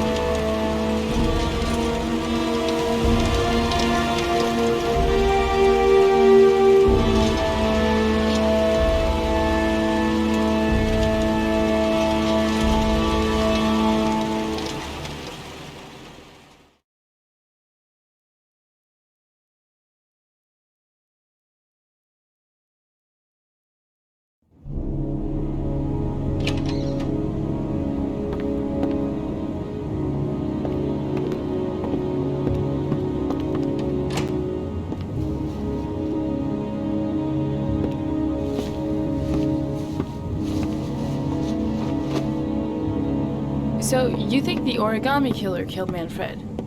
That makes sense. Didn't want him spilling his guts to us. And you suspect Gordy Kramer, right? Oh, him or one of his men. Gordy has the time and the means, not to mention the fucked up attitude to go along with it. He's only a suspect, but he's a pretty guilty looking one. Are these your files on the case? Yeah, I've been working on him for a couple of years. I built up a mountain of paperwork. Magazines about origami?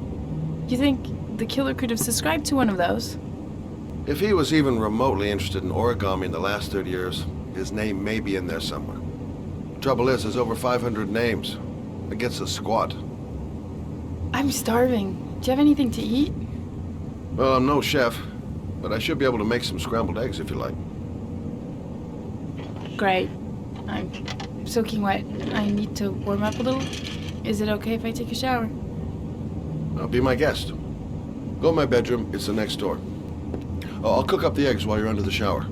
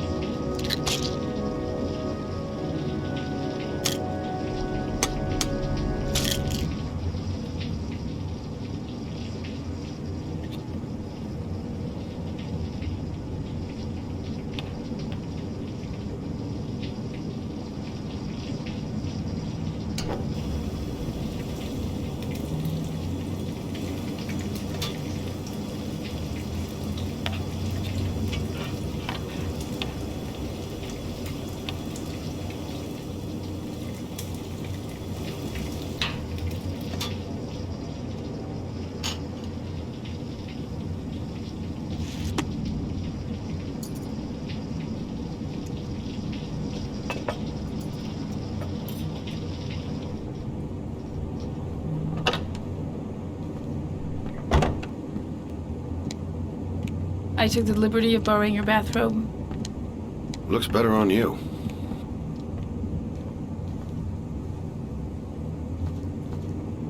I don't really like raw eggs. Maybe I should have told you. I'm sorry. I told you, I'm not a great chef. It's okay. What's that? The notebook I took from Manfred's place. According to this, about 30 clients bought spare parts for Royal machines in the last 10 years. The killer may be one of them. Oh, you know, checking out the alibi of 30 clients one by one, that's a lot of legwork.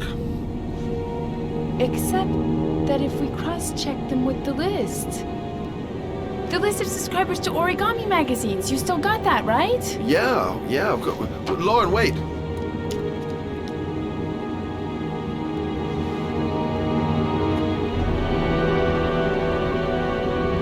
If the killer really used a royal typewriter and if he subscribed to an origami magazine, his name should be on both lists. Well, Lauren, I mean, that's just an assumption, but yeah, I suppose. His name is here somewhere. Help me, we're gonna find him.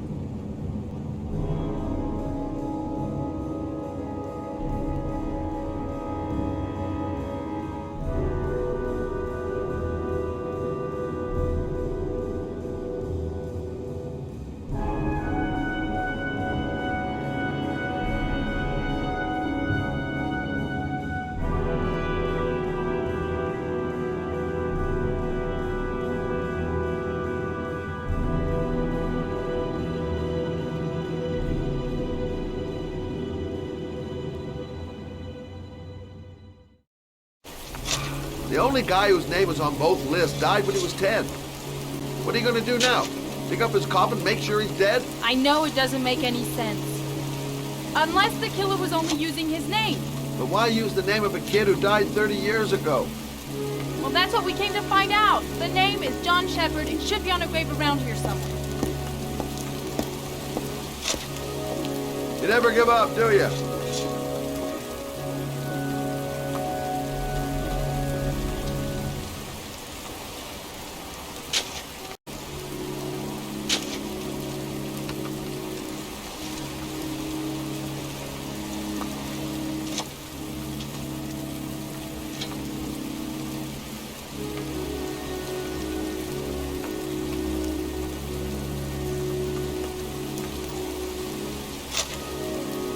I should be investigating Horty Kramer right about now.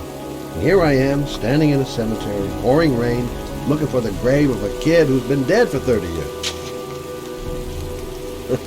This girl knows her mind all right. Excuse me? No point in trying to I'm reason looking with for the her. grave of a young boy who died about 30 years ago. His name is John Shepard. You wouldn't know where it is by any chance. The children's graves are in the next plot. Thanks.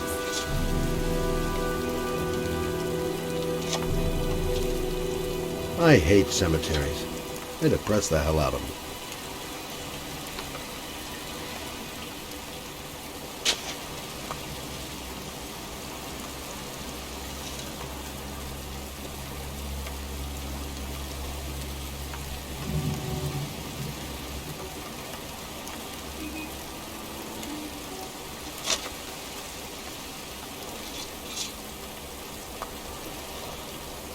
Hey, Lauren!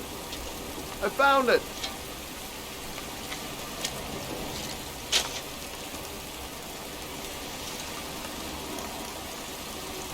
Origami figures. That's one hell of a coincidence.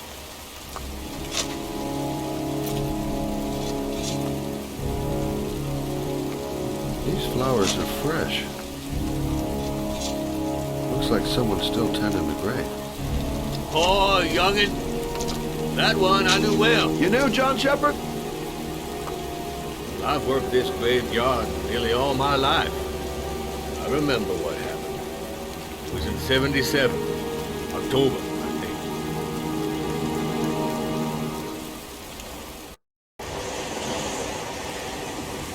Yeah, good for nothing hoodlums. Get the hell out of here! God! Beat it! You lousy no good brats! Come back when your fucking mother comes home from work! He's drunk again. What are we gonna do? It's pouring rain.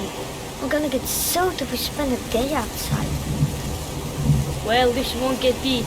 Little rain never hurt nobody. Come on, let's go play. Bet you can't catch me!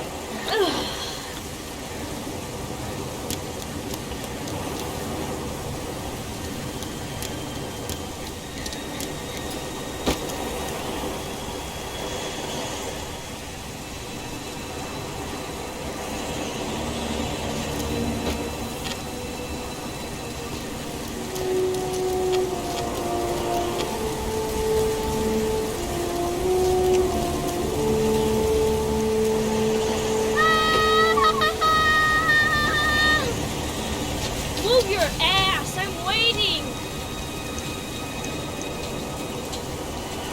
Come on!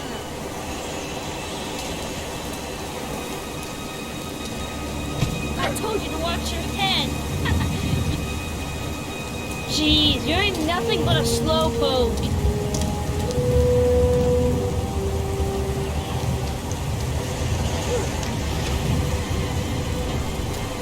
Bet you can't do that!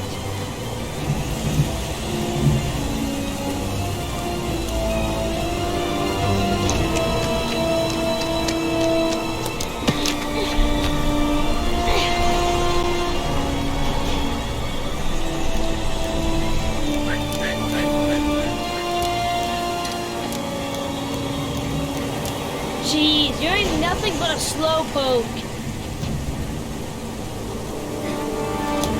Come on, loser.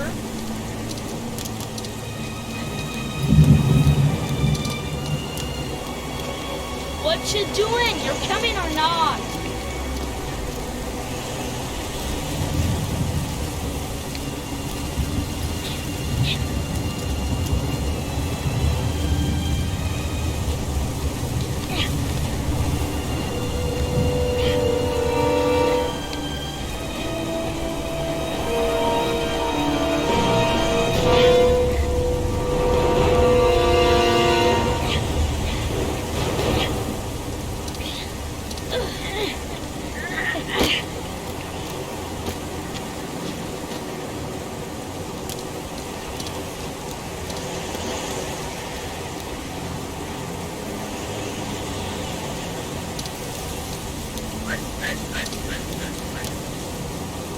Yippee-ki-yay!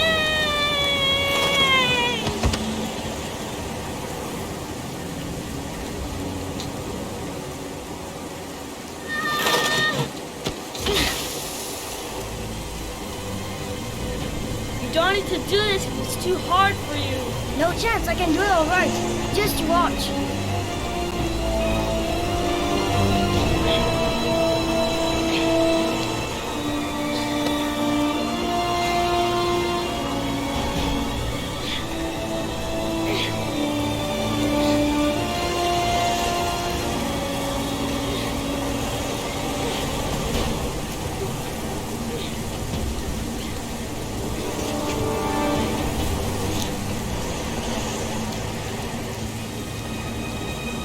John, wait for me! Get a move on!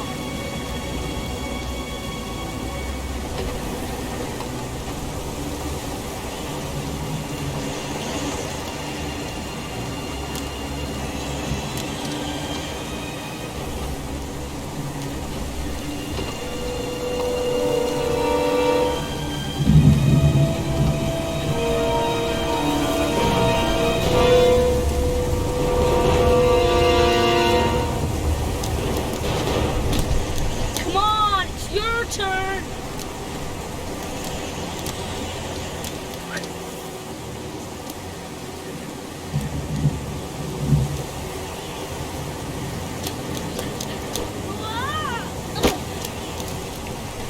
It's time to jump of death!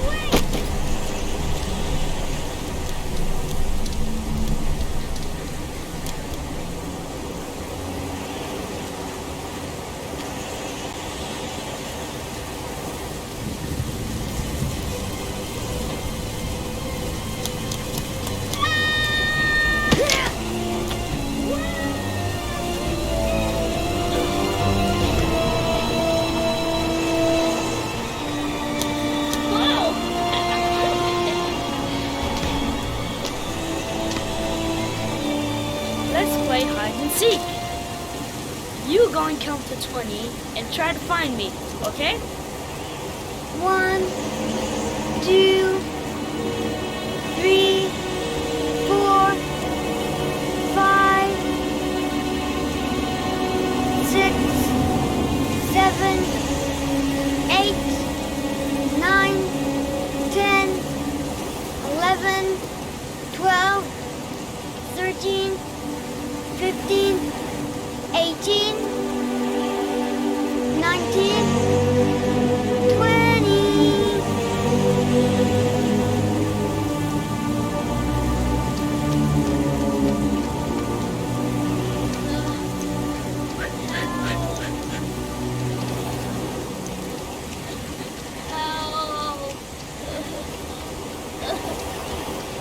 John! My foot is stuck. Grab on! Up around there!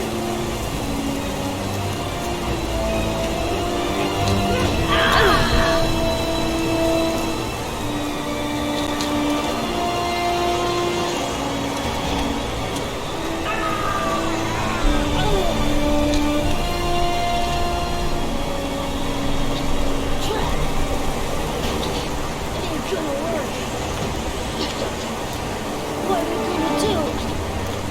Hang on, John!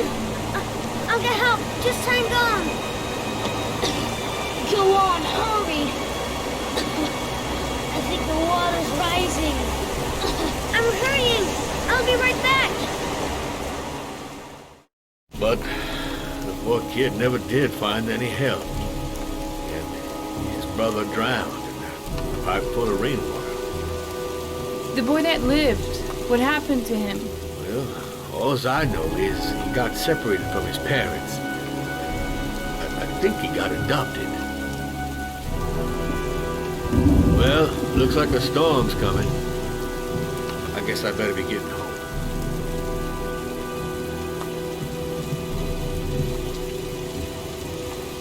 Christ, what a horrible story. John Shepherd drowned in the rain while holding his brother's hand. Do you think he could be the origami killer? Come on, let's get back in the car. The kid died 30 years ago. Who's still tending the grave after all these years? There she goes again, surprising me. I don't usually like surprises. There's nothing else for us here. Let's go. Wait. What's the matter? That man over there. Yeah? It's Charles Kramer. Gordy's father? What's he doing here?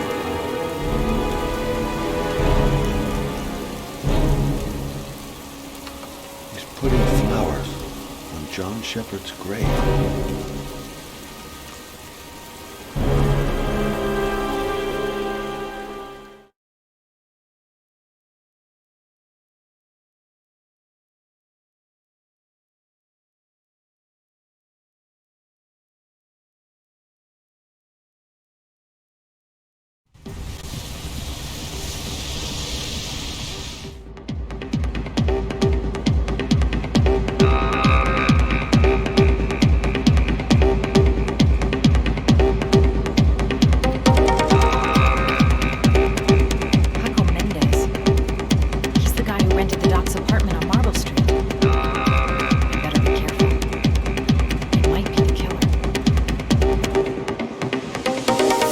Everything's gonna be alright. I find the guy, I ask a few questions, and then I get the hell out.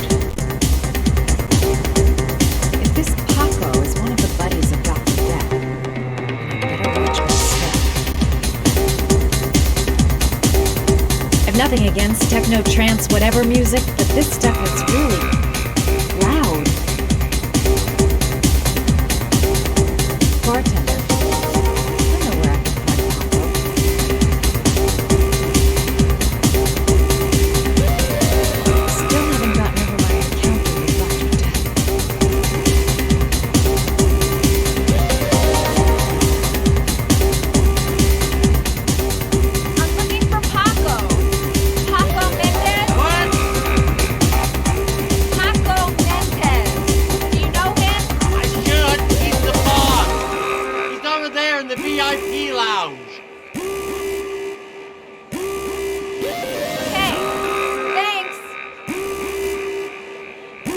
Section reserved for select guests.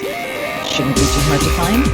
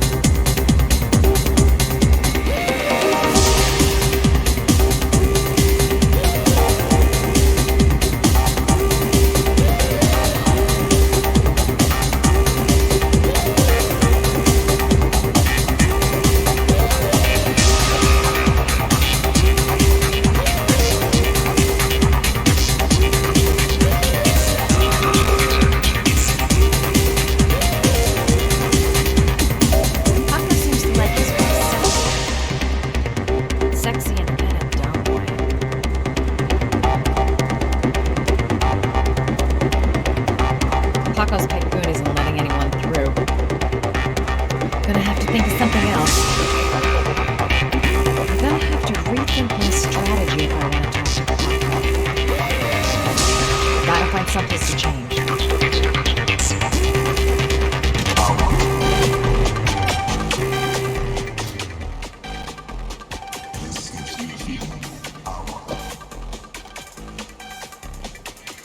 Time to play the sexy girl.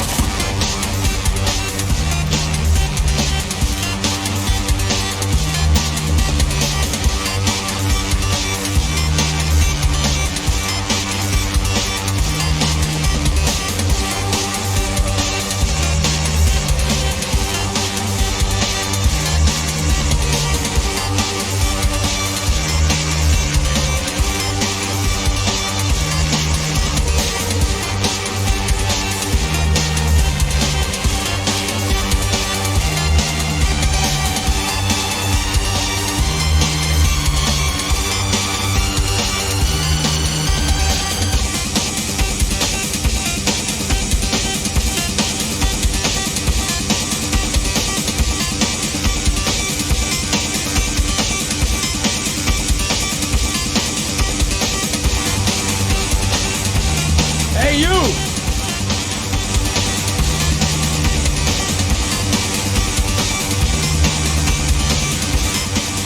It's your lucky day, sweetheart. The boss wants to invite you to his table. Hey, thanks for accepting my little invitation. One more time. Hello around here, honey. One more time. I think I would have noticed you before. My name's Paco. One more time. You? Madison. I'm Madison. One more time. Like the way you move, Madison. You make me all hot under the collar. Maybe we can continue this conversation somewhere more private. Oh, cool, baby. Yeah, come with me.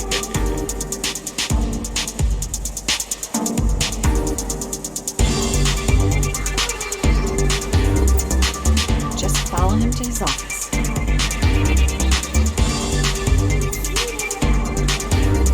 This is no time to get squeamish. Even if my legs do feel like they're about to give way.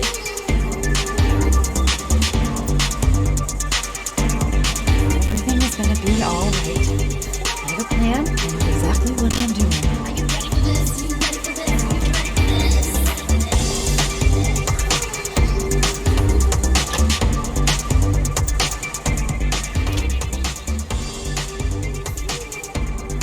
Everything's gonna be all right. Everything is going to be all right.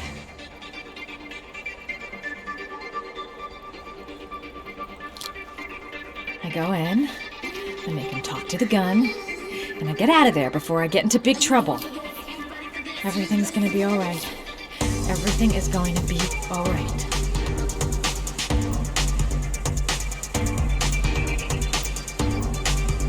So, welcome to my little kingdom.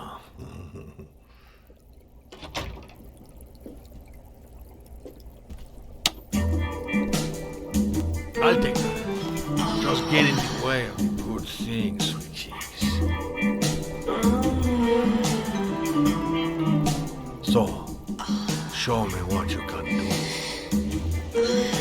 Take it all. Slowly. Take it all off.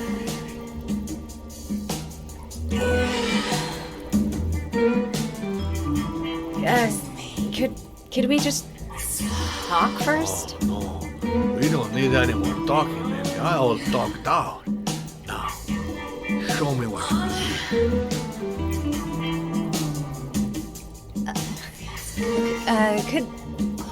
Could I have a drink? You know, just a little drink to break the ice. We already broke the ice. Let's get wet. Come on. Do your thing, girl.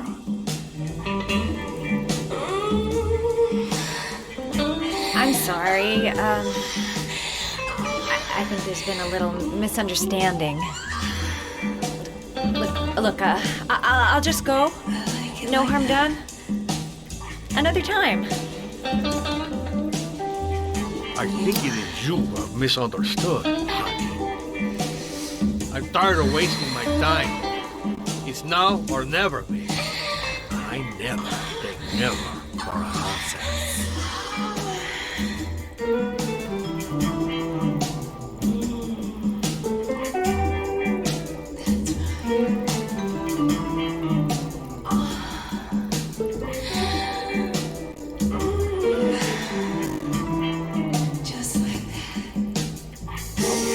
So much as touches me. Do what it takes, Mad. Play for time.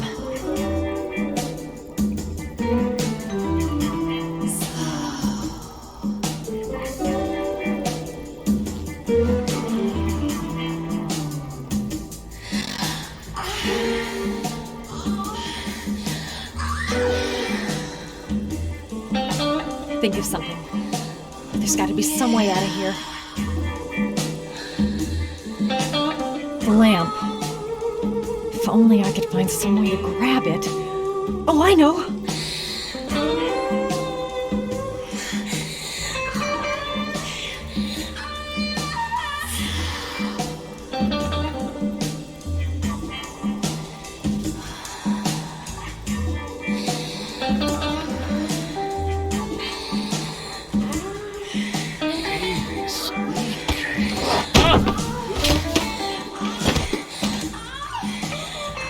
That's what I call kicking butt.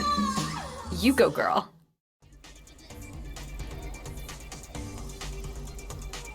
Okay, Act 2. Let's hear Loverboy sing.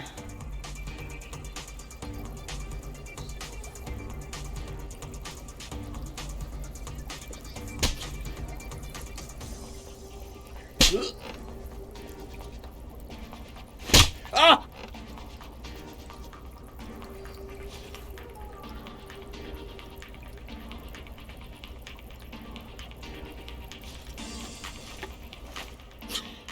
If you call out, I'll kill you.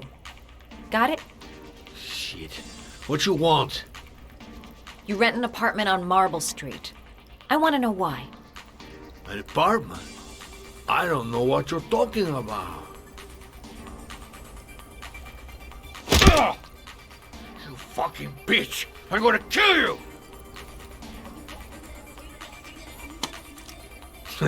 You haven't got the balls, lady. But you're gonna know balls when I catch up with you. Boss? Is everything all right?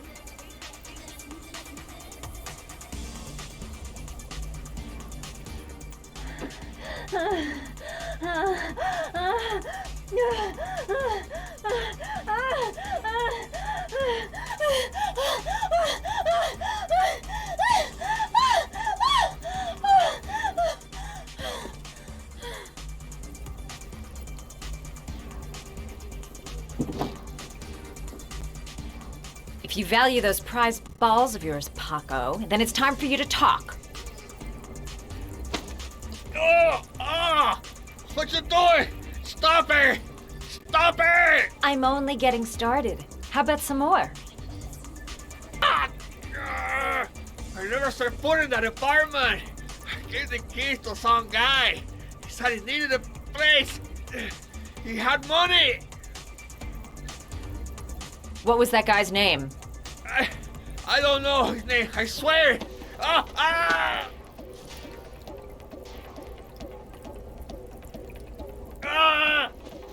Shepard. His name is John Shepard. That's all I know. I swear it. Ugh. There, that wasn't so hard, was it? I really appreciate this romantic moment, but I gotta dash. See you next time, lover boy.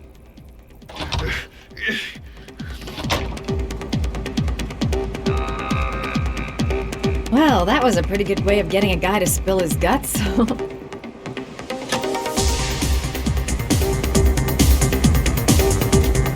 to get out of here. How about that? You didn't do too badly now, did you, girl? The name you gave me, John Shepard. That'd be the name of the killer. Guess I'll soon find out.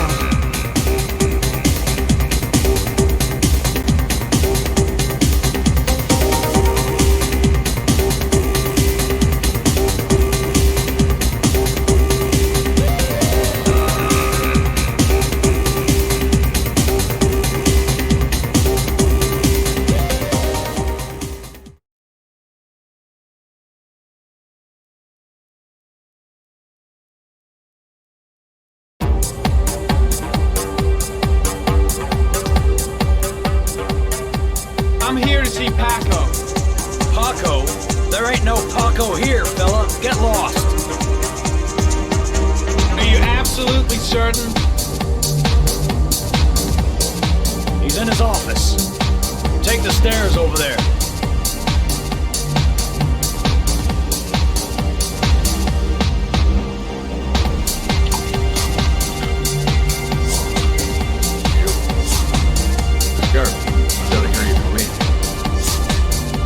Crazy beach came around here asking questions about the apartment on Marble Street. I don't know what you're doing now. I don't want to know. Or whatever that shit. It's beginning to draw attention. Look, I know you get me out of prison. But that fucking bitch nearly killed me. Everything you ask. I think my debt to you is paid. Don't fuck around, man. No, wait. I can still help you out. Don't kill me.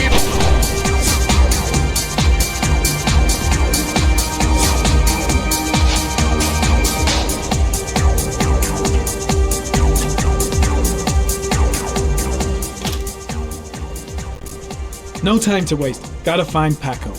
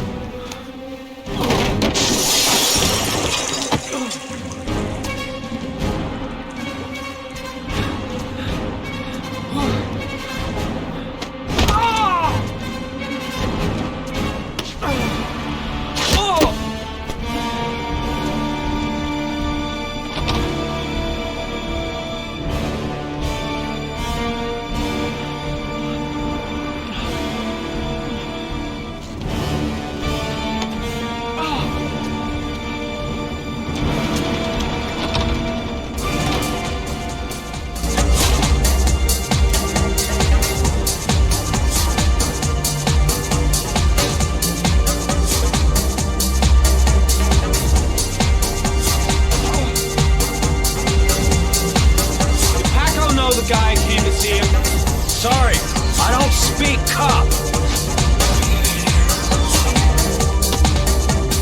What's my list, asshole? 'Cause I got no time to translate. Did Echo know the guy? Yes or no? John. He said his name was John. Friend of Paco's. Always let him straight up.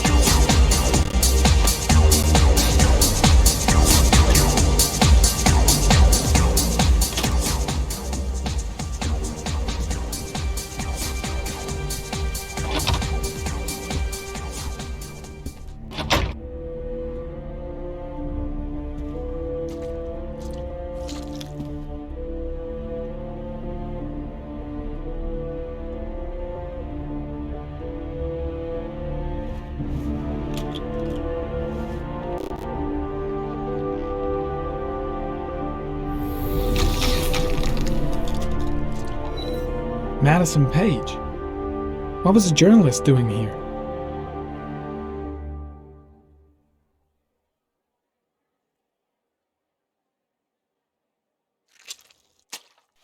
Orchid pheromones. The fucking origami killer.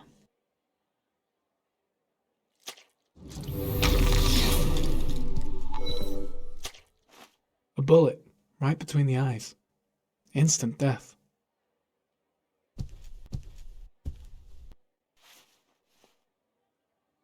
Paco Mendez was no saint. His rap sheet reads like the telephone book.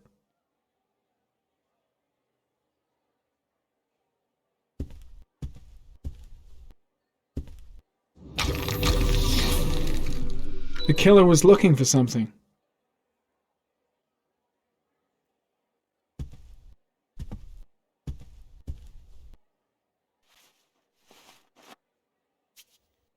.45 caliber.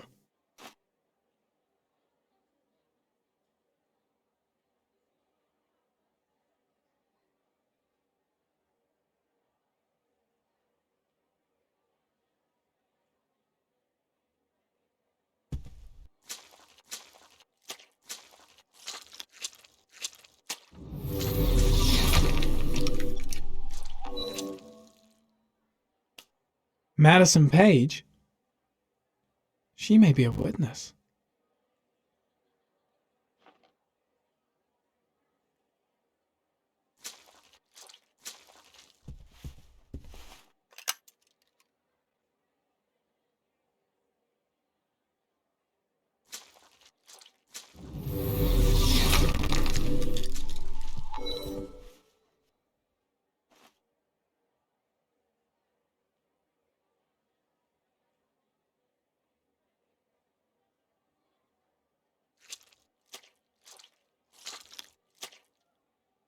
Gotta go. Need to think about all this.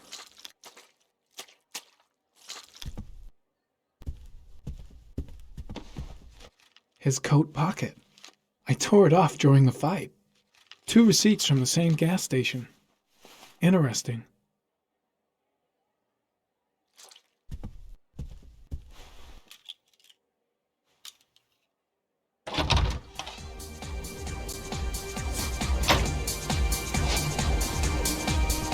I seem to spend most of my time getting the shit kicked out of me.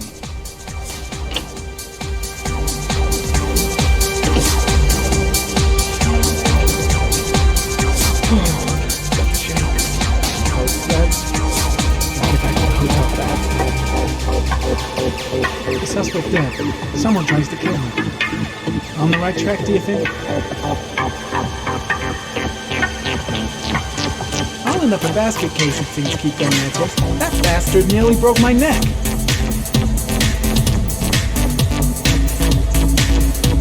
It's too dark. It all happened so fast. Didn't have time to see his face. Shit. Looks like a dead end. Road to nowhere.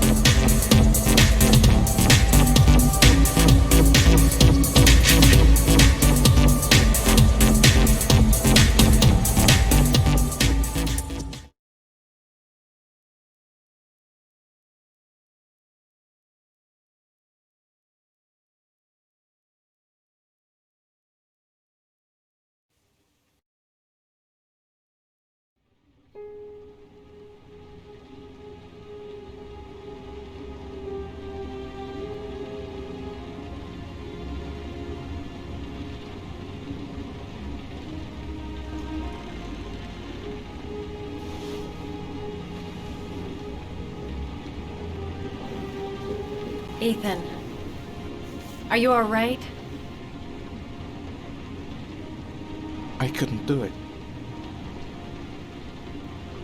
I was supposed to kill him to save Sean. And I couldn't do it. You're not the origami killer, Ethan. You're not responsible for those murders. I can prove it. That changes nothing. Saving Sean is all that matters now.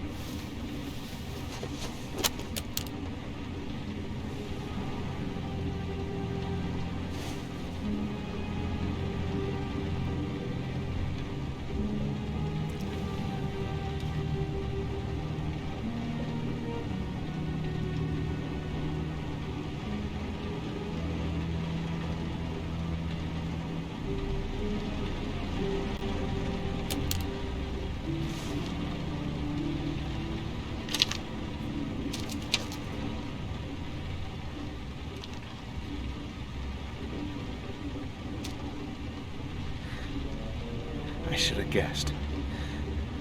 All this time and I had no idea. Ethan, what's the matter? I thought I meant something to you. Listen, You're a pretty good nurse for a fucking journalist! Ethan, I wanted to tell you, but... What kind of article were you gonna write? My life with a serial killer? No. How I caught the origami killer. Maybe you'll get a book deal. I hope it was fucking worth it! Ethan, it's not what you think. You lied to me, Madison! All this time you fucking lied to me! I thought you wanted to help me, but you're only thinking of writing a fucking book!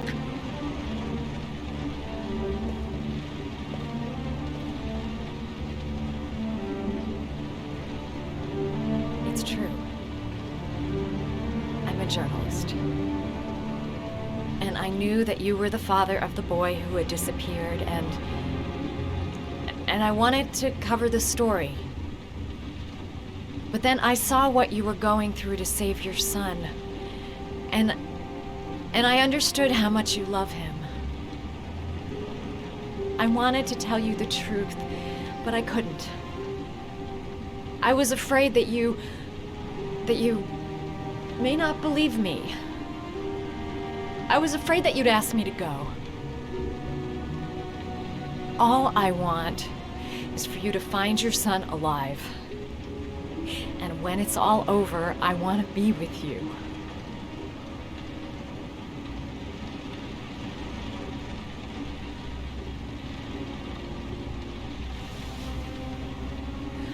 I'm sorry, Ethan.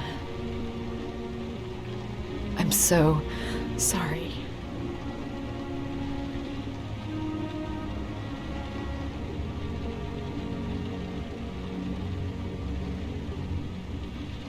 You're leaving, aren't you?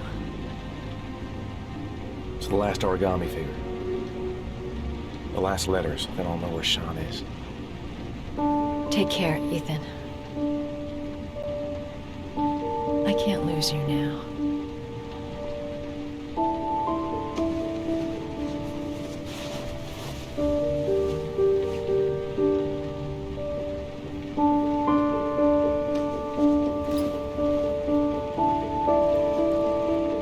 I'm gonna go find something to eat.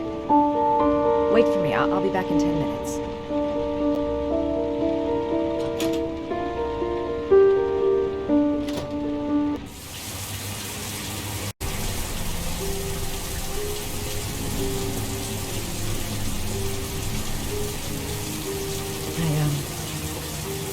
I think I'm starting to fall in love. We'll find his son and prove he's innocent. I'll be able to help him now that he knows who I am.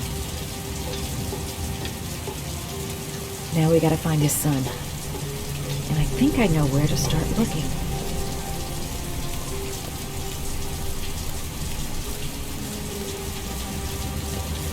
I was so afraid he wouldn't believe me.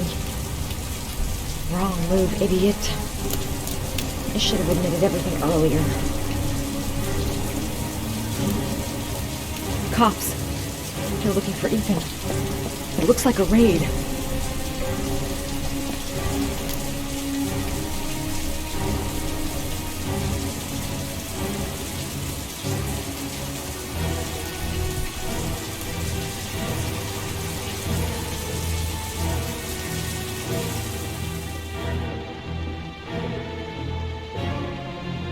Come on, what was the damn number?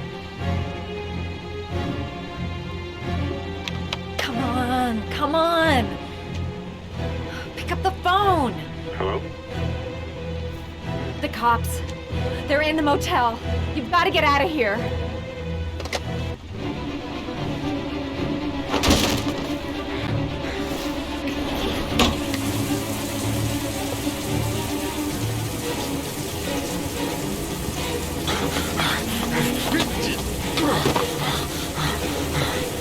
Still on the move! We get him! He's making a run for it! He's on the balcony!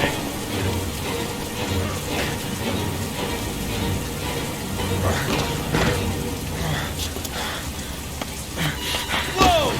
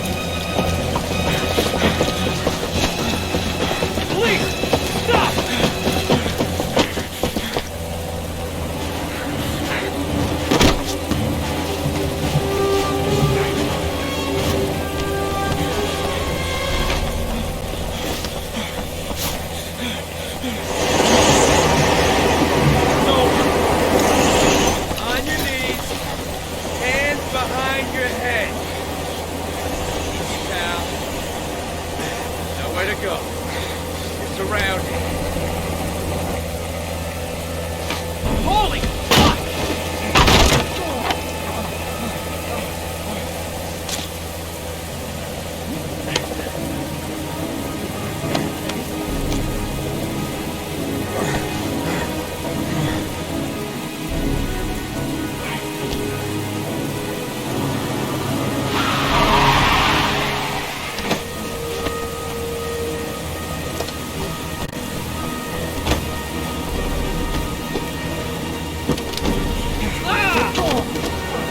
Hey, what's the matter with you?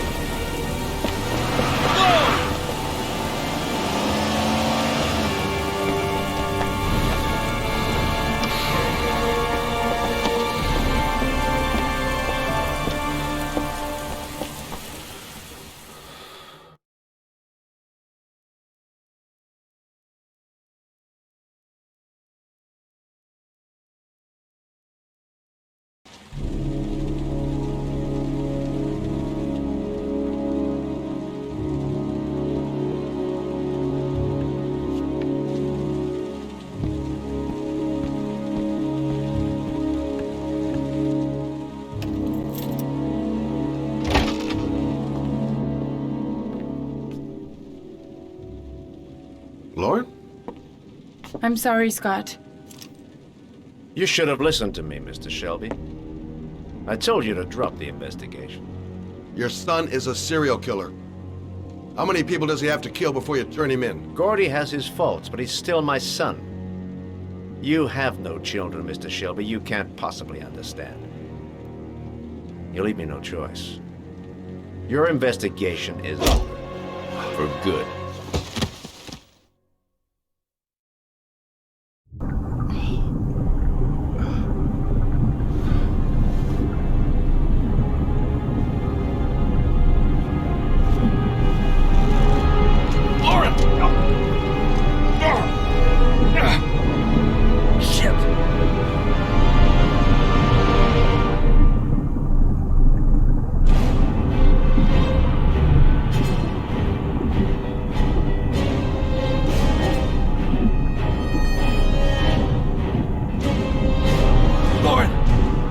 Wake up! Lauren!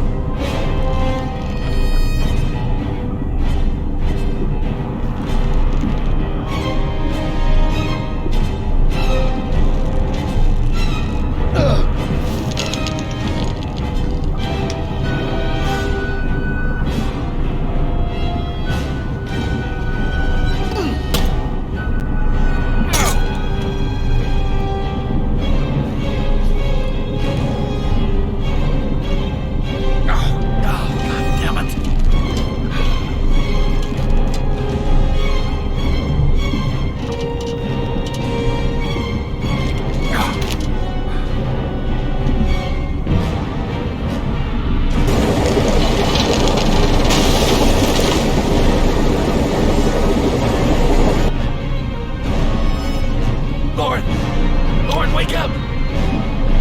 Lauren!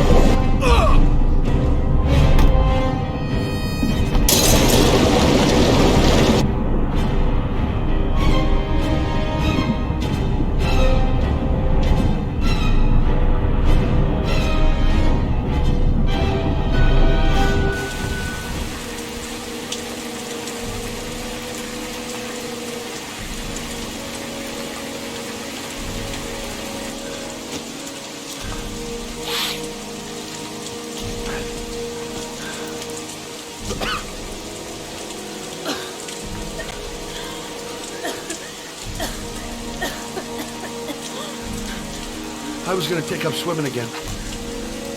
This isn't exactly what I had in mind. You got a car back at your place? Mine's obviously pretty fucked up. Yeah, sure. What are you gonna do? I'm gonna go settle a few scores. Come on. I'll take you home. Lock your doors and windows and don't let anybody in but me. Okay?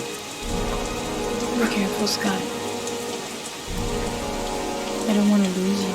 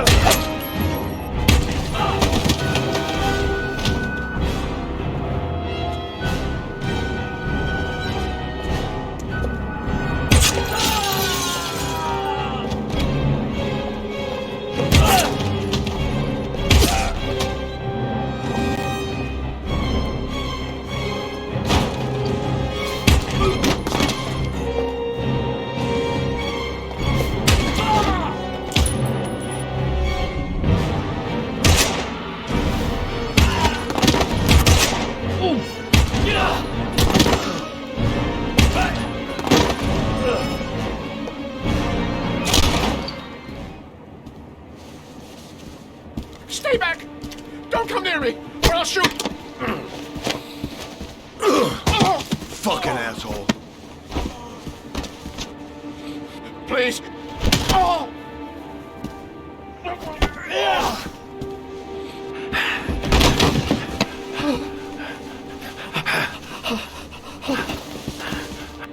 Your idiot son killed all those kids, didn't he? He's the origami killer. No! No! He's innocent! He's not a killer! Not a killer!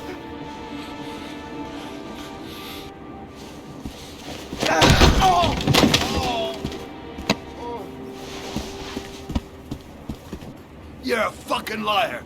Now tell me the truth. No! No, please! Don't hurt me! Last chance. I don't know. I swear! I don't know anything!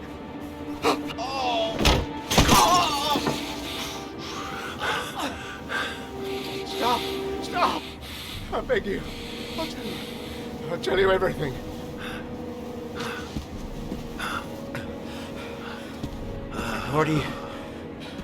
Gordy always wanted his fun, you know. He wanted to be like the origami killer. He kidnapped that kid and he held him under the water for a little too long. It was an accident.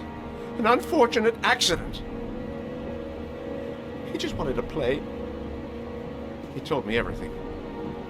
He was crying. He was so sorry for what had happened. Whatever he did, Gordy is my son.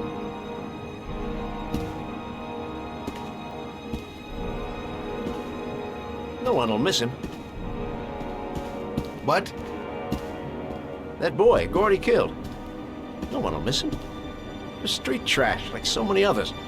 Oh, you disgusting pile of shit.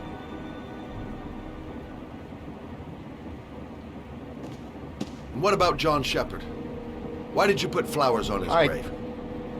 I own the construction site where he died. I never forgot.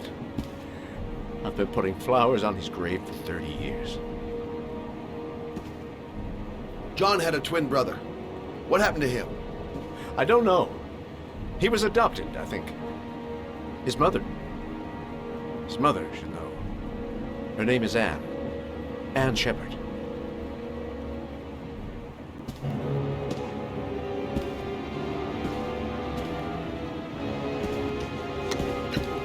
My heart!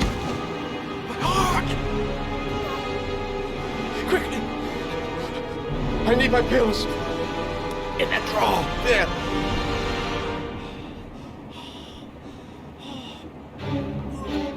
I can't let him die, even though he deserves it.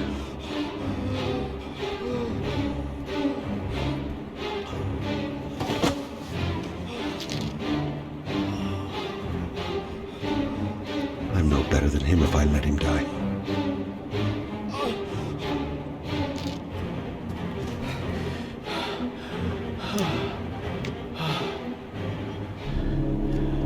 Thank you. You saved my life. I already regret it.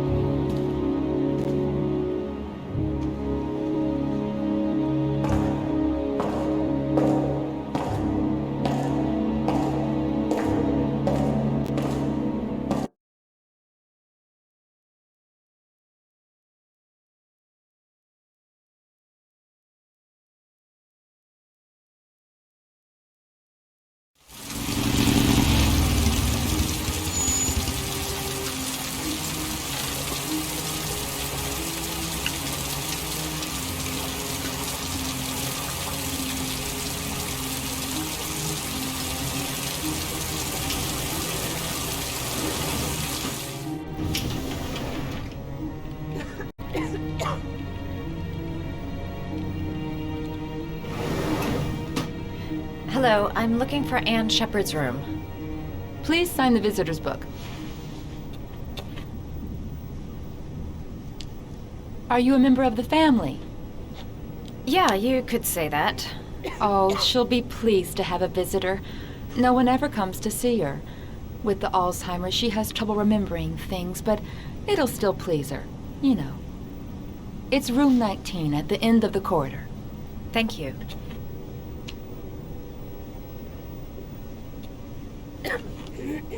John Shepard died 30 years ago. Hope his mother has all the answers to this puzzle.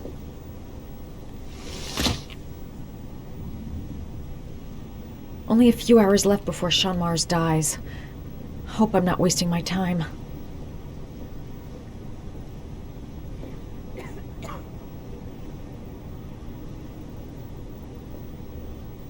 Room 19. Where is that?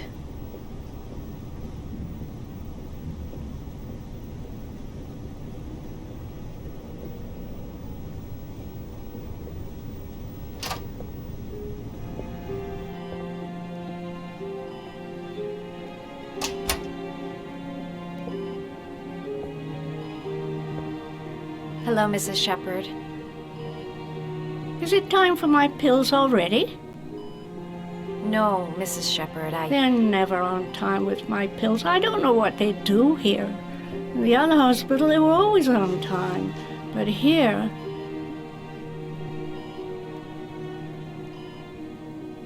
My name is Madison Page. I'm a journalist. I'd like to ask you some questions about your son. I don't like this hospital. The food isn't very good, you know.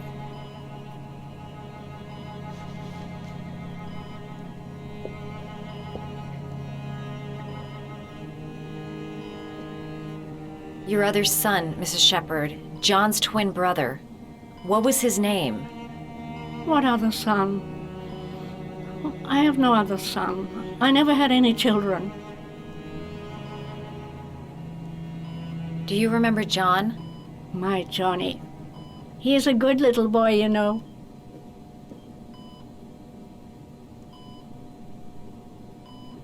Try to remember, Mrs. Shepard.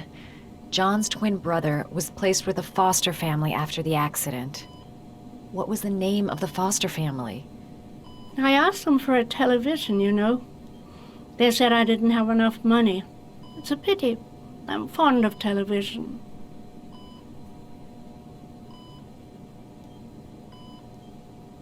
I know what happened at Carnaby Square. Do you remember? Carnaby Square. I think I used to live there a long time ago. We didn't have much money at the time, you know. We had to make do with very little.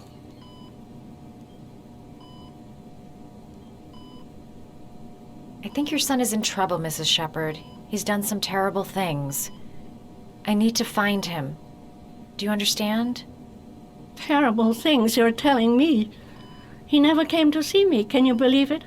In 10 years, never. No one forgets their mother, do they?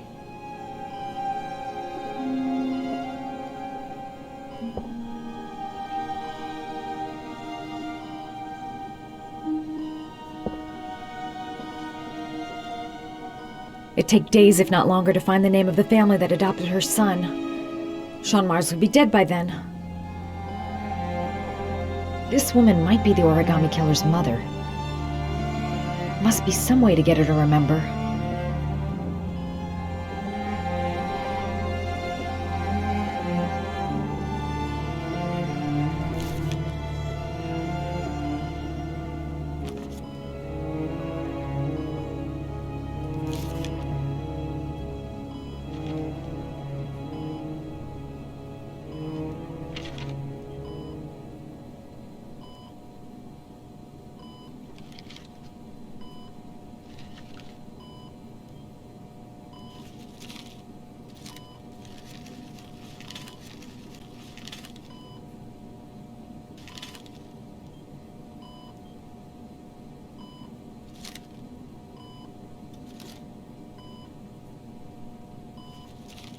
Oh, you know how to do these little dogs, too.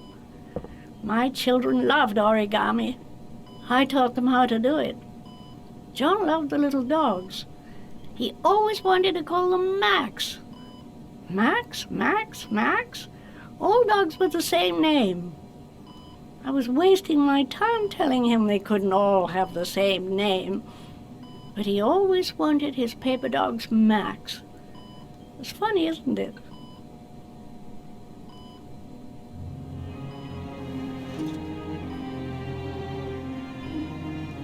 Seems to be working. She's remembering stuff. Gotta find something else to show her.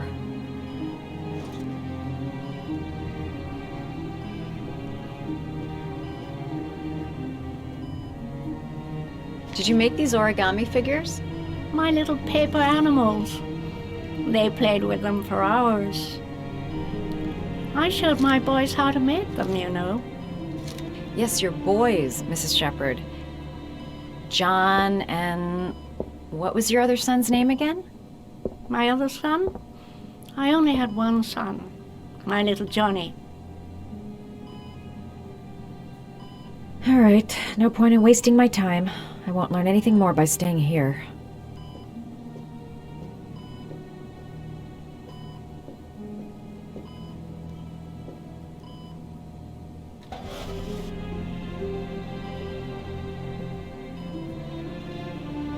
Are these your children, Mrs. Shepherd?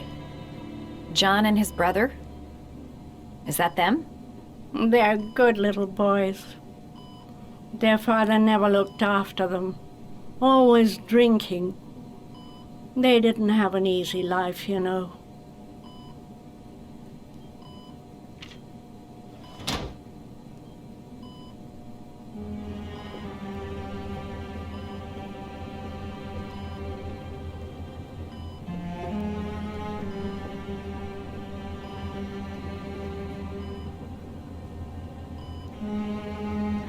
Her memory is coming back. Don't stop now. Just remember. All right, no point in wasting my time. I won't learn anything more by staying here.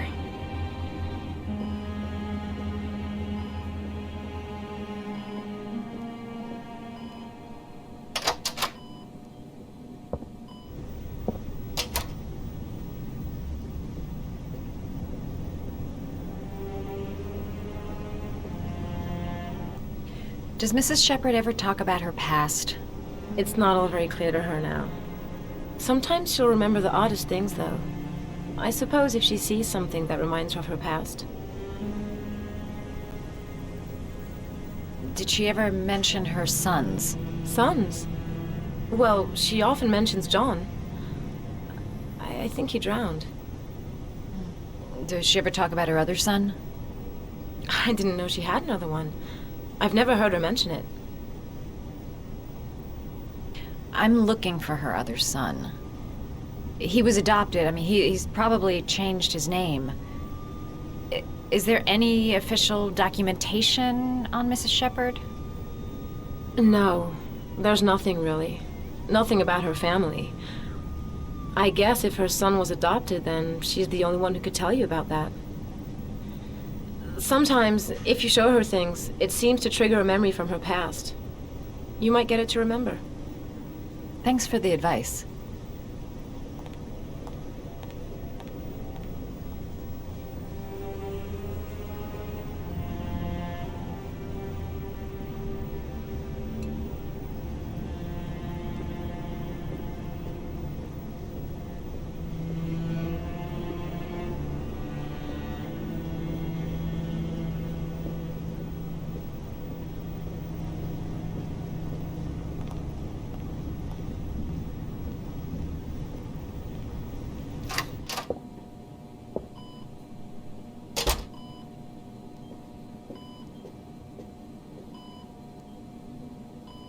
What a lovely orchid. My sons loved orchids. We used to grow them in the back. When John died, I laid orchids on his grave. I cried when they told me. I'd already lost one of my children, and now they were taking away another one, you understand. The foster family, Mrs. Shepherd. What was the name of the foster family that adopted John's brother? They were really very nice people. I met them, you know. In the beginning, I used to go and see my little boy. And then I got sick and I couldn't go any longer. Perhaps he thought I'd forgotten him. He must have thought I didn't love him anymore. His name, Mrs. Shepherd. What was his name? But I loved him. If you only knew how much I missed him. Please, Anne. His name. What was his name? Come closer.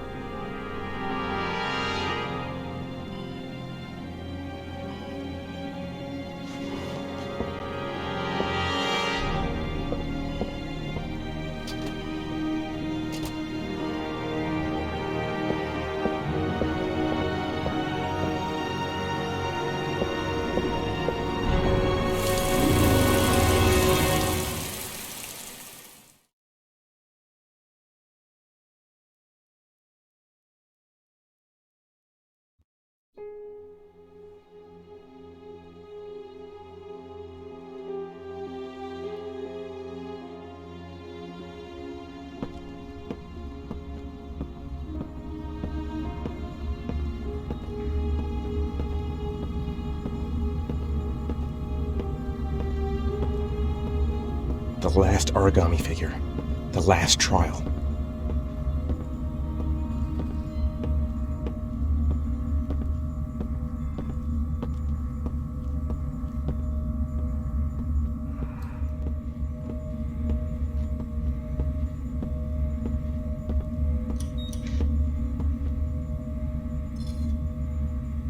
The last trial.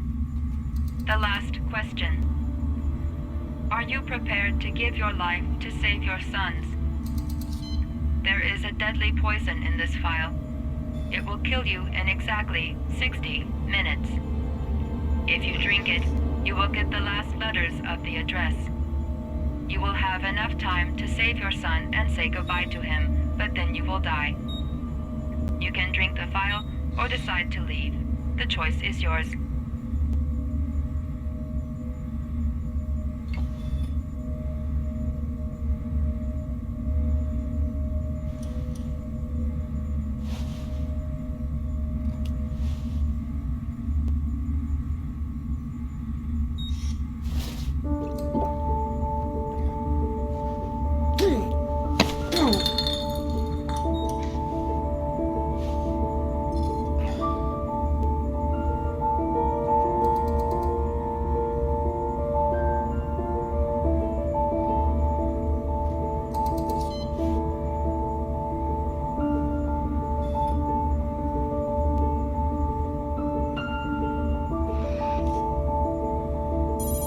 last letters have been sent to your phone.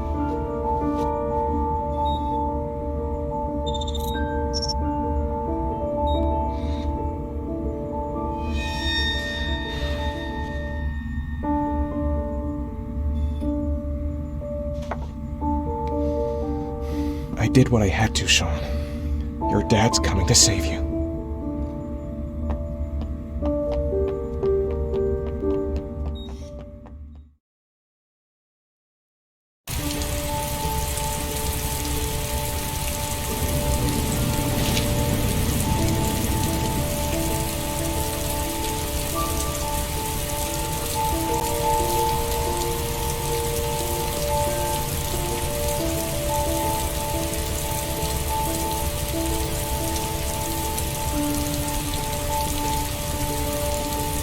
I'm nowhere and I'm out of time.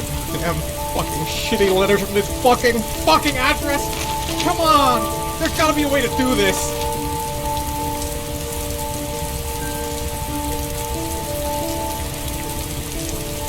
Several different addresses fit these letters. God, they're scattered all over the city. I don't have time to check them all.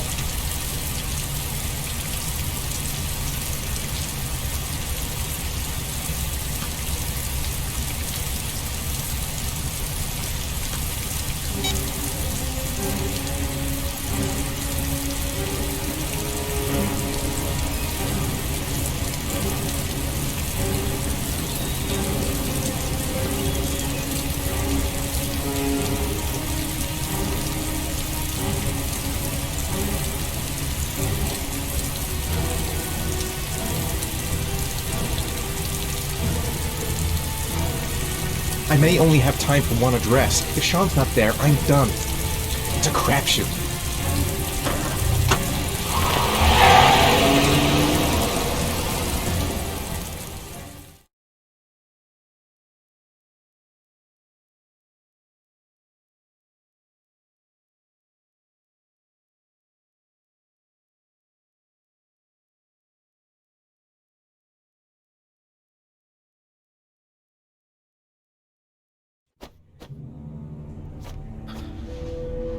We've only got a few more hours left to save Sean Mars.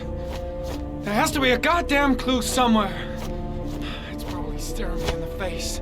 This kid's gonna die, and I'm going around in circles!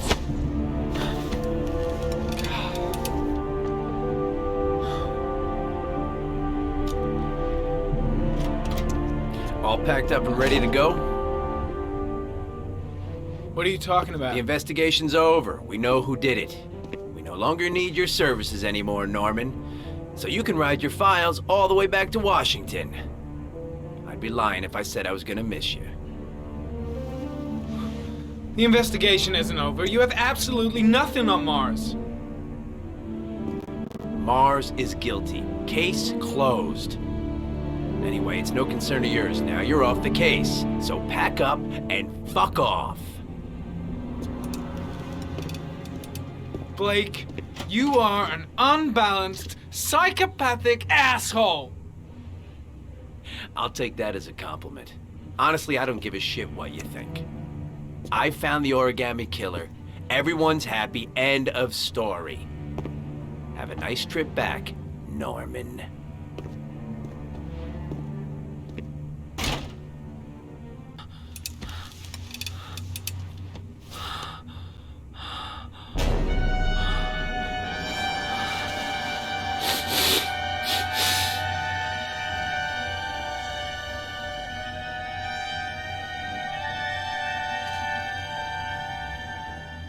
The killer's name is here. Somewhere in this data. I just have to find it. Find it before it's too late. Oh, one last thing, sir. You should be careful not to overindulge in you know what. It can be dangerous. Very dangerous. It'll end up killing you if you're not careful. That would be most unfortunate, sir.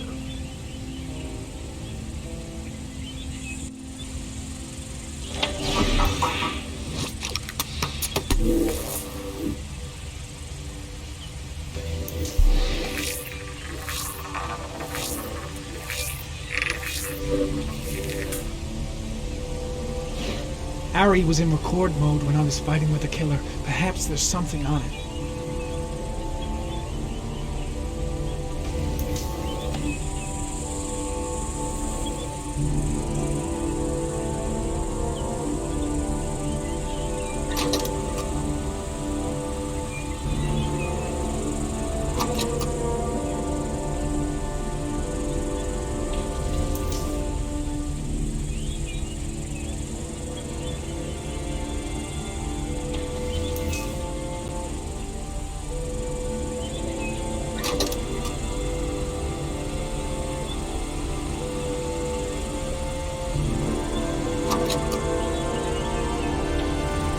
The sword was already in Paco's office. It's got nothing to do with the killer.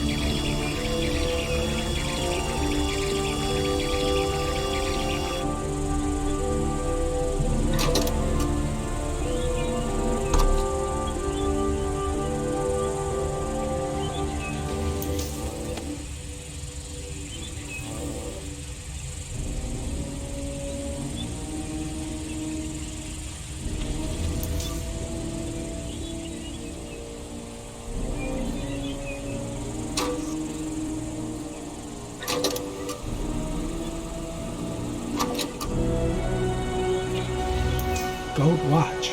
I'm sure I've seen this before somewhere.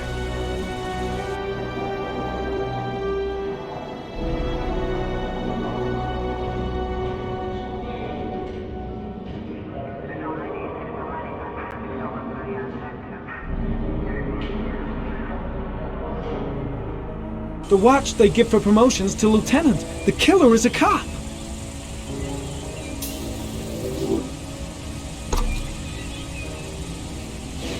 Two receipts from the same gas station. Might be near the killer's home.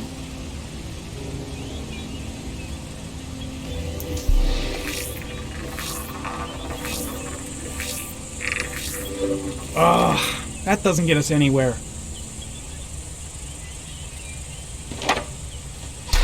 The killer lives in this zone. 342 people live around there. Not good enough. Gotta find a means of identifying the killer more precisely.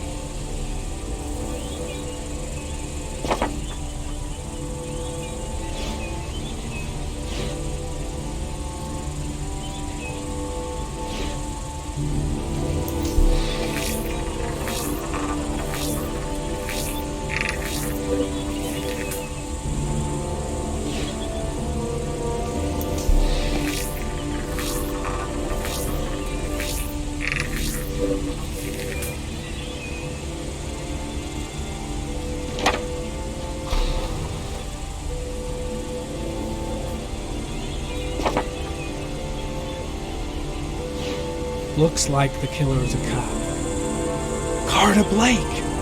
That would explain the dead-end investigation and his desire to frame Ethan Mars.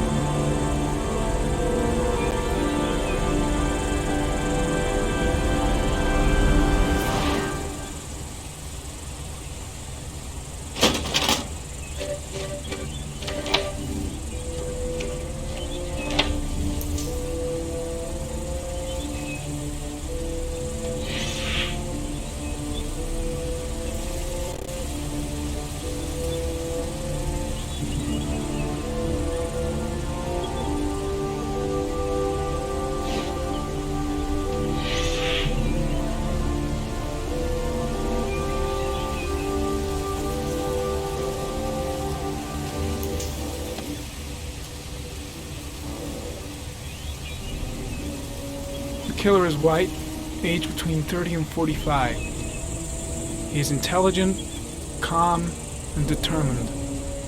An organized type. He has a car. He's probably employed, but his work allows him free time.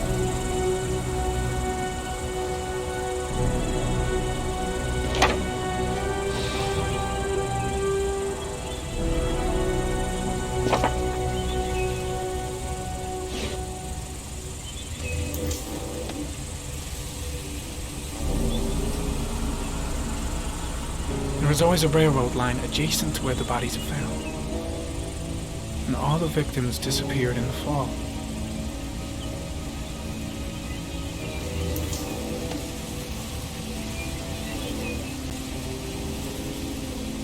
There was always a railroad line adjacent to where the bodies are found. And all the victims disappeared in the fall.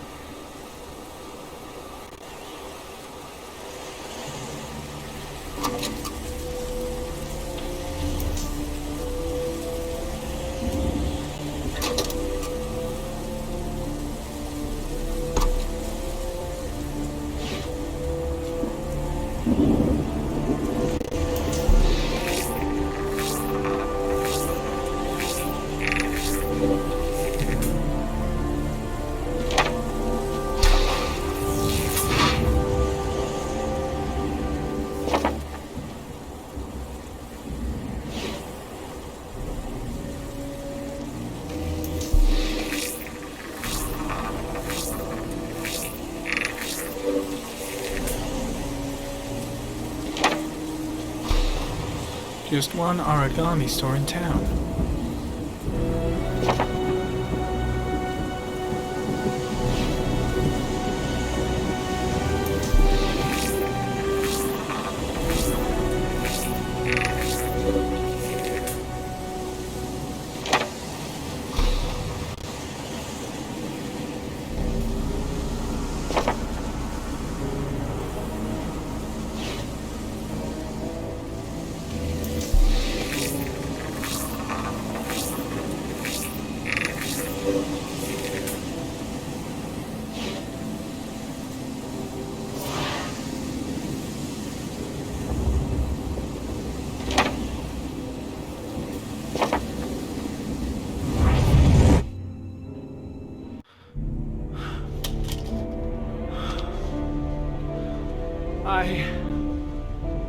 I can't go on.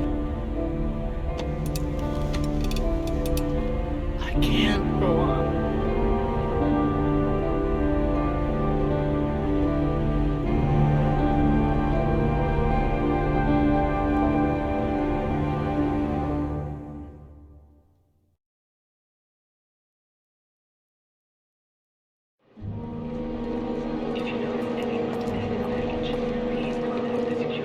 Let me stay with you, Scott. I don't want to go. Look, it'll only take a couple of days. Long enough to get this resolved. I can't just wait while you confront my son's killer. It's the only way, Lauren. Trust me. Now go stay with your mother for a few days. I'll come and get you when this is all over. Tell me who the origami killer is. I want to know who killed my son. Listen, when I'm done, I'll tell you everything I know. I promise.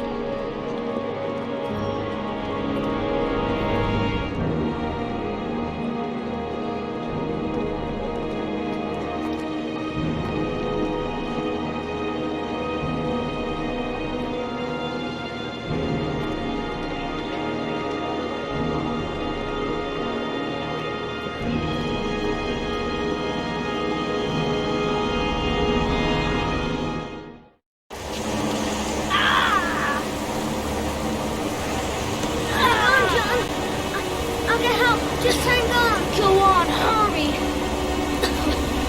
I think the water's rising. I'm hurrying. I'll be right back.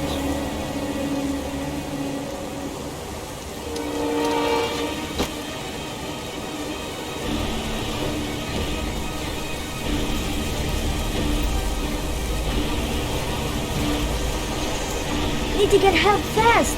John's gonna drown. John's gonna drown. Hold on, bro. I'll find someone. Then we'll come back and save you. Tom's work is too far away. I'd never make it in time. Dad, it's John.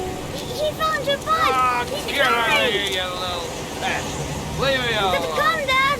Come on, John's gonna die. John's gonna die. Well, that'll be one less greedy mouth to feed, won't it? Go away. Please, Dad, I'm begging you. John's gonna die. John's gonna die, Dad. Crap! Please, Dad. You've got to save John. I tried, John. I really tried. But he wouldn't come. Please don't die, John. Please.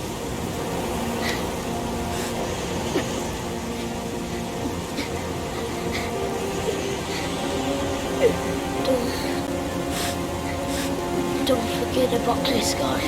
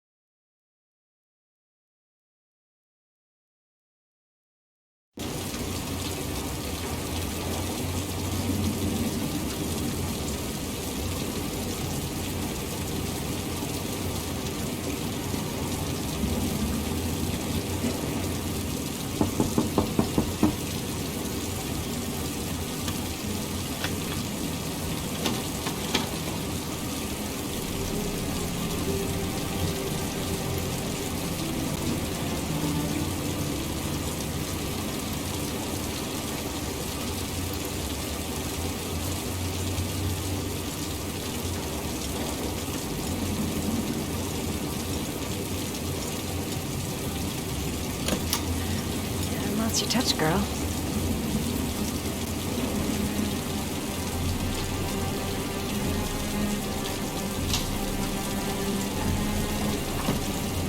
The origami killer's apartment.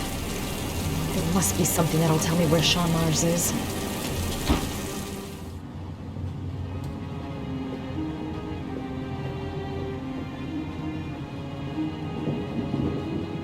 That's where the smell of burning comes from. Evidence going up in smoke.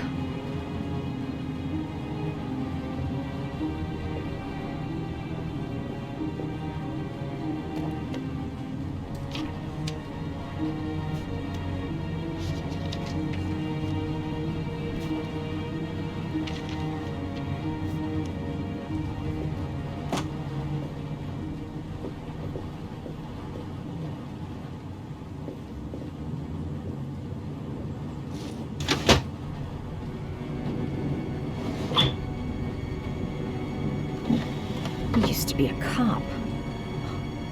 Probably knew exactly how an investigation would be carried out.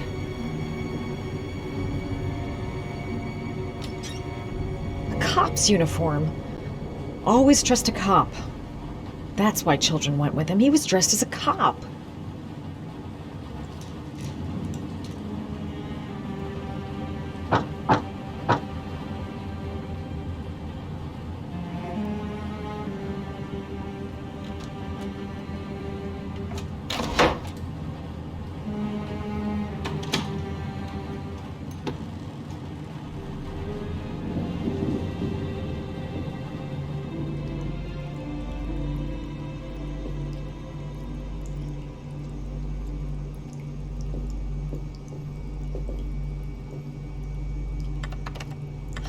Shit, it needs a password.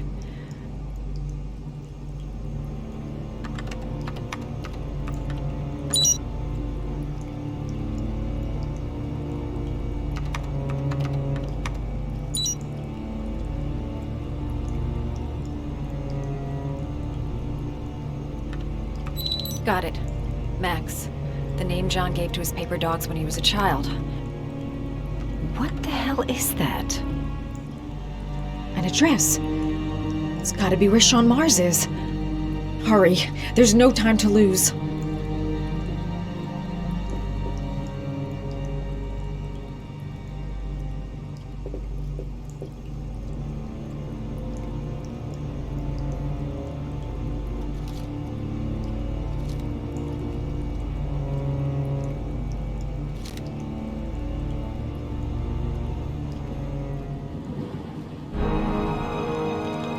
So you found my little secret? It's over, Scott.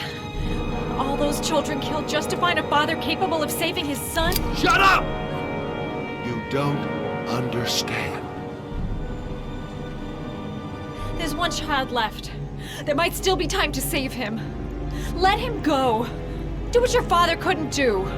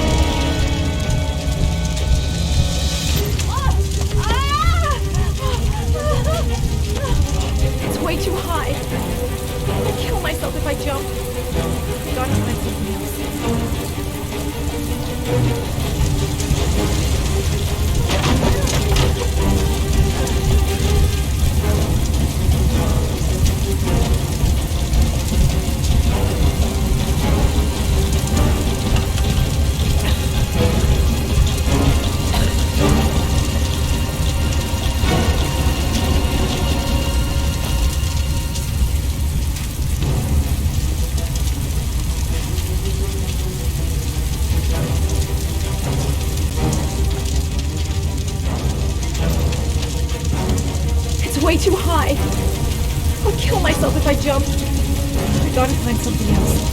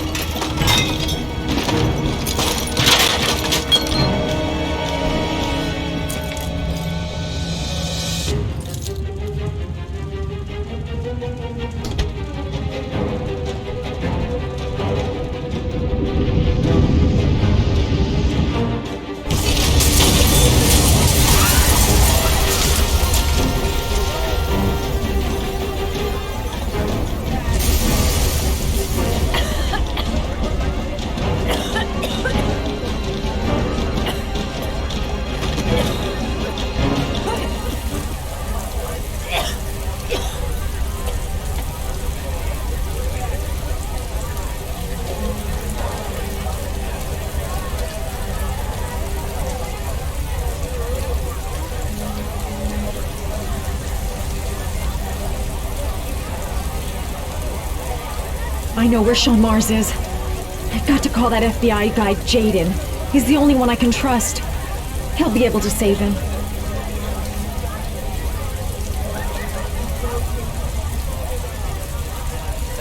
My name is Madison Page. You don't know me. I'm a journalist. We don't have much time, so listen carefully. Ethan Mars is innocent. The killer's name is Scott Shelby. Sean Mars is at 852 Theodore Roosevelt Road. Got all that? Hold on, how did you... No, please, I'll explain later. You can call my newspaper, the American Tribune. They'll tell you who I am. Please hurry. Sean Mars may still be alive.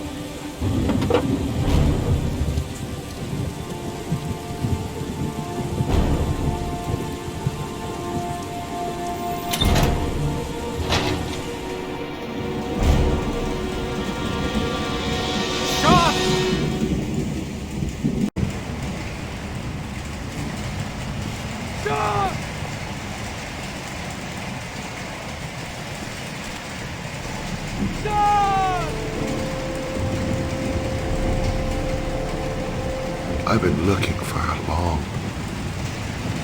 long time, Ethan.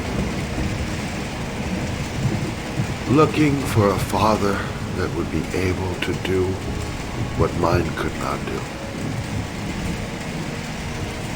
Sacrifice himself in order to save his son. Oh, I searched.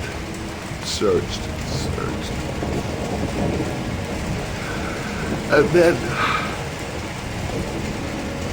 I remembered you.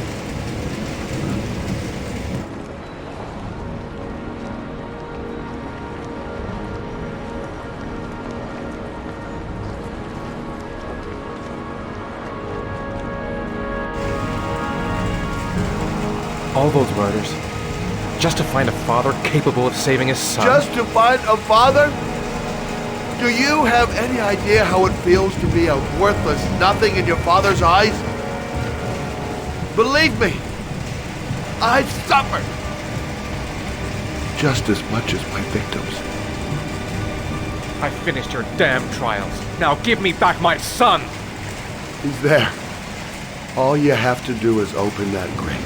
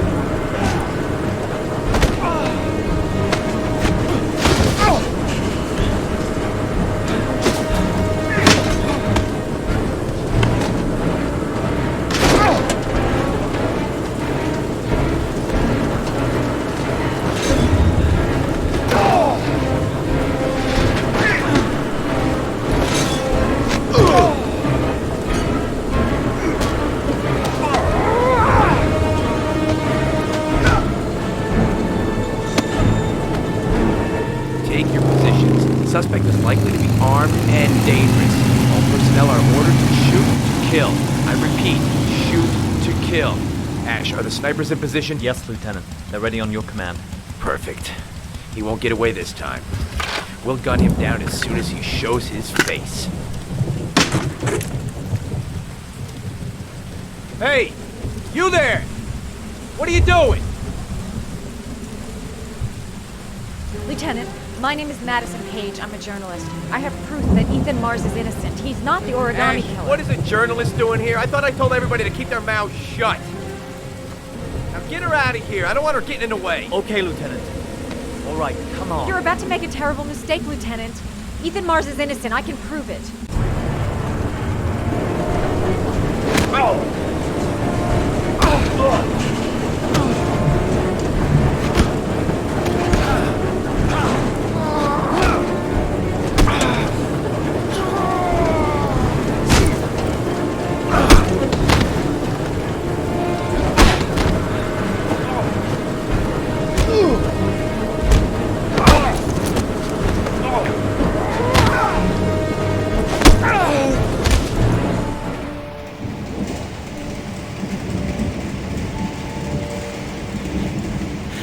out on me, son, please.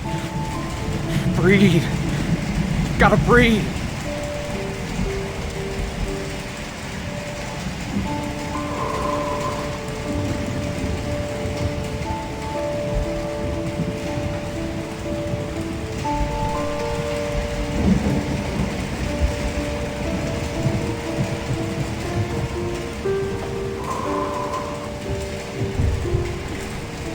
Don't leave me. Sean, don't leave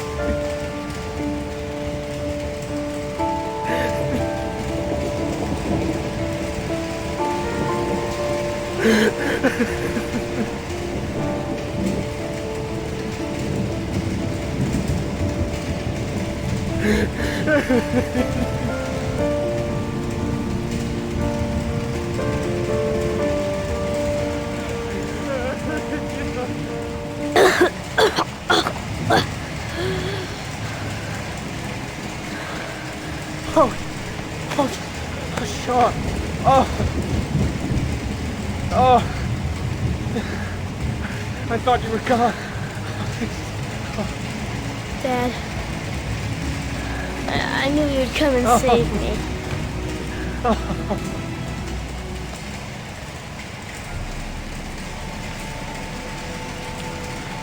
Sean, listen. You are the best thing that's ever happened to me in my life. I want you to know that whatever happens, I love you more than anything in the world. I'm not dead. I took the poison an hour ago, and I'm not dead.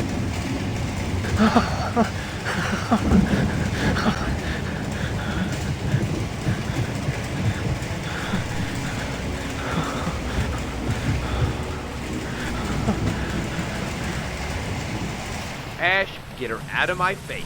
Mars didn't do it, for Christ's sakes. He's innocent. Hey, what are you doing?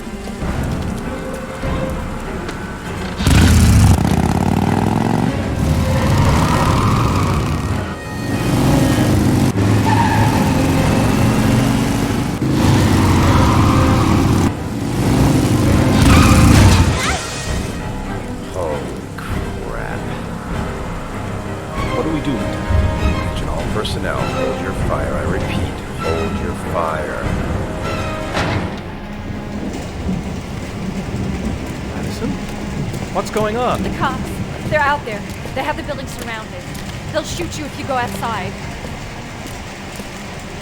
I'll go out alone. I'll talk to them. I'll explain. You'll be dead before you can open your mouth. Look, we'll all go out together, with our hands in the air, and they can't possibly shoot us.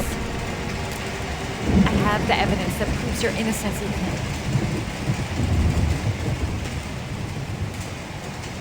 Listen, I'm sorry I didn't trust you. I was only thinking about Sean, and I thought... That's okay. The only thing that matters is that you saved your son.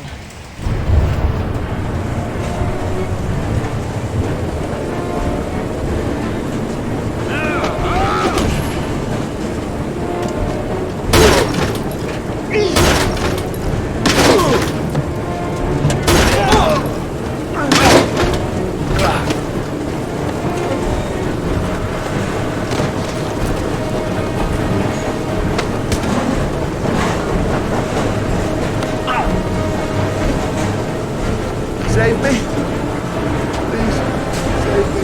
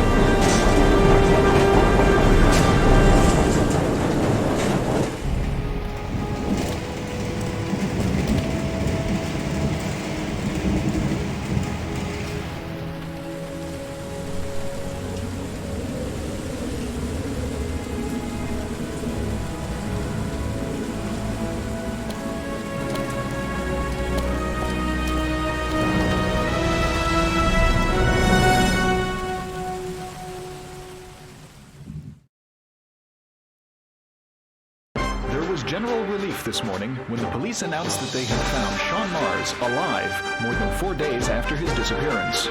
Mars had been imprisoned in a well by the man known as the Origami Killer. The successful resolution of this case was made possible only by the bravery of Ethan Mars, who the police believed at one point to be the killer. It is no doubt due to his great courage and tenacity that he succeeded in foiling the plans of the Origami Killer.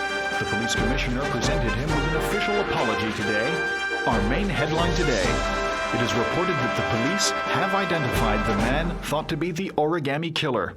Scott Shelby, 48, is a former police lieutenant who claimed to be a private eye hired by the families of the killer's victims. Shelby was killed during a massive police operation, but further details have not yet been released to the public.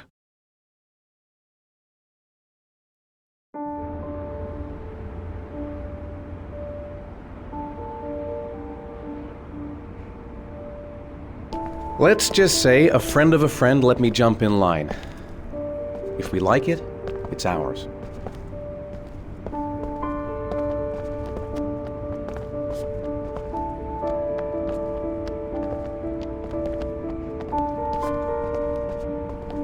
Hey, Dad! I think I found my room! Well, what do you think? It's perfect, Ethan. We'll be able to forget what happened. We'll lead a normal life. And one day, it'll all just seem like a bad dream. We've earned the right to be happy now, Ethan. All three of us.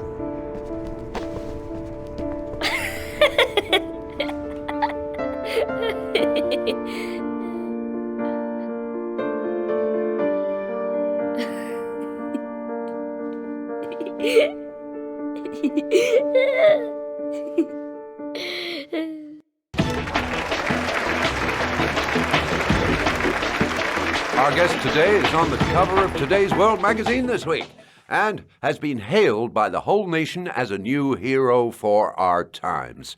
Astonishingly, he almost single-handedly ended the sinister series of killings by the man known as the Origami Killer and saved the life of young Sean Mars.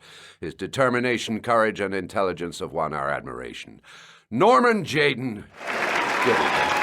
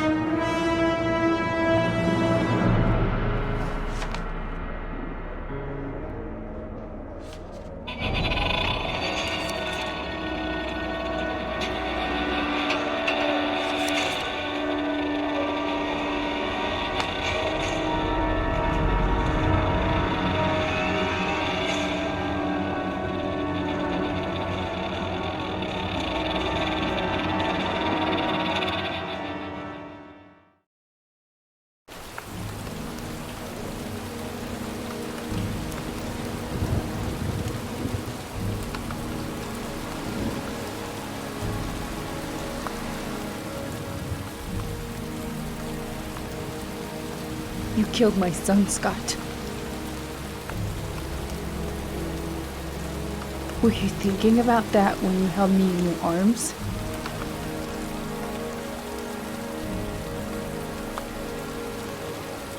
I don't know why you did all this.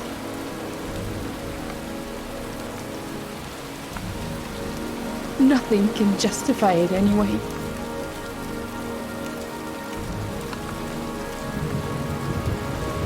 I feel nothing but contempt for you. Nothing but contempt.